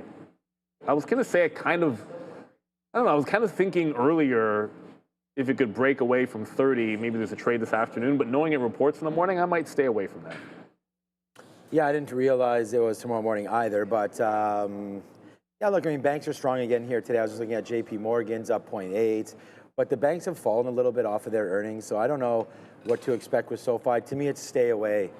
I mean, I'm still long as hell on SoFi. Like, I'm pretty max long, so I'm happy with it. But if it does dip down in, I want to buy it, but I don't want to take the shot here into earnings hoping that it explodes. We're already long. So if you're not long, I like the stock, and I think there's a good chance for this name to blow out, right? But I mean, again, I'm not certain. We did have some student loan talk, I think it was a couple weeks ago, where SoFi started going up on some student loans there. I don't know, can't remember what it was with President Trump. I know Biden was all about the loans and everything like that. So I don't know, but anyways, the market's coming back in right here, so I like SoFi. It's just, I'm already long. I can't think that it's going to be a long into earnings. It's so difficult to make these calls. It's just been on such a nice run. I'd say let it settle down and then hope for, I don't want to say hope for a miss, but if you're trying to get longer, then you do wish for a miss. But there's nothing wrong with also buying up. I averaged up into that trade, so yeah, I like it. We bought it in the probably low teens, and then averaged up into it at 25.50, so I do like it. The market's finally starting to come in a little bit. I don't want everyone to be like, this is the short now. The Nasdaq's still up 1.6, although this is a nice move. I'm just wondering if it needs to break right in and around here, 25.9, before we get too excited right now. So basically this 200 period, look, we haven't really touched it at all. Obviously right there around 10 o'clock, we did a little bit of a dip and a duck there, but since then, it's still upside. So instead of waiting for this thing to break to go short, I mean, if we get any news in our ear and the market wants to go, then I can use that. But for now, if we just kind of drift down in, I'm sort of looking to pick something up maybe around 115.75. That's not that far away right now, right? So the market just dips down a little bit and we might be able to activate.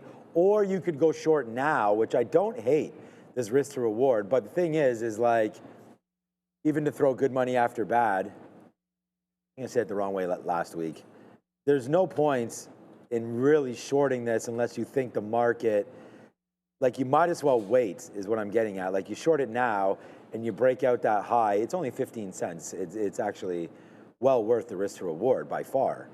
But I'm not sure the market is a short, so I'm gonna stay away. I did see some people asking in the stock, in the chat about that, but Code X is the one right now, Code Diagnostics, that really seems to be going. I know Adaira's back on the desk now, so we get the story on this one when we get a chance, but CODX. Codex. Yeah, still going off right now. I mean, on the daily, we're well above right now. It looks like we will do that billion plus share mark. Yes, Sorry, Adair. to clarify, TODS. Sorry, Charlie, Oscar, Delta, xylophone. Okay. I have a story. So apparently they have signed a joint venture with a Saudi Arabian firm for Middle East market. That was as of 8:30 this morning. Nothing else since then. Okay. Yeah. So right now we're just, I don't know. It's kind of off into its own little world right now. Up 300%. We've seen this happen before. So that story, along with short float possibilities here of nothing, it shows on here. 45 million shares, though, which is not that much. 2.5 short, that's not going to be right, I would imagine. But you're up 300% and still going higher right now. So, yeah, I would say pulling back into the 200, pulling back into the 50 is what you're kind of looking for. But there it goes, man. Codex looking at 1 billion shares right now, 990. So, wow, good name there. Watch out for some dilution, man. I mean, if they have anything set up for an offering, you may get a quadunk at any moment. Now, we saw one with SCNX last week, and we wait out now for something happening on Amazon on Codex. Okay, news with Adara. Amazon dropping sharply here, relatively anyway here. AMZN reportedly going to be cutting up to 30,000 jobs starting on Tuesday. Apparently the layoffs will begin this week. So Amazon, again, reportedly set to cut up to 30K jobs starting Tuesday. Layoffs reportedly set to start this week. If I get more details, I'll let you know. Back to you. Yeah, I mean, it was more like that Amazon movement. It only went $1, but it's the fact that it was just breaking out, and then that's a real wick. Like, it slammed back a little bit lower there on the Amazonian, which is, look, Amazon's been great off the earnings level of it's like 211 half, 212, but it's double topped at those highs. So, I mean, if I was swing trading, which I'm not, I'm holding it, I think if it goes another like $5 to $10, you take profit at that high, which could be a triple top. But 30,000 in job cuts, I mean, don't we usually rally on that? I guess not in this particular case. So I'll stay away from that story. There's a bit of a weird price action there. I feel like usually, like you said, cutting costs, usually going to work out pretty well. But not this time. I'm going to get on the 60 level here for ASST and then jump back on the bid. Maybe try to get actually 151 here. Oh, and that Codex stock. Bit of a pullback. It got to 150 and is dipping. Let's see if it can hold the prior high. That's $1. I mean, $1.20 to $1.25. So that range in here, as it starts to pull back, you want to be able to, if you're stepping up, you want to be able to hold the prior high when you do a bit of a breakout. So volume on both these names, let's see if they can hold up much better. And I jump back and look over at the visualizer. It's still literally SoFi, Tesla, ASST, Codex. Those are the top four. Then BBAI, which I already talked about, AMD, which you're already in. But the next name on the list is something we did not talk about. We don't have to talk about this one in particular, because I think you could also talk about the SMR, but Oklo, almost a full V-shaped recovery. You'd be hard-pressed to have found something that was having more trouble earlier today than Oklo. I know SMR was also having a pretty bad day in the nuclear space, but big-time V-shaped recovery, green on the day again, and now up 2%. I think the 140 is going to be key. Like, if it can't get back above the 140, you could see some profit taking come into this. It's a bit of a relief rally coming in here, but the all systems go for big cap tech is all systems go for the for the nuclear energy names as well. Just understand where they've come from. Like the stock went down $70 in like a week and a half. So do be careful, as it's a very volatile name, as we all know. This is not a quote unquote safe play, and the valuations are very stretched in names like Oklo and SMR. Adara? Yeah, I just want to let you guys know here as well with regards to nuclear. There's another play today that I mentioned during the midday, Next Era Energy, announcing, or I guess reporting here by Fox Business, that Google and Next Era are teaming up here to revive a nuclear plant that's been shuttered previously, again, in the U.S. So NEE and GOOGL, this was a story earlier today in the nuclear space. NEE did make a bit of a move on it, but obviously given back all of that push here. Again, Fox Business reporting that Google and Next Era Energy teaming up here to revive a nuclear plant. Back to you. Just a quick little update here, and I'm going to show you something else. We just got another piece out on AMD. It doesn't look like it really wants to do too much. So it takes them out at 56, which is your 50-period moving average. I'm now waiting here at 50. Yeah, it looks like Target continues to go to the upside here. And the reason why I bring this up is that it makes me think about that Amazon trade, because Target just last week announced 1,800 layoffs coming there. So it's still not great. But if you guys remember, this is why. I mean, go follow me here. I just found this tweet. This is October the 6th. We tweeted out, Joe. Bought some Target here, all-time low valuation. I think there could be some activism soon. We bought it at $89. right there, Target. It's now 97. So we have the receipts right here. There's many receipts like this, but there it is right there. So bought it down here. We mentioned we bought it, so go follow at Trader TV Sean. More plays like this, and then we can call this up. We can call up some of our bad plays as well. We can call up where we talked about Oscar down there at $13. That would be a good one. We could talk about where we put up some Lululemon as well. And this one, hey man, we bought Lululemon's not doing that well. It's doing well today, but I knew this deal with the NFL. We sort of talked about that earlier, and I said, well, they did a deal with the NHL last week, and not much happened. So it looks like right now today, same kind of ways now for Lulu hitting the skids on that NFL deal. But this one hadn't been well. We had gone long a little bit pre-earnings, just right at pre-earnings. And then we went long post-earnings right into here. So we've got like a 200 plus a 165. So we're about flat. I actually meant to go look it up. I think we didn't buy enough to be exactly flat. We're still down on that one. But Target,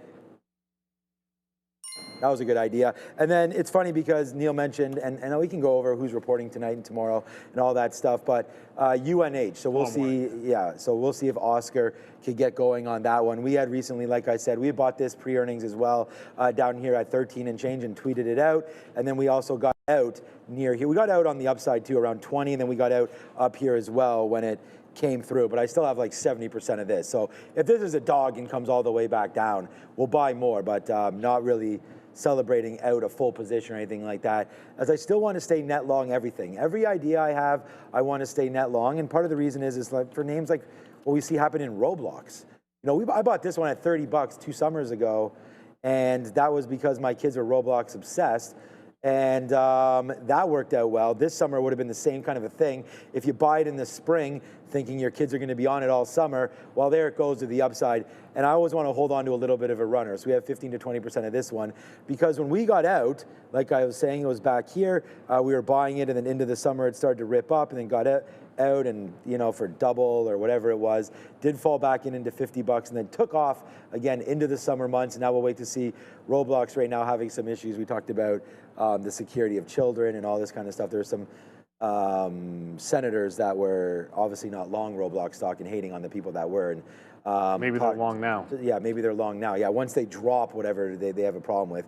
But anyways, no, I don't want to. No, I don't. I don't want to joke about that kind of stuff. I mean, I don't know. There's obviously some legitimate problems there, but I like the gaming stocks. We had EA Sports with the recent buyout, of course, and that continues to get settled. It's 210 or 209 or whatever the deal is going to be there. But we'll wait to see on this name, of course, Roblox and EA Sports, not Roblox, of course, with the buyout. So you can see that was kind of just hovering around. Yeah, it is in the game. It is. Right there. We like EA Sports. So we play. That's the PS5 talk. I bought PS5 only for NHL. And that was an expensive purchase, but it gets me and my daughter together watching and playing video games instead of her sitting on Roblox, and there's a few other fun games on PS5. There's nothing wrong with Roblox. We played baseball the other day on PS5. Nice. Yeah. Yeah, my daughter has a Switch. Yeah, so we'll usually do like the sports or Mario Kart is like it's if I'm playing, she has other games that's a too, fan favorite. but if I'm playing with her, it's one of those two. Yeah. It's like 75% chance we're playing Mario Kart, and then the rest. There's a few levels that she's Skate 3. What is that? Skate 3? This might be the rider. That's okay. I'm just going to. Hey guys, to get into the chat, first of all, let me see how many people are subscribed. Let me see, 72.8. 78.4. 78.4. Okay, good. Make sure you hit the like and subscribe. Be part of a member, because you can. Oh, I'll get that off. You can join us in the chat. Show us things like you want. Like Danny Patel right here is very, very excited about Lumen, as you can see. Fire, fire, fire, fire, fire, fire, fire, fire, fire, fire. Lumen. You got that Palantir deal. Yeah, exactly. Palantir's loving some Lumen there as well. I have another little bit of an undercover radar stock that we can talk about when we get back, but let's go find out what Adara's up to.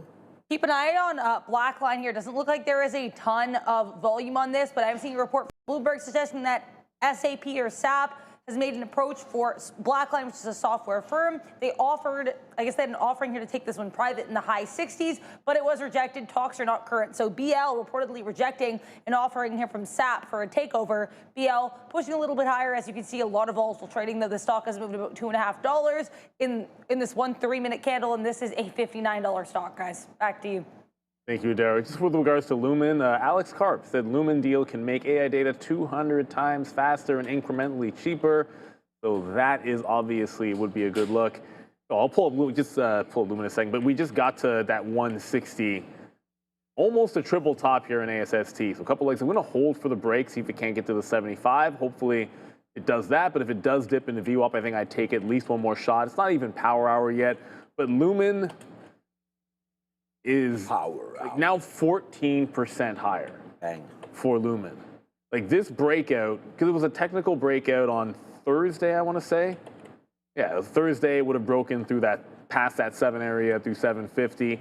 My only concern is like when you get that day, like gap 1, gap 2, gap 3, sometimes you start looking for the top, at least a temporary top, and it is getting very close to the highs at $10. But look, it got the news that you want to hear, and absolutely flying today. I just feel like this is, if you were swinging at a ring the register kind of level, if you were sort of swinging it off of that 7 for sure. And let's be real, the small cappers had been flying around, but that Codex. Is that a Billy yet? Oh yeah, it just hit a bill now. Just did it, okay. Well, not probably a couple minutes ago, but just hit $1 billion. It's still falling back into the prior high, so it hasn't caught that bid off the prior high yet. But this is the level that I'm looking at here on Codex as we go back to Adara. This part of the show is brought to you by our friends at Beta Pro by Global X Canada. And now, for some exciting news out of Canada for the sophisticated traders on the street. Beta Pro by Global X Canada, Canada's largest provider of leverage, inverse, and inverse leverage ETFs, launched 6 new triple leverage ETFs, offering 3x bull and 3x bear exposure to the S&P TSLA 60, semiconductors, and on U.S. Treasuries. Even better, they're offering a special new fee rebate, dropping management fees to just 65 basis points until December 31st, 2025. Plus, the U.S.-focused strategies use currency hedging, offering the potential for pure performance and exposure. So if you are a tactical, sophisticated trader looking to amplify your performance, check out betapro.ca/3xdaily to learn more. Back to you. Right. Adara, the busiest person here, I would think, but iRobot. Remember, you and I were talking about this last week. Remember, I Asimov there, Isaac Asimov. I messaged my son to talk about his books and whatnot live on the air. Not looking good. I don't know, man. Did we like foresee something here with IRBT? Like, no, there has to be down 40%. Okay, Adara's looking into it. Down 34%. There is something, Adara, because iRobot hit on CNBC on my app. Yeah, okay, what's up? So I think I found it here. Weirdly, it wasn't on Benzinga yet, but I did a quick social media search and it came up really quickly. Yeah. So apparently, iRobot warned via a securities filing, so I'm guessing with the SEC, that its search for a buyer has hit a substantial roadblock after negotiations fell apart with its last remaining bidder. So we know this one, a lot of people have been, maybe trying to make a deal with this one. We know Amazon was the most recent significant name, but either way, apparently iRobot via a securities filing revealed that hey, they're really having a hard time finding a buyer right now. That is why this dropped. Apologies, it was not on Benzinga at the time, and I found this on social media. No apology. Apology accepted. Yeah, I mean, no problem. Come on. Look, I didn't know what the story was. No. The only reason I didn't, I was mentioning to it. I think there has to be one because it popped up on my CNBC also, app. look at the chart. Like, yeah, and it's a major stock that there's a lot of people holding. Chance. Look, I mean, I don't know. Remember we were talking about if they're only making those Roombas and stuff like that. So I don't know. I have a Roomba. I'm pretty sure ours is like a Roomba, but we bought it off Amazon. So I don't know if it's because Amazon. Or I don't know. Actually, I shouldn't say we bought it off Amazon. I have no idea. I thought Amazon was initially involved with IRBT. No, they tried to buy them. Right. Yeah. And the deal. Remember you were saying Lena Khan. That fell. No, they actually didn't get rejected. They pulled it because they didn't think they could get the deal through. Like they just kind of said, yeah, you know what, we're not going to go through with it because we don't think the environment's going to allow us to do it. I'm going to make a crazy call here. Hold on a second, because before I do, let me see what the short float is. I think this is a buy. IRBT. This just is one of those stocks, again, where I feel like if there is a decent, oh boy, it's 36% short float. Okay. Forget about Open Door, man. Maybe I got to go hold a sign outside your house. You need to have a different person vacuuming your house because right now 37% short on iRobot, float of just 22 million. I know it's not doing the volume right now, but a $3 name. Hey man, if they can start to run this thing, iRobot could be something to look at for your own portfolios very, very soon. Just to think that, again, it has the right name. It could definitely, you know, we saw D-Nut run yesterday, or last week, sorry, not yesterday. Yesterday was Sunday. What's up, Sunday? Oh, of course, Donuts at 420 now. Puff, puff, pass on that one. But we had this last week in and around $4.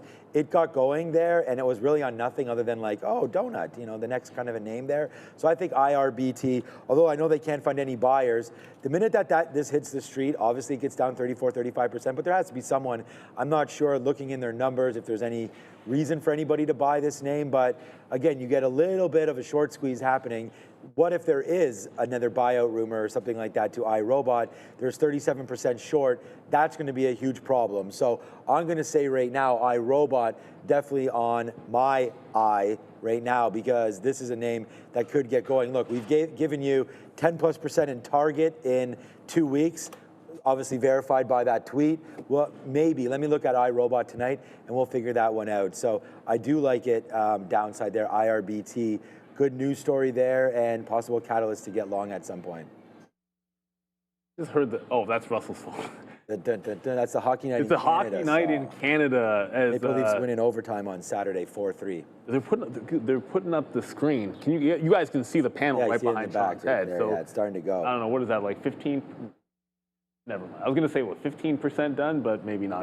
Maybe less. A little bit less than that. There's Mark just making sure it all gets going in there, and it's have to go panel by panel.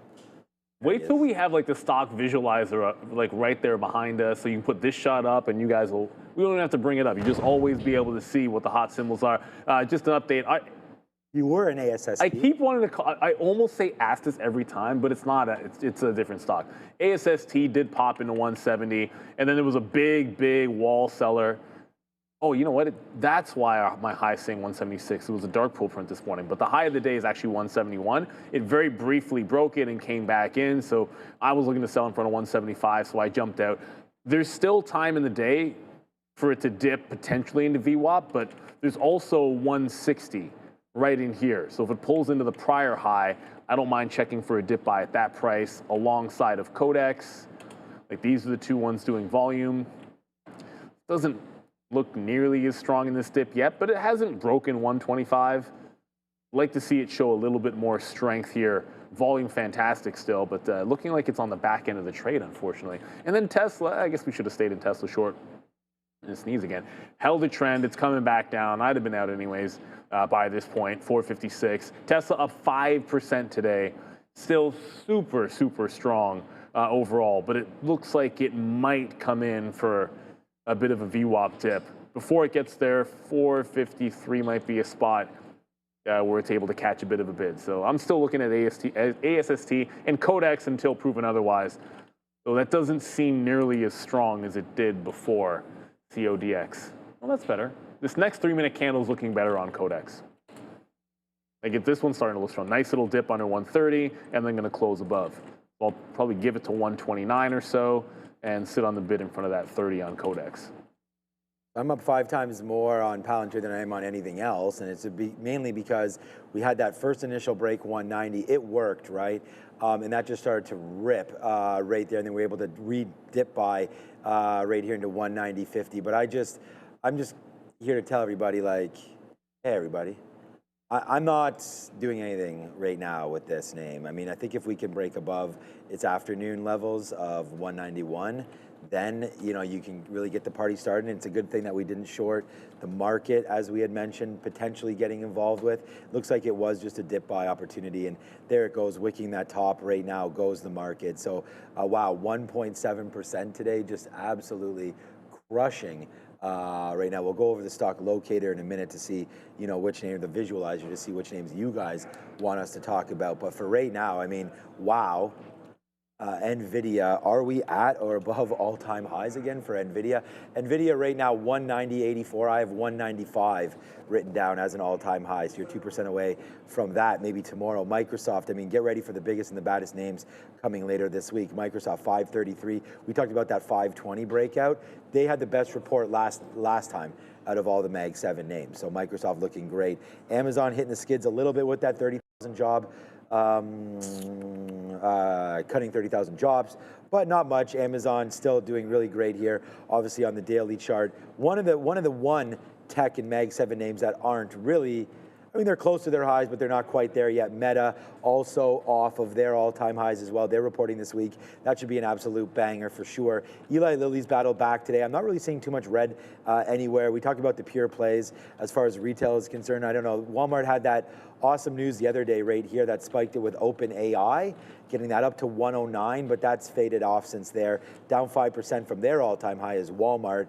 We'll see if OpenAI and Walmart can discuss and make public exactly what that was all about. Better shopping experience there, I guess, on their online portal. Looks like Costco still, look at this 910 area. It goes all the way back, right? 910 right there, 910 back here in January of 2025. So looks like Costco right now is just a moment away from potentially breaking through some of this support. But hey, if you like retail, I think you got to like Costco at some of these levels. Put in the stock in there if you guys like any other retail names. I think Costco is a good one, man. And so is Walmart. I really like both of those. I was actually looking for some oil names. All I see here is utilities. So we'll just click over here. This is just utilities, so it's not pure play energy. There has to be an energy segment. Energy's here. Where is it? Oh, right there in the middle. Where? Oh, energy right here. I was just looking for it myself. That's why. Okay, good. Yeah. So here's energy. So good look there. These guys report on Thursday or Friday. I think it might be Friday morning. XOM. What if I click on it? Does it say when it reports? No, but I believe it is Monday morning or Friday morning or Friday morning. Okay, so boom, right? Adair just look now. Okay, hold on a second. I have something to say when Adair does that. Thank you very much. Thank you very much, Adair, for confirming Friday. So we'll wait for ExxonMobil and CVX. I mean, I think there is some.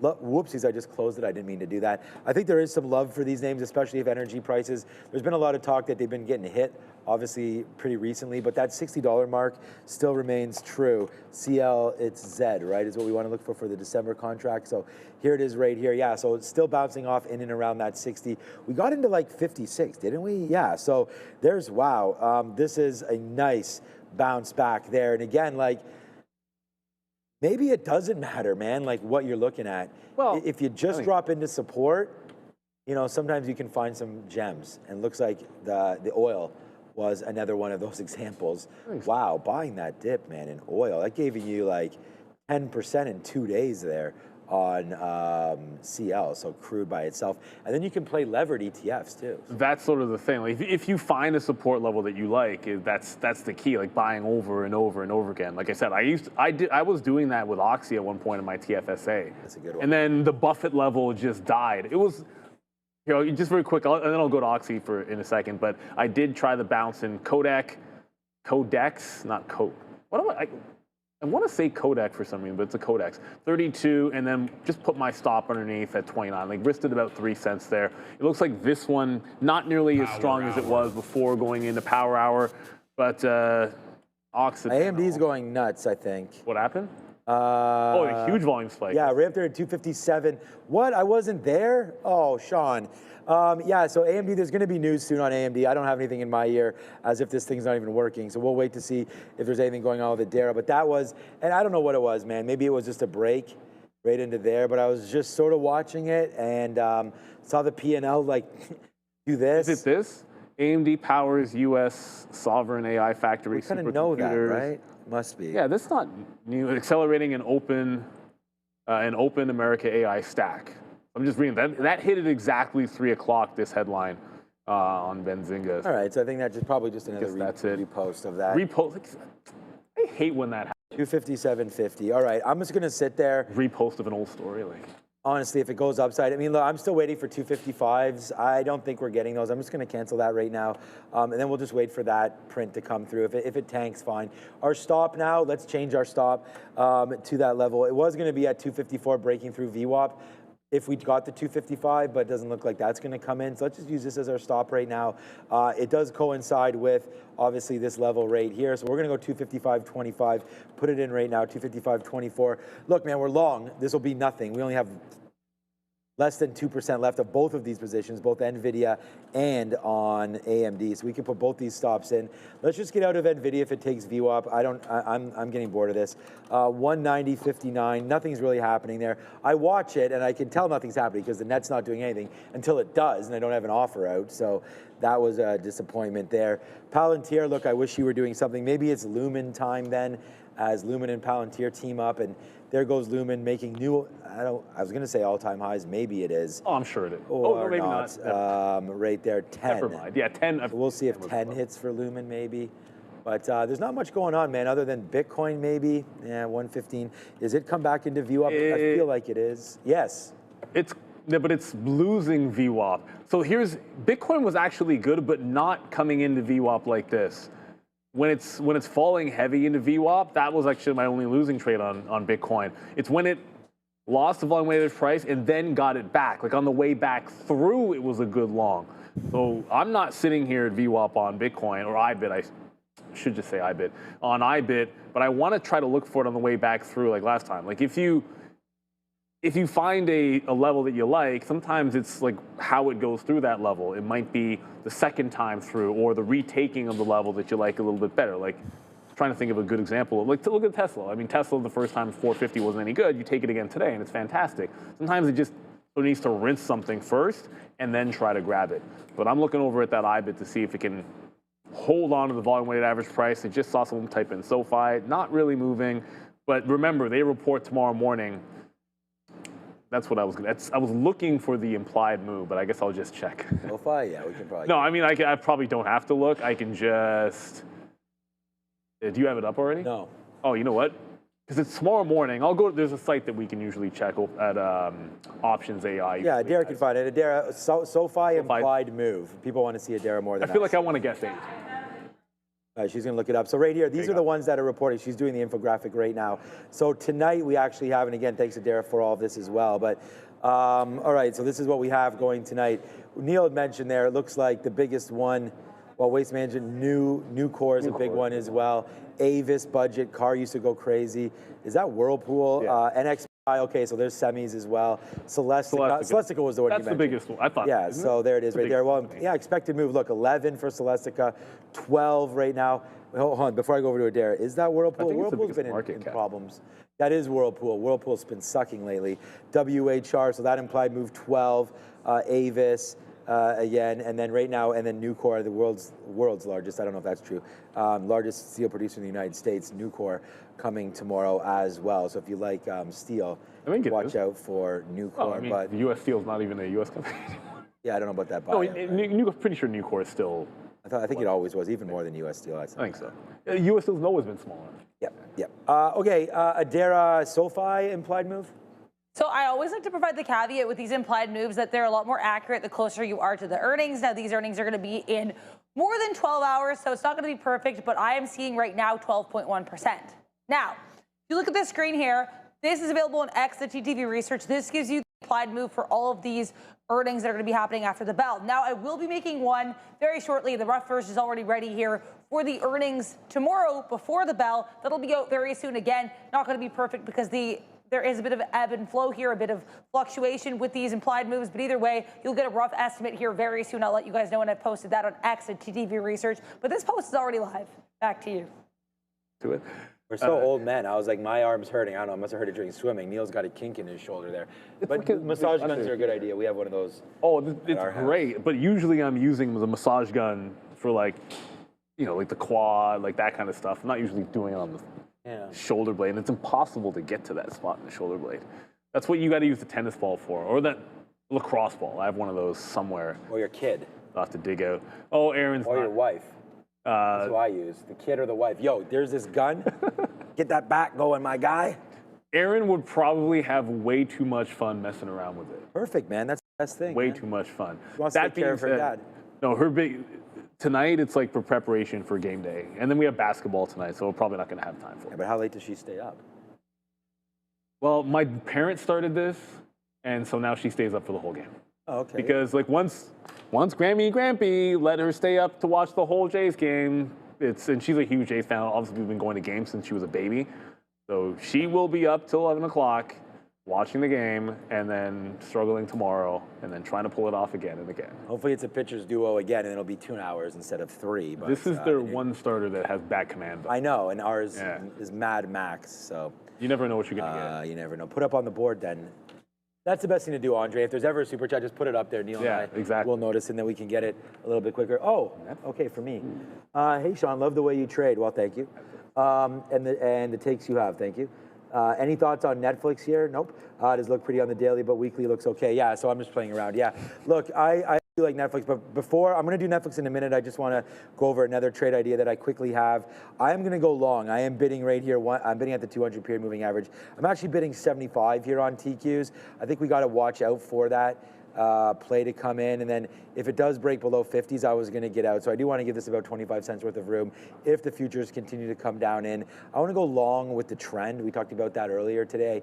I'd rather do that. I mean, normally I would have shorted at this top, but I think I've learned. We didn't make a good trade last week trying to get short a little bit, but yeah, so far so good right there. All right, Netflix, NFLX. Thanks, Chris, again for that super chat. It means a lot. I mean, honestly, I know that Super Chat's not going to go build that wall behind us, but everything that you guys have contributed goes right back into the show, like every dollar. Sometimes we'll go in and buy, we'll have a lunch around here or do something fun, some Starbucks or whatever. Second cup these days. Elbows up. Oh, by the way, congratulations, Justin Trudeau. Man, former prime minister living his best lives after being, and that's part of the best thing about being so young and being a prime minister, right? I mean, this guy now, like Joe Biden, unfortunately, I'm not talking about his health, but it's just like when Trump retires, he's going to be 85 or whatever when he's done being president. How old is he now? 82? Add 3 more years, whatever it is. Trudeau's still living his best life right now with Katy Perry. All right, so Netflix breaks down below. We will talk about that in 5 seconds, but first, it's Adara again. AMD, it looks like, has confirmed those reports earlier from Reuters suggesting that it was in a $1 billion partnership with the DOE to build some supercomputers. Now, it's interesting. The official AMD press release really downplays A, the role of the Department of Energy, and B, that $1 billion investment. In fact, I read through the first little bit. The main part they mentioned is just that, oh, with the support of the Department of Energy. So that, I think, is pretty interesting given the wording of the report. So AMD looking to, looks like, downplay these governmental ties. Either way, I do have some more details about the deal, which is what I wanted to mention here. So they said this Lux AI supercomputer will be deployed in early 2026, powered by AMD, hosted at Oak Ridge National Labs, and when fully deployed, then at this point, Lux and Discovery Systems will represent a combined $1 billion of investment of private and public funding. So at that point, that's where the DOE loan or investment comes in. If I get more details on that, I'll let you know. But either way, I wanted to let you guys know. Pretty interesting here to see the actual press release for this AMD DOE deal versus the reports. Back to you. We're still waiting for 257.50. I mean, we do have that short, and we like it. So we like this stock here on AMD. I mean, we've been running it for a minute here today. It's a lot of trades for me on that one. So yeah, as we give a big shout out to former Prime Minister Justin Trudeau. Okay, so yeah, Netflix on the way down right now. Look, I actually, so because it's broken below the 200 period, Chris, I don't love the stock because I feel like it is catching that falling knife right now, and you don't know how low it's going to go, especially now that we have to wait for a couple minutes here to see what the most recent reports are of the other sort of, this is part of the initial FANG, but we'll have to wait to see if everybody else in the good feels in this market returns right now. They did lose subscribers, and we are worried about that Brazilian tax hit there. I'm not sure there's that much about that, but at the end of the day, it hasn't really recovered. I mean, Netflix earnings, we like to look at it on day 3, so I don't know when Netflix reported, but I think we're past more than 3 days right now on that. But you are coming into a level right now that seems to be pretty decent area to nibble in if you're looking for it. For me, I'll give you the plan of action if you're trying to go long on Netflix. I'd rather go long once we break above here, and I know that's giving up $50, but why not go long at $11.50 once we're back up here and then use $11.20 as you're out, only risking $30 worth of capital, because then you have the 50 period moving average could be your out. You know, we can see that it really hasn't messed with the 50 period in a very long time. And we actually showed you this before, that it goes all the way back, I believe, is it even into 2023? Yeah, so right back into there. So we haven't really danced with the devil in this stock for 2 years as the last time we came back in, and we weren't underneath it for long. So you can either take the break back above There's two ways of doing it. One is wait for 11:50 to get back in, and then you take that and you go. Or you just take the break right there of basically 11:15 and then use our current bottom wick as the low. Either way, you're about $30 worth of risk. So Chris, thank you for the super chat, and we do appreciate that. I'm still into NVIDIA. I'm still into Palantir, but NVIDIA did come out. So we dropped out. I'm still in an AMD, but NVIDIA did come out as that dropped through. So we do take our out right there, and now we will wait to see where we go upside on NVDA. But 190, 150 isn't horrible. That's kind of what I'm waiting for, the new highs for advanced micro devices.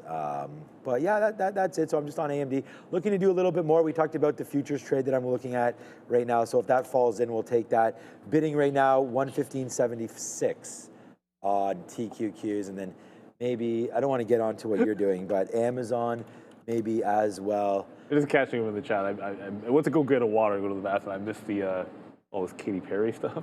Yeah, he's dating her. How did that come up? Like, why? Oh, just because I'm just a random dude. I just said congratulations to our former prime minister on Katy Perry. I think it's great for him. Get back on that horse, man. I don't know. He's single. Yeah, man. Yeah, so got a Sophie, his wife, yeah. And then someone said, well, Trump pulls hotter than that. And I said, well, Trump pays maybe for hotter than that. But I'm not sure. I don't know if that was actually settled or not on that. And plus, what was her name again? Dynasty or something? The one that Trump paid for. The blonde. Stormy Daniels, Dynasty. What's the difference? I'm not even gonna. Well, Stormy Daniels. There's inappropriate comments that could be made about, Stormy. Yeah. We'll leave that one alone. They were really good friends, her and Donald Trump, as far as I know. Who knows? But yeah, I'm not even going to. You don't need to do anything. Yeah, I've already done it. I'm not even going to. But honestly, like someone just asked about ASST. Unabated, I think it was $2 was the level. You go up, it's more like 190. So like 190 would be that next stop that I can see. I hopped out of it already. I don't wonder, you can't just go up. It doesn't usually go up like this forever. On a 15-minute, this is about as strong as it's been at any point today. So I think the 190 level would make some sense for a profit take. I have a trend line that's setting up. We don't have free locates on this, which is weird because at $1, it'll probably be like 1/8 of 1 cent per share. But if this breaks trend at that 190 level, I'd probably take some kind of a trend trade or a trend break of trade at least. I mean, I like that setup. At this time of day, if there's not going to be another dip buy, then there's very unlikely to be much of anything else here on this stock. And I'm not going to chase it up here. Not a huge fan of that with only about 45 minutes to go. And really 30 minutes till the imbalances. I don't know that I'd want to be in it for sure. Or Alpha says, how dare you? This stock has done 866 million shares of volume. Like nothing any of us do is going to affect whatever is going to actually happen on the stock. It doesn't matter if I go long or short or anybody here goes long or short. It's not affecting it. 867 million in volume. That's just absolutely insane. But like you pull up a level 2 on this and look at the bid ask on the stock. Like it's got liquidity out the wazoo. So I'm looking at that 190. I'm going to throw it up on a side chart there and just be locked and loaded and ready for it. The other name, yeah, with all that market could be turning talk, I reminded myself Intel's close to VWAP. So I shorted Intel this morning to like mixed success and then shorted off of VWAP for about a percentage point, and then looking for it to get to the volume weighted average price. If it can't get there, this is the stock that I want to be short. It essentially went right into Friday's resistance at $40.50 and then flushed and has been trending down ever since. Do I think it can get to the lows from Friday? No. But this was one where like it was rallying more than any other chip name in the morning without a particular story, which made absolutely no sense to me and might be rolling over here. I might nibble at the lower high because I failed to do it here, and that ended up being a mistake. It's like, that's the pop. I got out of the short, which was right, but then I was waiting for VWAP. It couldn't get to the volume-weighted average price, and I could have just shorted it when it made that curl. Well, it's making that curl now. If the next bar opens up weak, on the 3-minute here, then I'd probably jump into Intel. So Codex has died, so I'm going to throw up Intel onto that. So I'm now looking at Intel, ASST. Obviously, it's all the same names on this visualizer, everybody. ASST is all anyone cares about, which we've gone over multiple times. Tesla was trying to head back high. What the heck, Tesla? Okay, what the heck just happened to Tesla? I literally looked up and saw this candle on Tesla. Tesla just dropped $5 out of nowhere. So yeah, that's happening. I didn't hear a story in my ear. It could just be maybe a technical break. Like that's heavy on, is anything else falling like this? A bit of a heavy candle there on Palantir. You know what, if I thought it was even worth it. No news, but a weird surge of social media interest. But again, I'm not seeing any news. Yeah, that's just, so I wouldn't necessarily chase it or anything. I did get that Intel fill, but yeah, Palantir, not much of a drop, but a 50, 60 cent drop there. You can see off a consolidation on Palantir. And then now Tesla with this drop into 450. I see something like that. And I tend to think if there isn't a story, you should be buying 450, but that's a big volume spike. That's the biggest volume spike since the actual opening range. That usually looks pretty legit. Could be technical profit taking filling in that gap. Let's see how this next candle opens up. I mean, I'm not going to jump into it. I was already planning on going short Intel, so I did make that jump into that stock. I'm not going to fly over and just try to buy the dip because it happens to be 450 over there on Tesla. So whatever is going on, let's see if there's any contagion. I didn't see anything else that dropped as heavily as that, with the small exception of Palantir. And even then, Palantir barely dropped. Like 50 pennies on Palantir, was going sideways anyways, but yeah, a bit of a sell came into Tesla. So as strong as it was, did it? Yeah, it just kind of lost a bit at 54. You had that short, bro. Wow. Yeah. I mean, we all have a lot of trades, I guess, at the end of the day, right?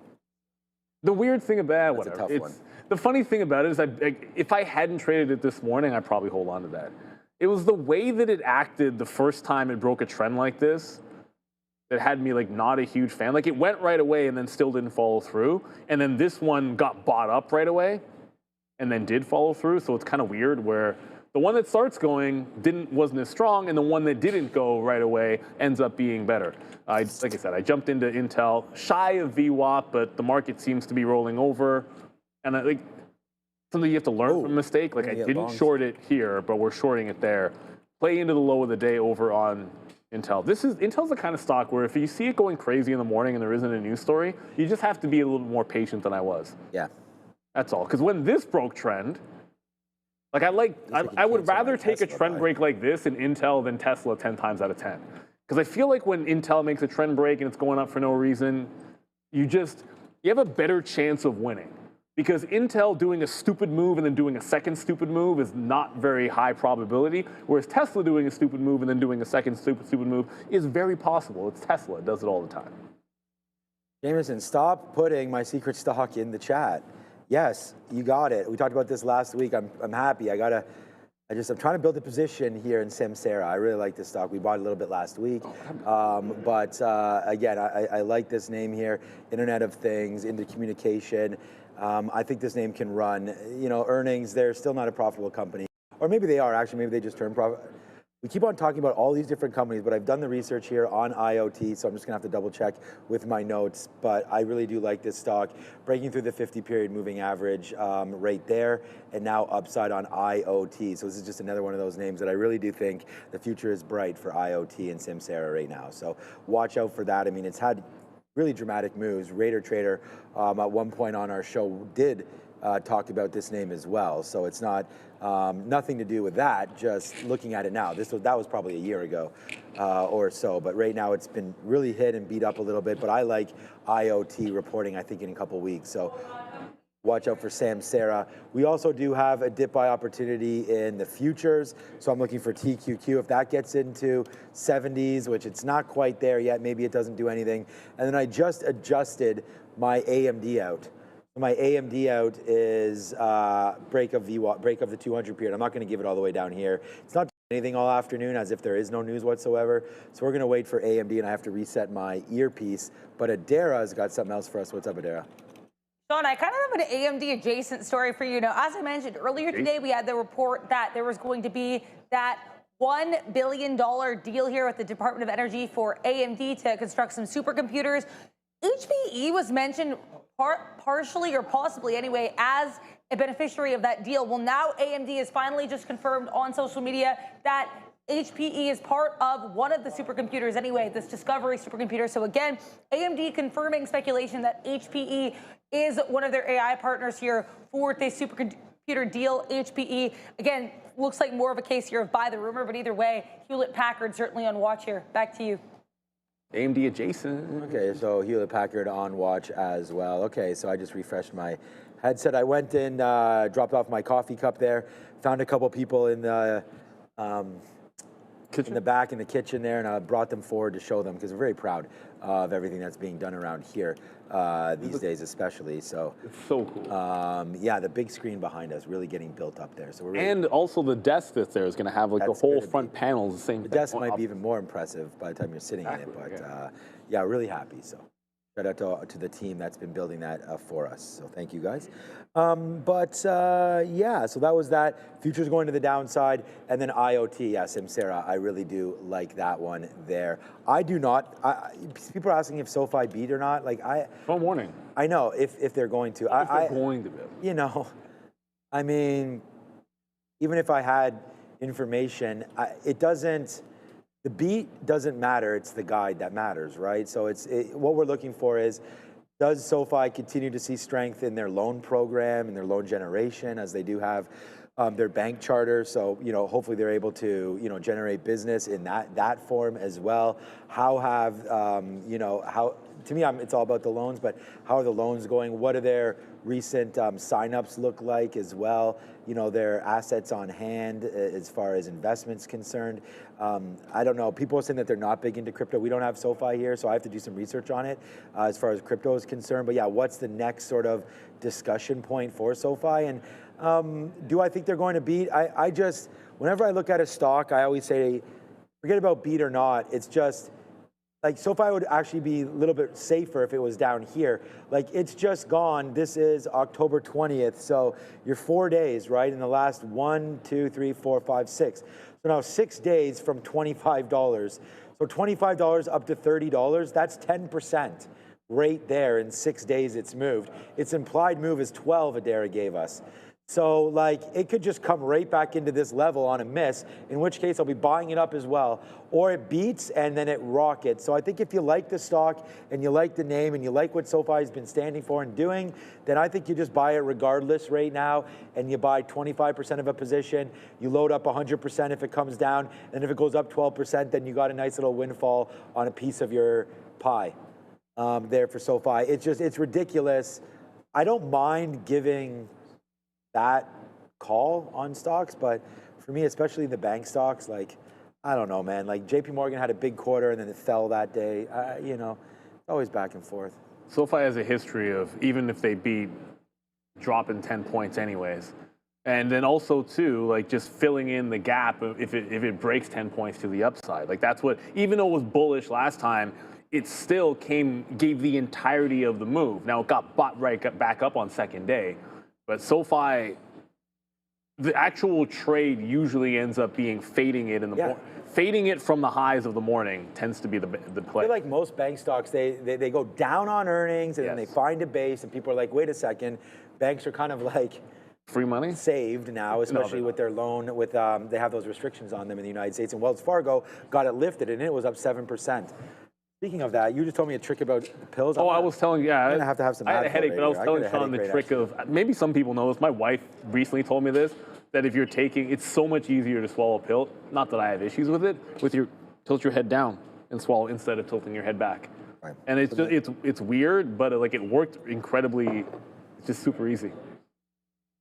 I mean, I never had a problem. That worked. I know it's there, but I never. It's just like and again, it's for people who have issues. Why are people asking me if I'm loading up on Circle? Did you ever talk about Circle as a long-term position? I've never been. I think I'm being framed. I've never been in Circle. Roger Rabbit. Why? Rascally Rabbit. I don't know that anybody. Even here, Carter. I don't know anybody up, that's been interested in Circle on the show. I don't think Obi's mentioned this. I've never heard Treat from Joe talk about this stock. There it is. CoreWeave has been mentioned before. Oh, are you? Oh, okay. So you're not actually asking me, have I? Because I haven't necessarily said we've done that. I know you had we can both talk about it. It doesn't really matter. So I like Circle because, and maybe this is why we were talking about it, probably why. This, like 120 was great. I feel like this USDC coin and everything, that's all that I know about it. That Tether, USDC, it seems like that's going to be like the fiat of crypto, meaning that it's worth $1, worth $1 US, USDC. So in transferring money from account to account, you know, like if SoFi or Robinhood accepts USDC, then you could transfer safely between your Coinbase or whatever account you have that also accepts it. So I like Circle down here. I don't know, I think their PE is still probably crazy, but we're not playing PE games with new IPOs. But you could have played this dip right there. That's September, so this is quite a ways from here. But not date-wise, price-wise, you're not that far. 113, 120. One little dip down in crypto, then yeah, I do think Circle is probably available to buy. I don't know.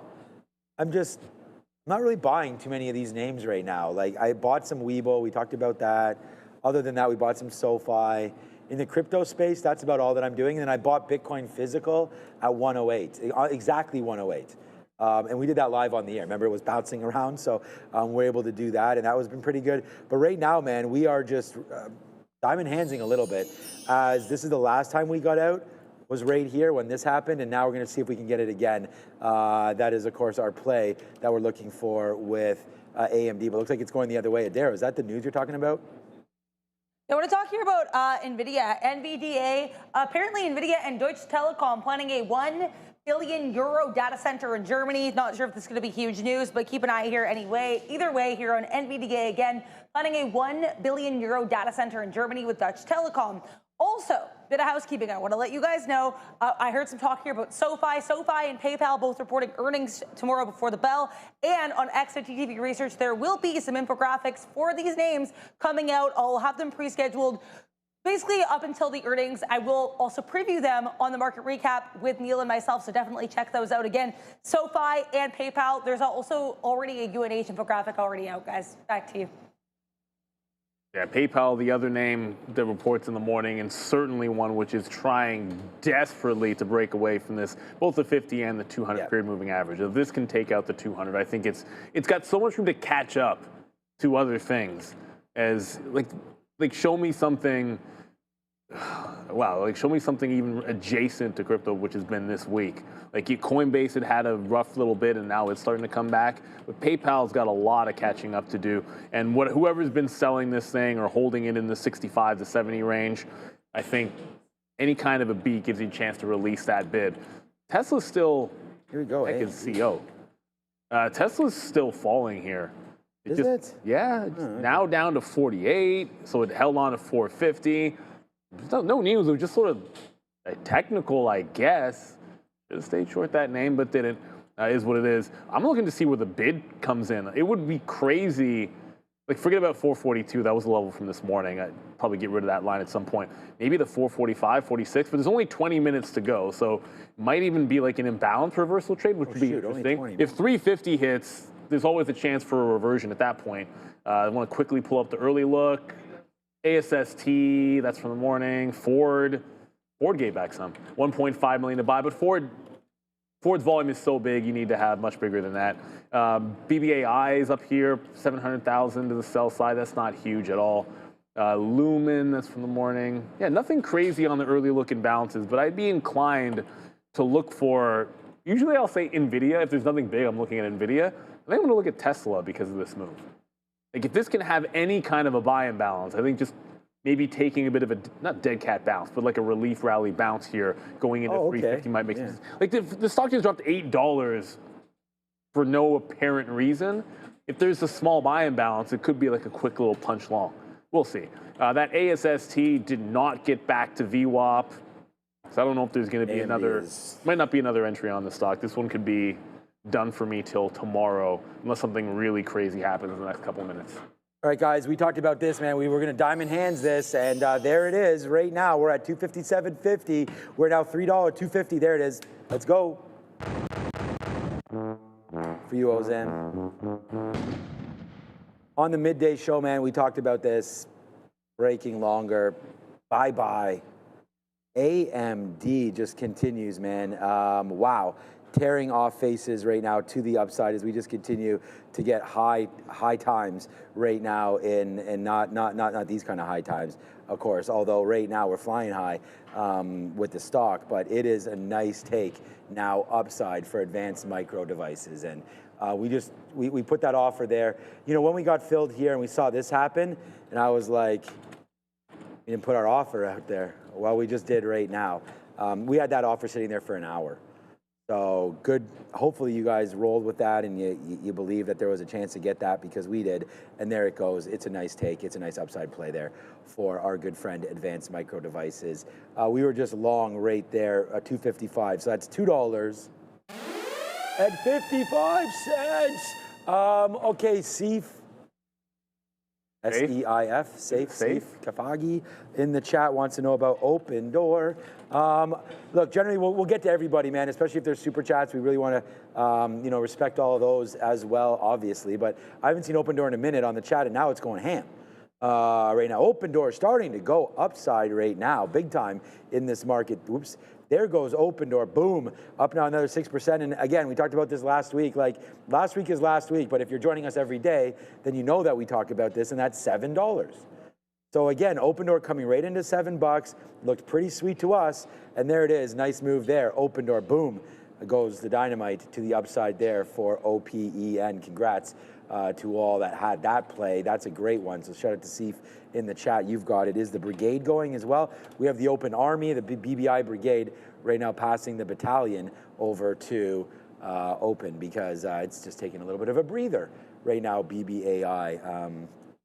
I don't know. Beyond Meat was getting hit this morning, wasn't it? Yeah, so still down below $2. They did not find that beef at all. They still find Beyond Meat, which is not real. And that move upside there losing everything. Was so nice downside play there. This is basically the play for everything. I'm surprised Open Doors held it up this high. Well, Open Door wasn't fighting potential bankruptcy. Yeah. Like that's, and that's why iRobot's interesting to me. We already made so that different call as well. We've seen stocks that fight bankruptcy get a dead cat bounce before, but it's usually very short-lived. That's separated Beyond Meat from what we think can have some potential, like an Open Door. I think that bounce is a little bit more legitimate for some follow-through. And unfortunately, I'm trying to ask myself why wasn't this a short at $2 today? Like this is a pretty clean. Oh, it wasn't clean off too. It was more like 225. But tomorrow under $2, maybe underneath 180, it even looks like it could be a flat bottom break. I'm going to favor shorts on this because there's one more leg for it to get back to $1 where this whole thing started on Beyond Meat. And oftentimes that's exactly what happens. You go all the way back to the beginning. Sucks, but we always tell people all the time, like, you got to take profit on these types of plays. Maybe the risk structure works out. Possible. Yeah. But if you bet on those in the long run, you're going to lose more than you win, because it's down there for a reason. And more often they go bankrupt, and it just doesn't work. And eventually they go bankrupt. Certainly possible, but you better really be confident. Let's go NEE, Florida's finest. Thank you, Adam Jones, for the super chat. I like that. I don't even have to look up anymore. Next era. Oh, Monday chart. This one was wild at one point, but yeah, I guess it's doing a little bit of a rally here. The only thing I'm concerned with here is wick top at the prior day high. Not the prior day high, but the prior high on the daily. Like wick top at that 87, and then it's putting in still potentially like a lower high. So yeah, very bullish today, but on the higher time frame, it looks like it potentially made a little bit of a temporary top here. NEE, unless it can get back and start breaking out again. I think you had to have this one this morning, Adara. I did mention it earlier. NextEra had news as well. Google and NextEra reportedly working together for a nuclear-related project in the U.S., as reported by Fox News or Fox Business, but either way, NextEra is also on watch because they report earnings tomorrow before the bell, and they are on this list here of implied earnings moves for tomorrow morning, October 28th, before the bell. You can check this out on X at TTV Research. Either way, though, I did want to mention that news on NextEra in case anyone missed it. Google reportedly in talks with the company here with regards to a nuclear deal, and they're actually not the only company reporting tomorrow morning that Google is reported, or I guess actually in this case announced a deal with. PayPal and Google announcing an agentic partnership today as well. Back to you. Go PayPal. Can you build that back up? Love some PayPal. Yeah, so Wayfair. Oh, that's tomorrow morning? Yeah, how did we miss that? Wayfair, well, does it got what you need? That's the question. Well, it always has what you need. Wayfair's got that short flow, which is what you need to get going. Like, let me double check because I haven't looked at it since last quarter. Still 26.5%. So yeah, still a 26.5% short float on Wayfair. It's up 5% for, I don't know why it's up 5% today. Probably just some shorts looking to cover before they get potentially blown out through $90. This is one. You only ever look at it 4 times a year probably, and that's when they report. And this 90 looks very, very spicy. You got to break out levels if it's going to be a squeeze play. And this does look like a spicy one tomorrow. I'm not here to, I'll never invest in, I'll probably never invest in the stock. I never try to say never, but I really seriously doubt it. But I do see an opportunity for a breakout on Wayfair tomorrow. It just has to hold above 90. If you're doing that, even on like a marginal beat, the fundamentals aren't going to matter to me. It's that short float that has me interested. So Tesla's bouncing a bit, still nothing. Why, is there crazy. news on Tesla or something? There wasn't really. Because like, It is flying around. and the volume really picked up a little bit there. Like, and once it dropped below right here, I feel like there might be a dare of something. I don't know. Okay, so she's not saying anything, which is fine. I'm going to take a 452 break. That's why I'm asking. Holy jeez, mother of. Look what's happening right now to AMD. It just exploded. Sorry, I just want to chime back in again with Tesla. Like, there is a ridiculous amount of social media attention on this name. I'm talking like Just Twitter. multiple tweets per 10 seconds. Sometimes we'll talk about multiple posts a minute. I'm talking about multiple posts per 10-second period. So this is not social media attention here on X or TSLA. Still not seeing any news, though. Okay. Well, I don't know what's going on, but thanks, Adair. If you obviously see anything confirmatory as far as the story, fine. But this AMD just went ham up to 259, man. That was a huge, this has been a great trade. We'll be on this one tomorrow. Faux show. All right, I'm going to Tesla. I'm going long. Forget about you, Palantir. We already hit you today. We did pretty good. TSLA is the name of the stock, right? Okay. It's going to the downside. I could do a Joe move and trade TSLL. I'm going to stick with TSLA. If it does break above 452, I'm taking it. So that I'm going long, giving it like maybe $1. I just, because I don't know. Like, if I really did know the story and I was like super confident on that it was a good story, then maybe I could, dance with that. But for right now, I'm going to hold off on those thoughts and just go 452 long if we can get it. The other one there, I just said Joe because he likes TSLL. So I think it's this. Oh, is there something? Okay, I found something. But I saw this on Benzinga too, but I don't know if it's that big of a deal. New York State Comptroller Thomas Dinapoli, whatever, urges Tesla shareholders to vote against proposal for 2025 CEO Performance Award per an SEC filing.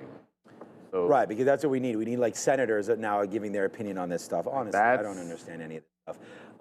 But I mean, if it's Nancy Pelosi saying that, then it's not. But it's I don't not, know. so. I don't even know who that is, but that. Well, here we go. We're about to get a few minutes ago, so I guess that's the story. All right, so we're gonna. Okay, so we'll take it. It doesn't. For me, as long as it's not like something with FSD or something that I need to be. Which it's not. Yeah. Which it's not. Then I don't need to be concerned with it. And IMO, in my opinion. So I'm going to go long on that break right now of 452. That's it, man. I mean, it's going to run into a little bit of problems. I understand that. And if we come back in and break through 451, I think this is worth $1. So we won't. I haven't traded it today. No marks on my account yet for Tesla. But if that's what it is, man, then I'm going to go long on that kind of a story. I don't. People can vote with their money, basically. I don't. For Elon to get paid, the price has to moon, right? So if it does, then good for him, and it has to moon for reasons, not just because of his pay package. So we'll see if it continues to work out. That was a great dip buy at 447, apparently. So I'm going to take that long and only give it worth $1. If I'm wrong on it, I'm wrong, and we'll take that. But for right now, that's what I'm working with here. The TQs basically came right into our level, and we didn't buy it because it wasn't exactly there. And I was at 75. That wick got us to 89. So it's not, I'm not going to be woe is me on this one. It missed me. So we weren't aggressive enough. But we were right. At least the idea of dip buying the futures was right. So that's all I can do, man. I'm just building every day, one idea on top of another, and hoping that they all wind up working out and that it just becomes a smash city type of thing, because that's all we're trying to do is get better to use more shares. All right, 258.50 right there. Great call to get out, I feel like, but I only put out because that was that top at 257.50, but now you're really expanding through. And the NVIDIA out's going to look silly, I'd imagine. No, it's just AMD. Right now, that seems to be on. When we looked at Intel a little bit earlier as well, that's 39.50. But yeah, everyone's worried about what SoFi is going to do tomorrow. Right now, it's trying to take out the tops with only 8 minutes until imbalances. I'd say leave it alone. But I do have to tell you, like, I do like SoFi, and I do like the name long. So opposed to what it's going to do tomorrow, I don't know. But I do like the story of SoFi. We've seen what Robinhood's done as well. Robinhood take a dip on earnings as well, but you're going to wait to see what Robinhood does after SoFi's move tomorrow. It's still up 5%. So all these names continue to be going quite nice. The fact that Nasdaq's up 1.6%, man, it's going to be a great day. You know what I keep forgetting in the Katina household. I keep forgetting that AMD and IBM kind of moved together now. I mean, they should. Well, there was that story last week, Yeah. right? The combination, IBM's going again, another fresh high. This would be, oh no, it did not. I'm canceling my Tesla. Okay, so it did not break these tops. But IBM's still going. Yeah. Those are probably bad wick highs, but IBM's still going along with Advanced Micro Devices, looking pretty strong. Yeah, Tesla's not really breaking through. Someone made a good point that comptroller probably controls a bunch of retirement accounts and voting. So I guess would have some sway on the topic. Not exactly the kind of thing that I would have expected to be moving Tesla around like this, but it's happening. It's happening, so just respect it. There's a name, Los Pollos Hermanos, in the chat that we have not talked about once today. And you know it's a strong day in the market. Please still be up. There you go, Apple. Like I knew Apple was up, but I had no idea when I pulled it up how good it was going to look. Apple is boringly amazing lately. Like most days, it's not standing out for anybody, but that just masks what's been a fantastic, buy the dip, run off that 50 period, and it made another leg today. Like most days, if there weren't like the China story having the chips be strong, and that's where the play was going to be, and then Tesla, of course, going ham in here, you got to respect simple hold of last week's highs and stair step up. Like this is, to me, default. Like it's a long till it's not. That's a simple way to put it. It's taking the stairs higher. You made one step today without going parabolic, could go up 2 points. I like it.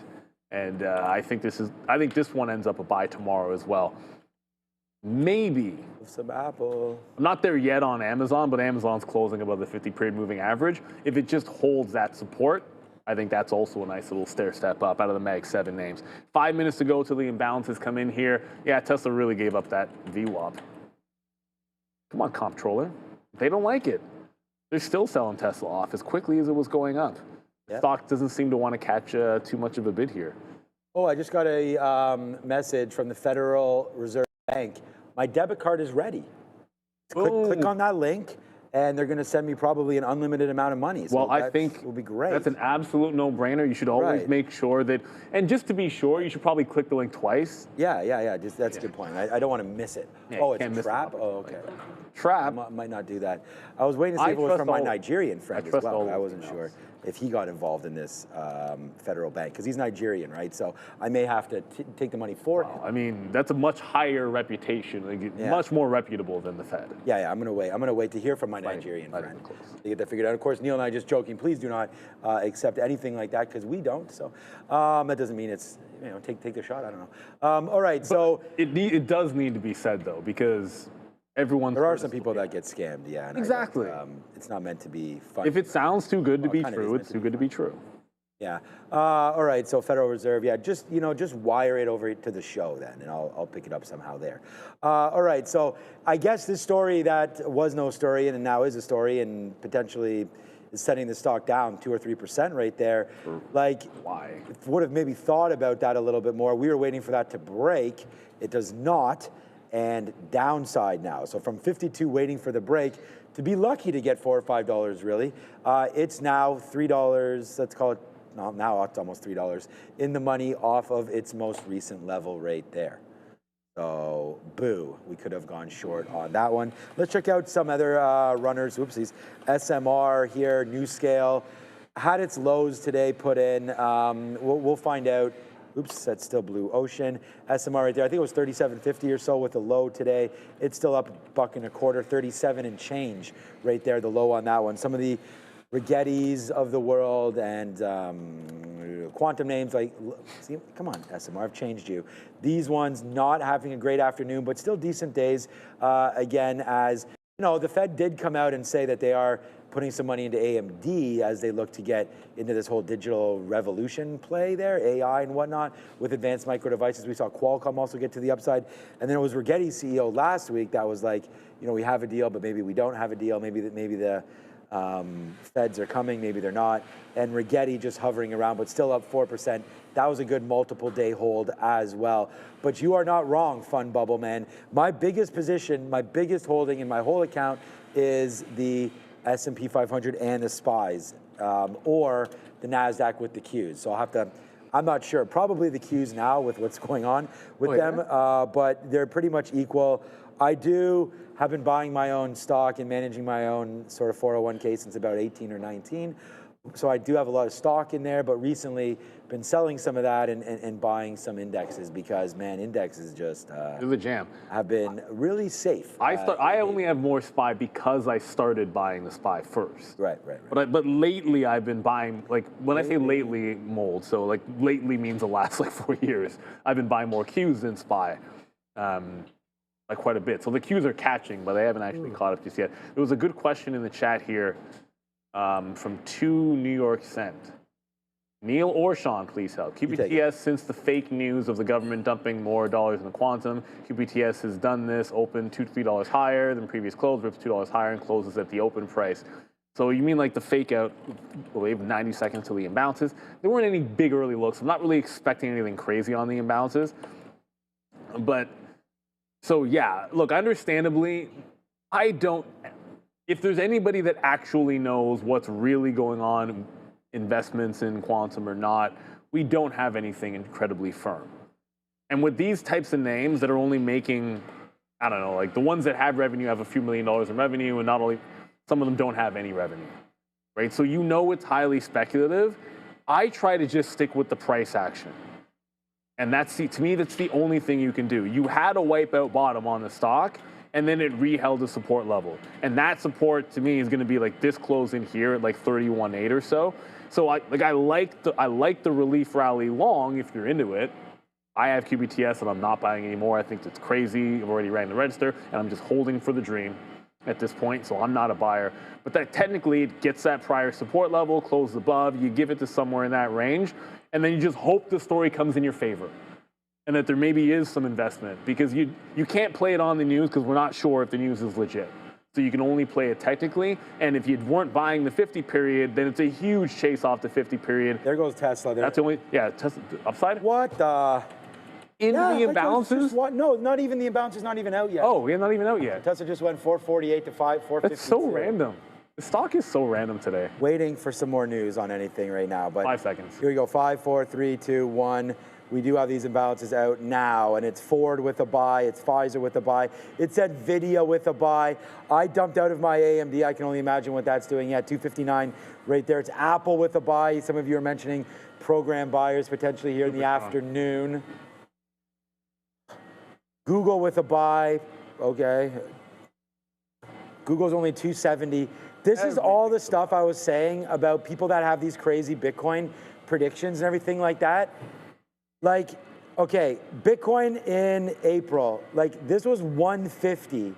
You're almost doubled on Google, okay? So you almost doubled on Google since those April lows. Everybody's sitting here waiting when Moon. I had someone in the chat just goes, when Lambo, right? Bitcoin right now, its lows in April, 44. It's at 65. So obviously, even a stock like Google, there's many other names, man. And the reason why I'm not picking an ASST or anything like that that moons daily, like Google is kind of like its own little index anyways, right? Google, Apple, all these plays. What I'm getting at is there's many other plays other than crypto, as we all know, that have really had some great push forwards lately, and that included is Google, and what a move up for them. Microsoft continues to, make that breakout work down there around 520 when they recently broke out right there to come upside. It's still in play though for the breakout for sure is Google, so there's that kind of a play there. But yeah, man, it looks like it's buy side all around. The only sell is Verizon, and that's a nothing burger for Verizon shares. It's not doing anything, 700,000 shares, so. Palantir up near and around all-time highs. SoFi's a buy. I didn't even notice that. Keurig Dr. Pepper off bad or good earnings, sorry. They're a buy as well. They haven't done much today other than make quite a little move down early, but still hovering around. Palantir looks like it's the winner, not the winner, but it's going to go out near all-time highs, 190 today for PLTR. Yeah, as I said, nothing too crazy on those imbalances. No. Stay tuned because aftermarket. Look, I know tomorrow morning, obviously, is going to be bigger, but lots of coverage. I punched out of Intel on those buy and bounces. It had a 1 million. Of course, it then heads lower because it doesn't seem to care. But the market itself doing this jaunt up on, remember, like the overall imbalances weren't that big to the buy side, like 200 million for the total, 6 million to sell on the NASDAQ, the Mag 7, 22 million to sell. And the response to that is the market breaking out once again because we are closing at all-time highs like the James Bond song. We're at an all-time high. Mother market is absolutely undefeated. At this point, even Tesla got bought up on that dip, which was crazy. Kind of weird that Tesla was going down in the first place. I just saw in the chat, wow, Meta. We haven't even talked about Meta here today. Meta and Microsoft. Yep. Those two names, I don't know what it is, but just for some reason not as exciting anymore. But Meta's going to close back above its 50-period moving average.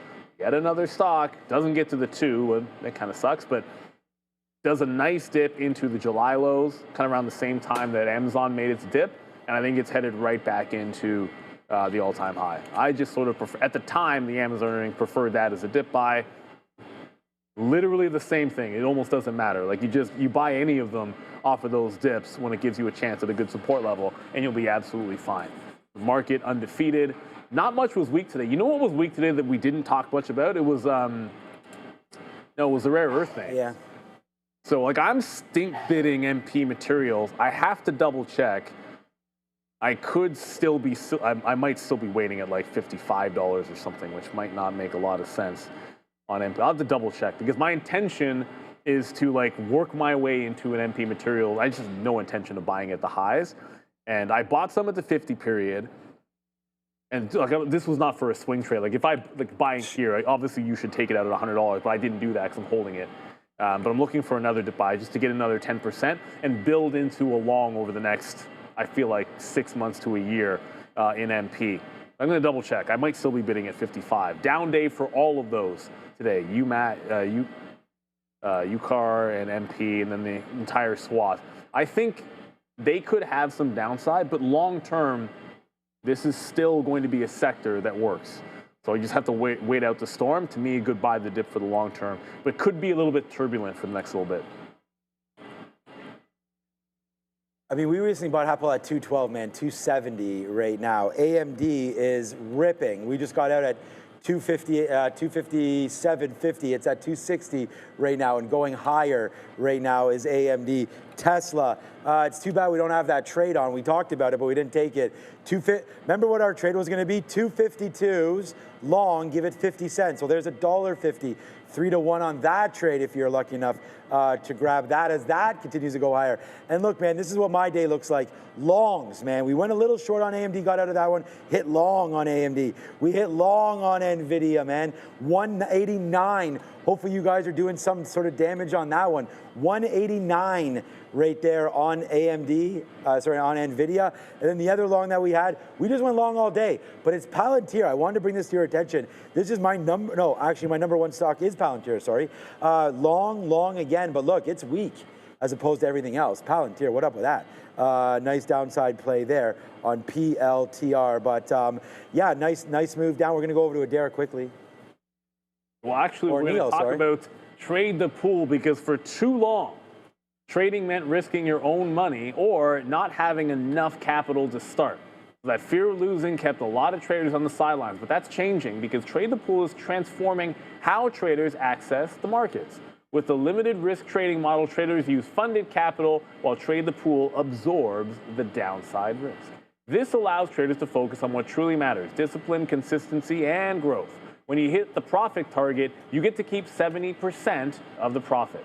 No fear, no barriers, just real opportunity. This is a revolution of limited risk trading, and it's powered by Trade the Pool. So visit tradethepool.com or scan the QR code in front of you to get 10% off your first evaluation. 355 hit. Most of the imbalances paired off that were there. Intel actually grew, believe it or not. Bigger imbalance, but that only 1.5 million shares. Intel's done 140 million. ETHA with a bid of 1.6 million. Don't usually see that. To be honest with you, I can't even think of the last time that I saw this have an imbalance, and it's not moving. So mental note, imbalance probably needs to be significantly larger than 1.6 million shares to move ETH. But as I said, it's the first time that I've even looked at that one. Yeah. I was going to say, there's not much. Those imbalances, it's all just, yeah, no, that is the iRobot working in the background there, people asking. It's a little right there, as I guess Russ in the background there is sweeping or vacuuming. The entire second half of the studio, which you guys don't even see, where we used to have the desk, is still getting like gutted and then redone and painted, so they got to be cleaning up. There's a heck of a lot more than just what Behind you us, see going in on front of us. in front of us. Like I haven't even looked at it. Behind the camera. Like there's like a big plastic. Oh yeah, it's done. I mean, they're getting a new floor in there, and it's all look at that. All the walls are Temporary resistance in our past, but our bullish outlook. We're very bullish. I like that. 2 minutes to go in here. Well, I should probably get on up to this. We should have Michael Noss coming through as well, so we'll be able to talk to him about this rally in the markets, maybe what he thinks about crypto not participating as much. I know it says percentage up 1%, but it's not like it went absolutely ham today. The Qs were a bigger story today, almost 2% to the upside. Still a chance, but I don't think we're going to get to that 2% mark. It's been a minute since we've had 2%. I'll see you all at the desk. Yeah, we have Whirlpool. There's a bunch of different reports happening earnings, today. but the big one's tomorrow morning. It's that SoFi. Yeah, everyone's concerned about SoFi. SoFi so good, though, on that name, as we've said that joke about a million times. All right, just watching out for the names that we've been talking about. Here we only have 1 minute now until your U.S. market is closed for the day. And that means NVIDIA doesn't trade anymore as it goes out at 191 and change. The biggest and the baddest EV name out there, Tesla, had a great day today. Still goes out at 4.5%. Make sure you hit the like and the subscribe button. Right now you guys are watching, and this is how many we have subscribed. Let me just pull this down right here. You guys got to hit this like button. You see what I'm going to do? 500 likes. Get that going right now. How many of you are watching? We still have Neil here. I guess I got to go live on this. How many watching? How many watching? 6,000. Thank you so much for staying late with us right now. Hit the like button. Toronto Blue Jays, by the way, win tonight, 55-45. So thank you for that. 500 likes. Get that up to 1,000. We've got Neil Nadera coming on the recap show to talk about all the earnings and all of the plays there today. We'll get also some more information from Michael, as we just talked about, what he's up to. But there goes Tesla right now. 452. We'll see what that can hold. 450 tomorrow. It's really the Apple story, though, into the close. As here we go, only 10 seconds left. Now, this closing show brought to you by, and the bell, brought to you by Oragenics, of course. Get your concussion care with Oragenics and go find out what they have to offer. All right, man, that wraps up the day. It looks like the NASDAQ goes out, wow, up 1.8%. One of the best days in a long time that I can remember for the NASDAQ. Finishing the day up nearly 2%. Wow. ES up 1.2%. That, again, is another hot dog close for all of that. Bitcoin nicely cooking today at 115. Get your glizzies on Bitcoin as that starts to go as well. All right, enough of the annoying hot dog guy right there. I'm Sean. That was a fantastic closing show. Thank you, everybody, for joining us again. We're having a lot of fun here. It's about to get even better. They're doing the cameras, though. Are we okay, Fabian or Andre?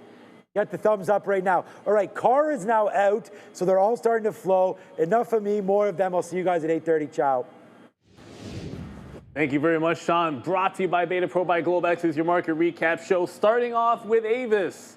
Well, it was up, but coming right. Oh, now starting to bounce again. Wow, there you go. That was $10 up, $10 down, and $15 up here on Avis. So right away, we know you're in earnings season when you got these bamboozlers.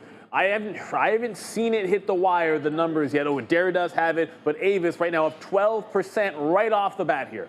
Yeah, revenue here, $3.52 billion, better than the estimate of $3.46 billion. Adjusted EBITDA, $559 million, beating estimates of $542.3 million. And net income here of $359 million. Also, FS Bancorp, this came out just right at the close. FSBW authorizing a $5 million share repurchase, probably not major, but something to let you guys know about. Nonetheless, let's take a look here at our implied moves and ETA calendar so we can see what's coming next. Should be getting Cadence around the same time, as I believe Neil mentioned there. Cadence, former home of Lip Bhutan, who is, of course, the current CEO of Intel, which is a fun fact if you guys don't know it. Cadence is not reported yet. We'll get WHR at 4:05, NXPI 4:10, Celestica at 4:15, and at 4:30 we get the double whammy of Waste Management and Nucor. Those will be coming up very soon. Couple of biggies. I don't think Michael Burry's in that Waste Management anymore, but that was a long time. Yeah, Michael Burry was Waste Management at one point was like the biggest holding in Scion Capital for a while. At least I believe it was. That might have been a couple of years ago. But just jumping back into to Avis for the price action here. On that beat, there's the breakaway. It's a breakout on the daily. Now keep in mind, 9% was the expected move. It went 15% last time. The prior high was right in around just underneath 170. Looks like Cadence is out. Car needs to hold that 9% if it's going to be a strong one tomorrow, in my opinion. But Cadence is now out. Former Intel CEO's baby. How are they doing? Yeah, I mean, they're not doing too well on the stock move, but the earnings themselves, Neil, nothing too crazy here to the downside. As far as I can tell, Q3 adjusted earnings, 193, beating estimates of 179. Sales, $1.389 billion, beating estimates of $1.323 billion. This is also a $350 ticker, so I should remember them tomorrow, hopefully. But either way here, CDNS, despite a double beat, market not seeming to like this number. I'm going to parse through the report quickly. So revenue up year over year, operating margin improved on a year over year basis, non-GAAP operating margin improved on a year over year basis. I'm not seeing any metrics that are down year over year. Okay, one thing maybe I'll read here. Quarter end backlog, $7 billion. Revenue expected to be recognized in the next 12 months from remaining performance obligation, $3.5 billion. Still not bad. If I get anything else, I'll let you know. But sometimes, as we know, the earnings and the stock move are not always chilling together. BBBY, Bed Bath & Beyond, apparently reporting this might be, is this a pink sheet? I think it might be. I think it's on the OTC. Is it not? Okay, yeah, I'll pull it up here. It's apparently NYSE, What? and it's getting pushed to an upside. Revenue, $257 million. Losses here of 19 cents per share, but the company does expect year-over-year revenue trends to turn positive, but only in 2026. So, Yeah, I mean, look, I think the story for them, it's not even that big a short float anymore. 7% short. I don't know how much that excites me on Bed Bath & Beyond. You almost want it to be bigger than that, but it is making a nice bounce. Like almost double digits. Oh, just got to double digits here on BBBY. Not much on the daily chart until it breaks like $12. So, yeah, this one came back in, and I don't know if it's going to have enough juice. But I like double digits is fine. Let's just see. Maybe the $10 level tomorrow could be a little bit interesting. But just jumping back over to Cadence for a second. I have more on Cadence. They lowered their guidance. Yeah, I was going to say, like, maybe the guide, because it just spiked up.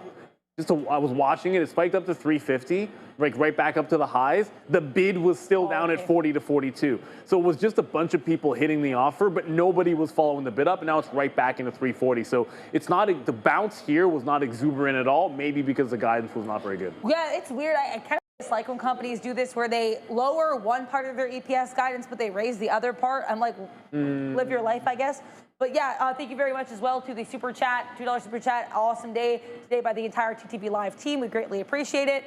Let's take a look here, though, at CDNS, lowering their fiscal 2025 GAAP EPS guide here to 380 to 386. That is well below estimates of 430, though, to be fair. That's terrible. Their other guide was also well below estimates, Neil, so But they raised their fiscal 2025 sales guide to 5.262 bill to 5.292 bill, narrowly above estimates of 5.248 bill. Again, I don't know, I don't think this is that good all around, but they did raise their adjusted EPS guide, and this is very nice. They raised it to range between $7.02 to $7.08, well above estimates of $6.84.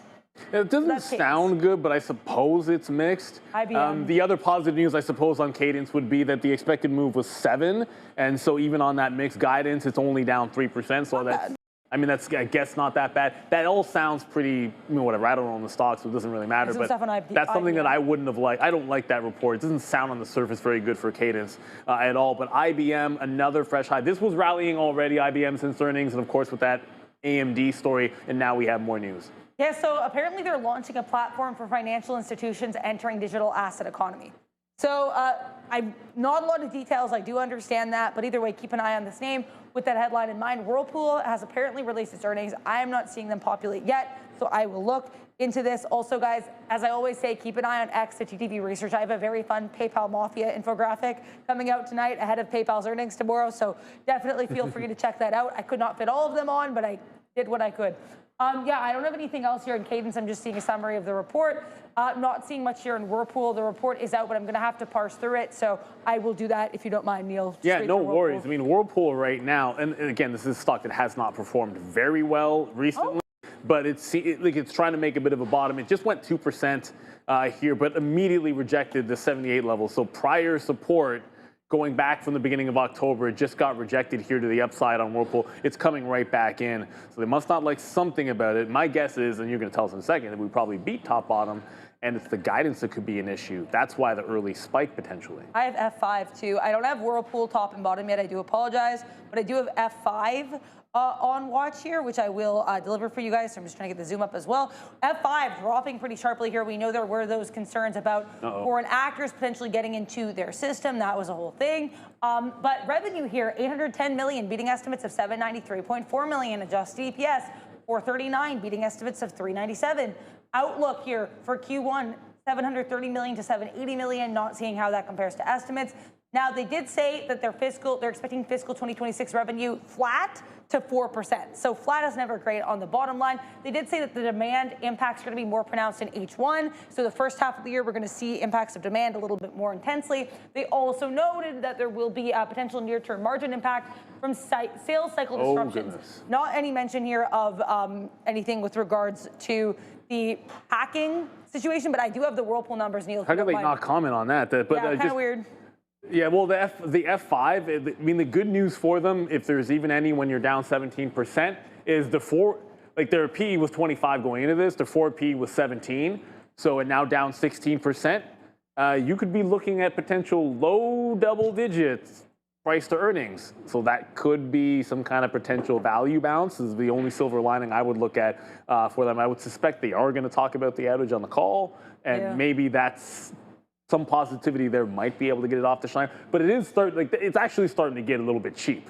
They don't do much volume either. That's no, it's from a trading standpoint. Look, you're not trading this as a day trader. Trust me, you don't want to do it even right now. The spread sometimes here. I might. It's a very spread. I'm joking, yeah. No, but if you, I was going to say, like, the spread is huge on this stock. It's maybe more something you would trade.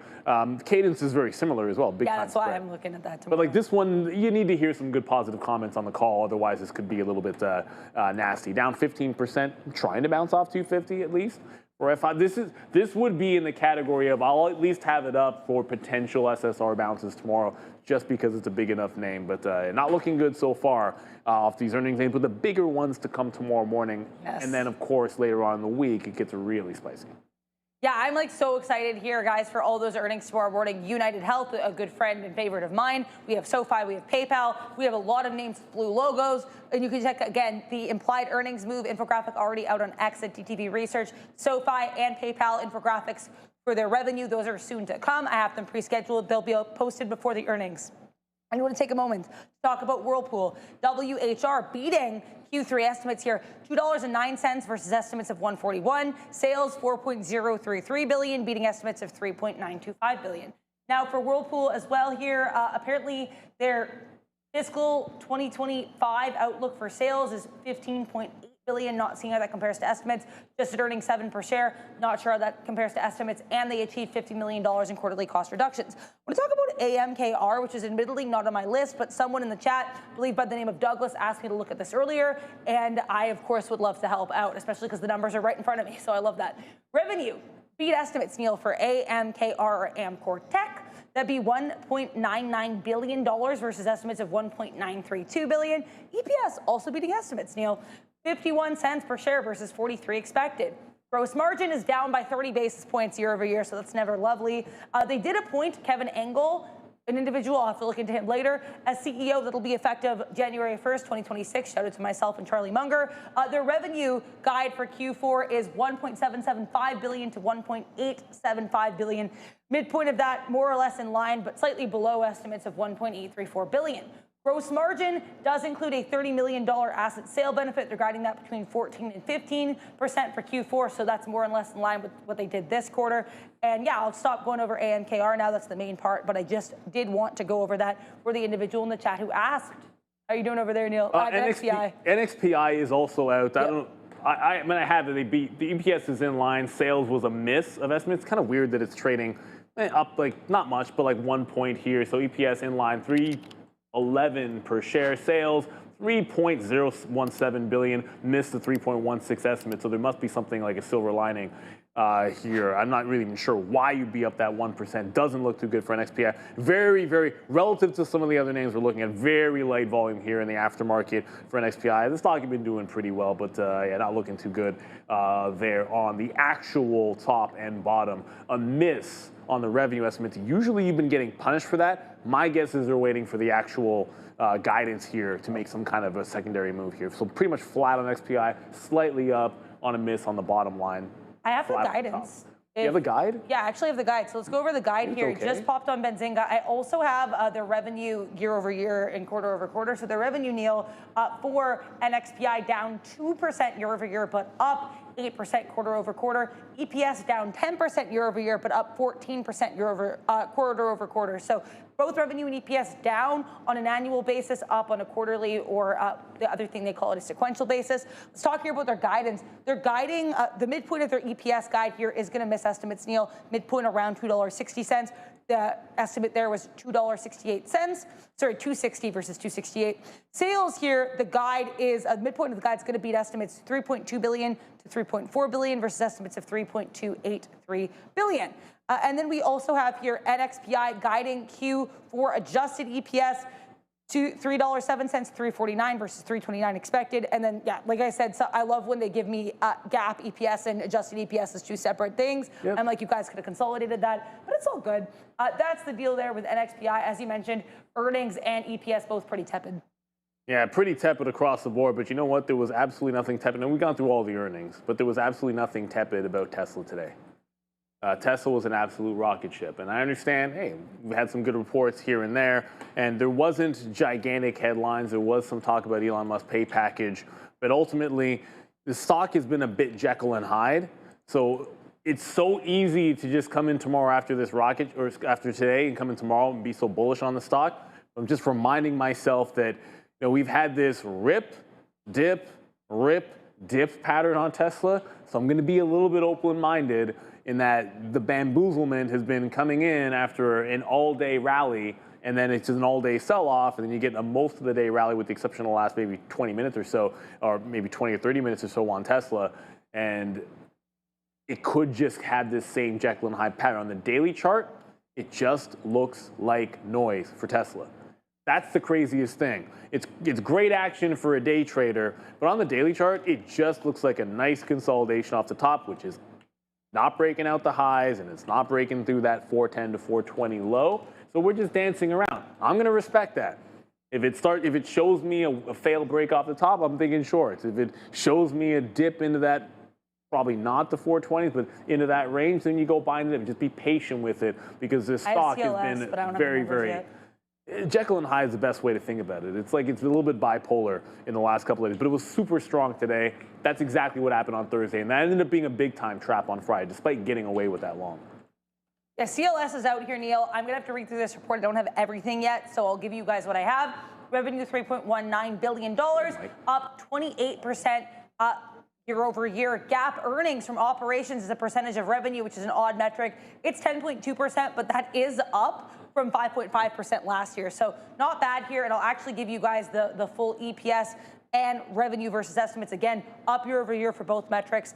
EPS $1.58 adjusted versus $1.47 expected. Sales $3.194 billion versus $3.011 billion expected. So that's the look here for Celestica. I do want to mention, Neil, some non-earnings related catalysts that are getting a little bit of a move that I think I should address. KB Home, odd one for me to mention post-market, I know, but I checked and there was volume, so I said, okay, cool, let's get it.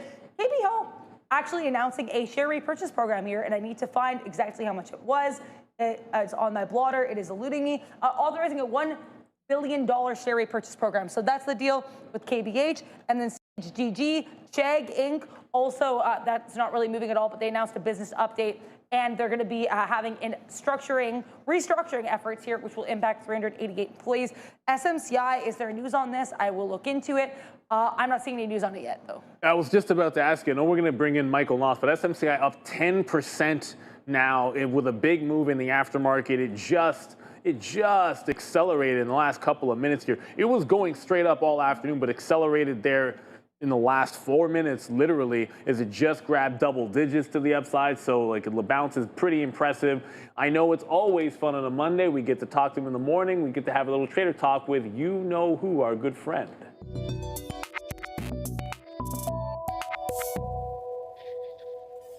There he is, the NOS boss himself.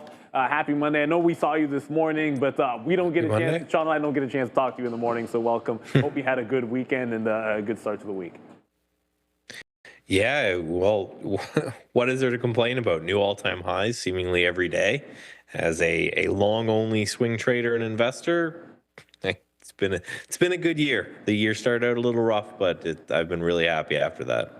Yeah, that's crazy. Whoa, SMCI going another, it's like SMCI is up 10% and moving after market. We don't even see a story on it. I guess sometimes it could just be this crazy bull market. But like right off the bat, before we jump into some like more in-depth topics or what you would like to talk about, and then my attempt to, and failure usually to stump you, what do you make of the fact that we keep hearing, like every single morning when I'm going to catch my train, I'll have like CNBC in my car because I listen to it. And every morning I hear them talk about bubble this and bubble that. And if you didn't look at any charts and you weren't involved in holding things long, you would think that this is going to be like some kind of dot-com bubble burst, yet all we do is continue to make highs. What are your thoughts with regards to that? Is it something you think about? Is it something that you have a plan of action for? You don't care? I don't care. So the two things that come to mind right away is one is the famous George Soros quote of, when I see a bubble, I run right in.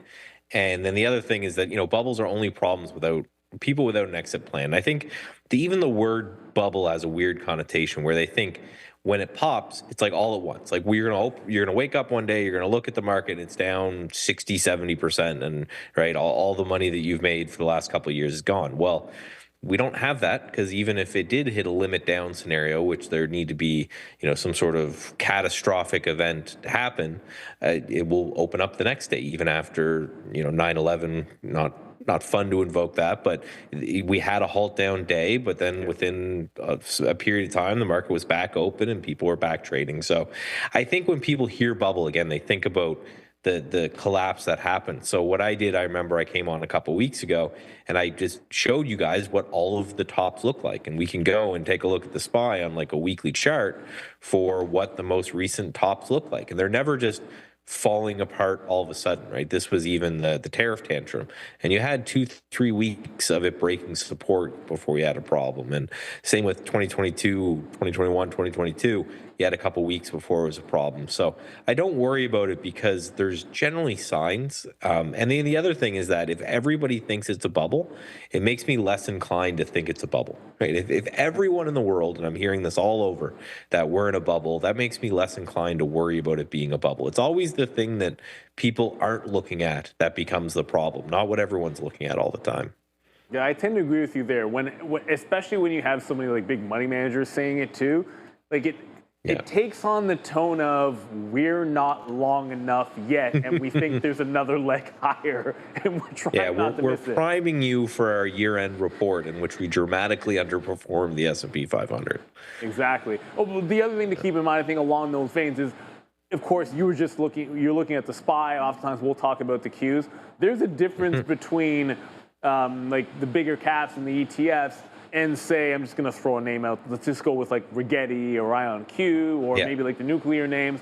Like those will, without the market doing anything, can have like 20% pullbacks and 30, 40% pullbacks within a matter of days. So understandably, on your individual plays that might be a little bit more volatile, it's much of a different story. Well, and it's important to note, too, that, obviously all of the quantum computers make up 0% of the S&P 500 and the NASDAQ, right? So it's, this sounds harsh for anyone invested in it, but really every quantum computer stock could go to zero tomorrow and it wouldn't affect anything, right? Just like if you look at something as big as energy is 3% of the S&P 500, the entire energy sector. So say, something happens and we find a whole bunch of oil somewhere and oil gets cut way down, that's still not going to have that big of an effect, right? So for us to see, and there's another school of thought that we'll never see a huge market crash again because the market is so fragmented in this way, where again, all quantum computer stocks could go to zero, and you could definitely have a bear market and a crash there. But because the market is so big and has so many kind of tendrils out there everywhere, that the market as a whole might not be affected, and we may have little mini bubbles that kind of expand and burst and expand and burst, but overall, that wouldn't really affect us that much. So I have a question for you, and this is you just made me think of this, as well as my attempt to sort of stump you here. When you say that, because we have a little bit more fragmentation, but then you also hear, the Mag 7 and how big of a percentage of the overall market that they are causes some trouble. I know you like to look at go back to past events to inform your future decisions. So here's my question to you. Let's just say there was a top coming up in the market. What sector, if any, or what stock or group of stocks, if any, would you see as, if this pulls back 10%, I'm not saying it's the top, but it would be a strong signal as the top? Is there anything along those lines? I guess it'd be easy to say the Mag 7, but you come across anything in your research that would give us a hint, at least? I think, and this is a controversial take for anyone that studies Dow theory, but I think semiconductors are the new transport index. So again, just quick explanation for those who didn't study Dow theory. The idea was that if you looked at the transportation average, that could give you some clue to what happened in the market. And the idea was that back when we shipped physical things, and that was the entire economy, that if the transportation companies started to suffer, then that kind of gives you a early sign of an economic slowdown in which you have, people aren't moving stuff around as much, so maybe that's good. And that worked for a long period of time and then stopped working. And I think kind of semiconductors replaced that, because if we remember during 2022, 2023, everyone was saying, well, we don't have the chips to build new cars. We don't have the chips to build microwaves and fridges and all this kind of stuff. Everything has a chip in it. So that made me kind of think that maybe really the only sector and the main sector we should watch should be the semiconductors. So, you could pick SMH, there's a couple ETFs for these, but like we saw a massive new breakout and a new high today in SMH, and that was helped a lot with like the Qualcomm news and things like that. But if this starts to suffer and not just move sideways the way that we saw back in July to September, but really starts to kind of pull back, 10, 20%, if the market's still holding up at that time, I think for me that would be an early sign that, okay, without semis, then we can't have, AI, and we can't have new technologies with the robots, flying cars, and everything that we're looking at now. So to me, this might be a little bit of an early warning sign. If people aren't buying semiconductors at the rate that they used to, then maybe it's time to get a little bit concerned. Well, see, there you go. That was my weekly attempt to see if I can put you on the spot with something. I can't disagree with that. It's just worth a note. SMH to get to the 50 period on the daily has to drop 10% from here. And you know what? I'm not even sure it would be there if it dropped 10%. It would still be above the 50 period moving average, let alone the 200, which stands $100 lower, $100 underneath the current price. So, there's a heck of a lot that we could have a healthy dip without even going into bear territory there. So I agree with you. I know before we get you out of here, I wanted to ask you about Newegg. This is a stock, I remember when it did moves, it had this weird, I want to program buy thing going on with it, and we used to get lots of questions about what's going on, and all I would ever say was, I don't know. And then when it unwound, it was about as violent as you could possibly imagine. Look at the daily chart. It's starting to break out again. So I know you're a technician. This is the definition of a dead cat bounce. Do you see anything here with Newegg that you like?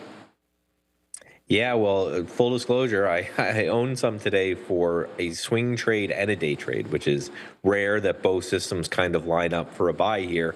But yes, the swing trade system is looked and bought some of this, and this is a weekly system, so I'll be out of this by the end of next week unless something amazing happens and I decide to override the system and hold it a little bit longer. But what the system is looking for, pretty simply, is a larger than normal move, and that's what we saw here last week, right? If we go to kind of a weekly chart, you can see it.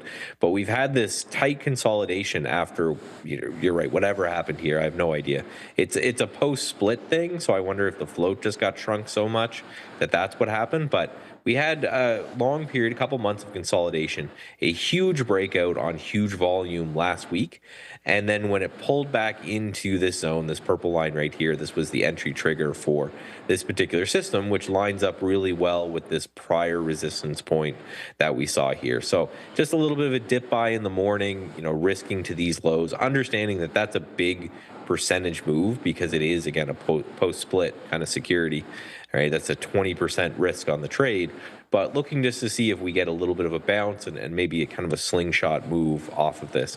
I don't know why a company that you order like computer parts from is so crazy, but it's definitely been moving incredibly volatile here. I mean, the stock's gone from 30 to like 130, back down to 30, and now breaking out again. So I think you found yourself a good one. Wait, I just saw that super chat come up there.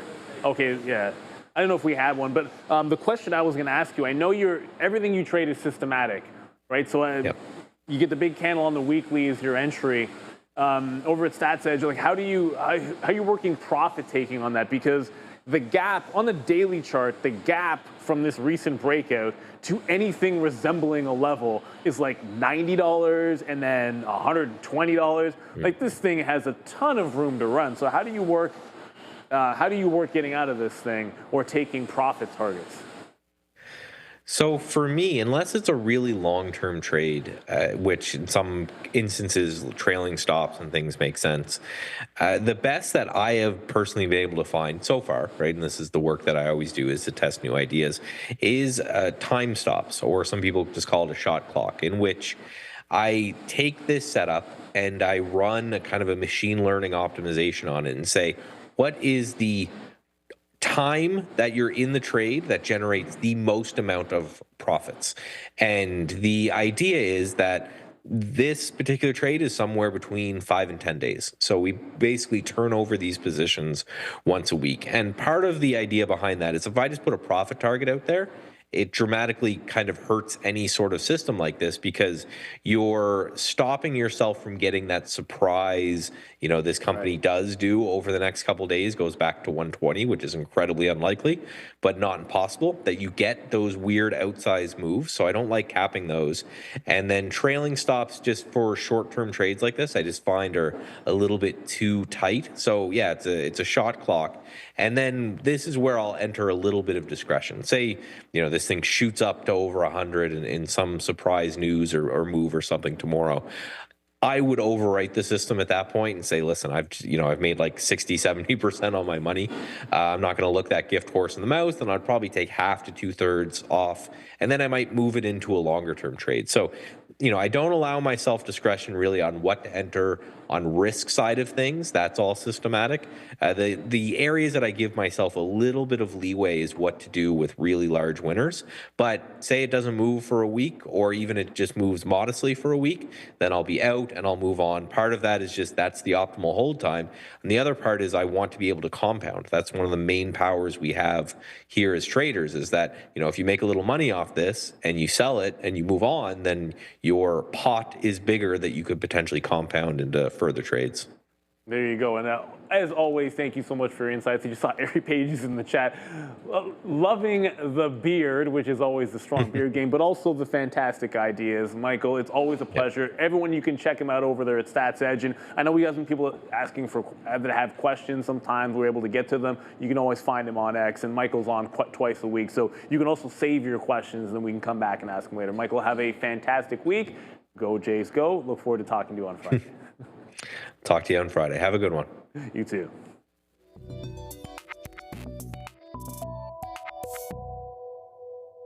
you to Michael Noss for being here. And, we didn't even mention that. I don't know if we said this at any point today. Adara with the green on almost 2% up day on the NASDAQ. Do we now have to think of this, forget about the red and just start buying if you were green? Well, because red last week on Friday did not work. Unless you were Tesla, in which it actually worked quite well. True. But it did not work, generally speaking. So maybe green is the color. Yeah, I just saw apparently someone asking if we could ask Michael about Oscar. Unfortunately, he is gone, but thank you very much for that comment. And hopefully we can ask him next time he's here. Well, you know what time it is right now? It is 4:30, which does mean, unfortunately, we do have to get into, fortunately, we got to get into our roll call. And if you want to be part of roll call, jump in the chat right now, because if you want to hear your name rhymed off in rapid fashion by Adara, then you got to type something in so it shows it up. But to be in the chat, you have to hit that subscribe button, so hop on in. And look, you know what I'm going to say? It's the World Series. The Jays are in it. So I'm going to say let's go Blue Jays, but you guys can thank anyone on the team, whether it's Fabian, Ramin, Andre, my man Sean, Brendo, who's coming back tomorrow, the Midday boys, Sharif, and Joe Adara, killing it today on the news, by the way. There was a lot to cover, actuuld tover today. It was a bit exhausting. Didn't expect there would be that much, but there was. No. So jump in here and say, let's go Blue Jays. Do. We also got waste management earnings here, guys. Ooh, EPS, nice. Slight miss here. Revenue, also slight miss, though EPS was up by 1% year over year. Revenue was up by 15% year over year. So yes, a double miss, but up year over year.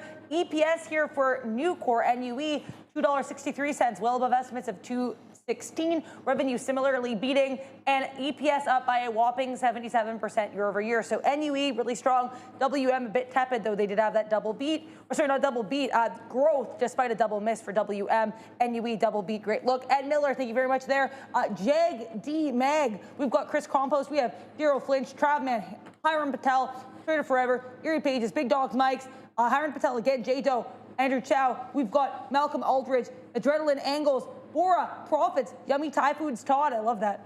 Neil, thank you very much. Neil, Lee the Conductor, we have Nick Narosi, why not? Byron Hart, Jazzy, Sir Poopy Paper Hands, Redo Stocks, Trader Forever, why, what not? One Life to Live together. Shout out to One Life to Live. VWhopper Trader, Just Do It, Essie's Besties, Rick, Esty, Trader TV Live in the chat. Marlon B, Save Man, Woman, Peace, and thank you all for being here every single day, because guess what, guys? We're going to be back tomorrow. Same time, same channel, Trader TV Live, 8:30 a.m. Don't miss it. So many earnings galore. SoFi, so good. SoFi, bright and early 8:31. I know we got PayPal too, and you also have UNH, but hey, actually I own 2 of those 3 stocks, so I probably care about both of them, UNH and SoFi. We'll see what happens tomorrow morning. You'll be here at 8:30. We'll be here at 8:30. Enjoy your evening. Go Jays, go. We're Trader TV Live, brought to you by Beta Pro by Globex. We'll see you in the morning, everybody. Good luck.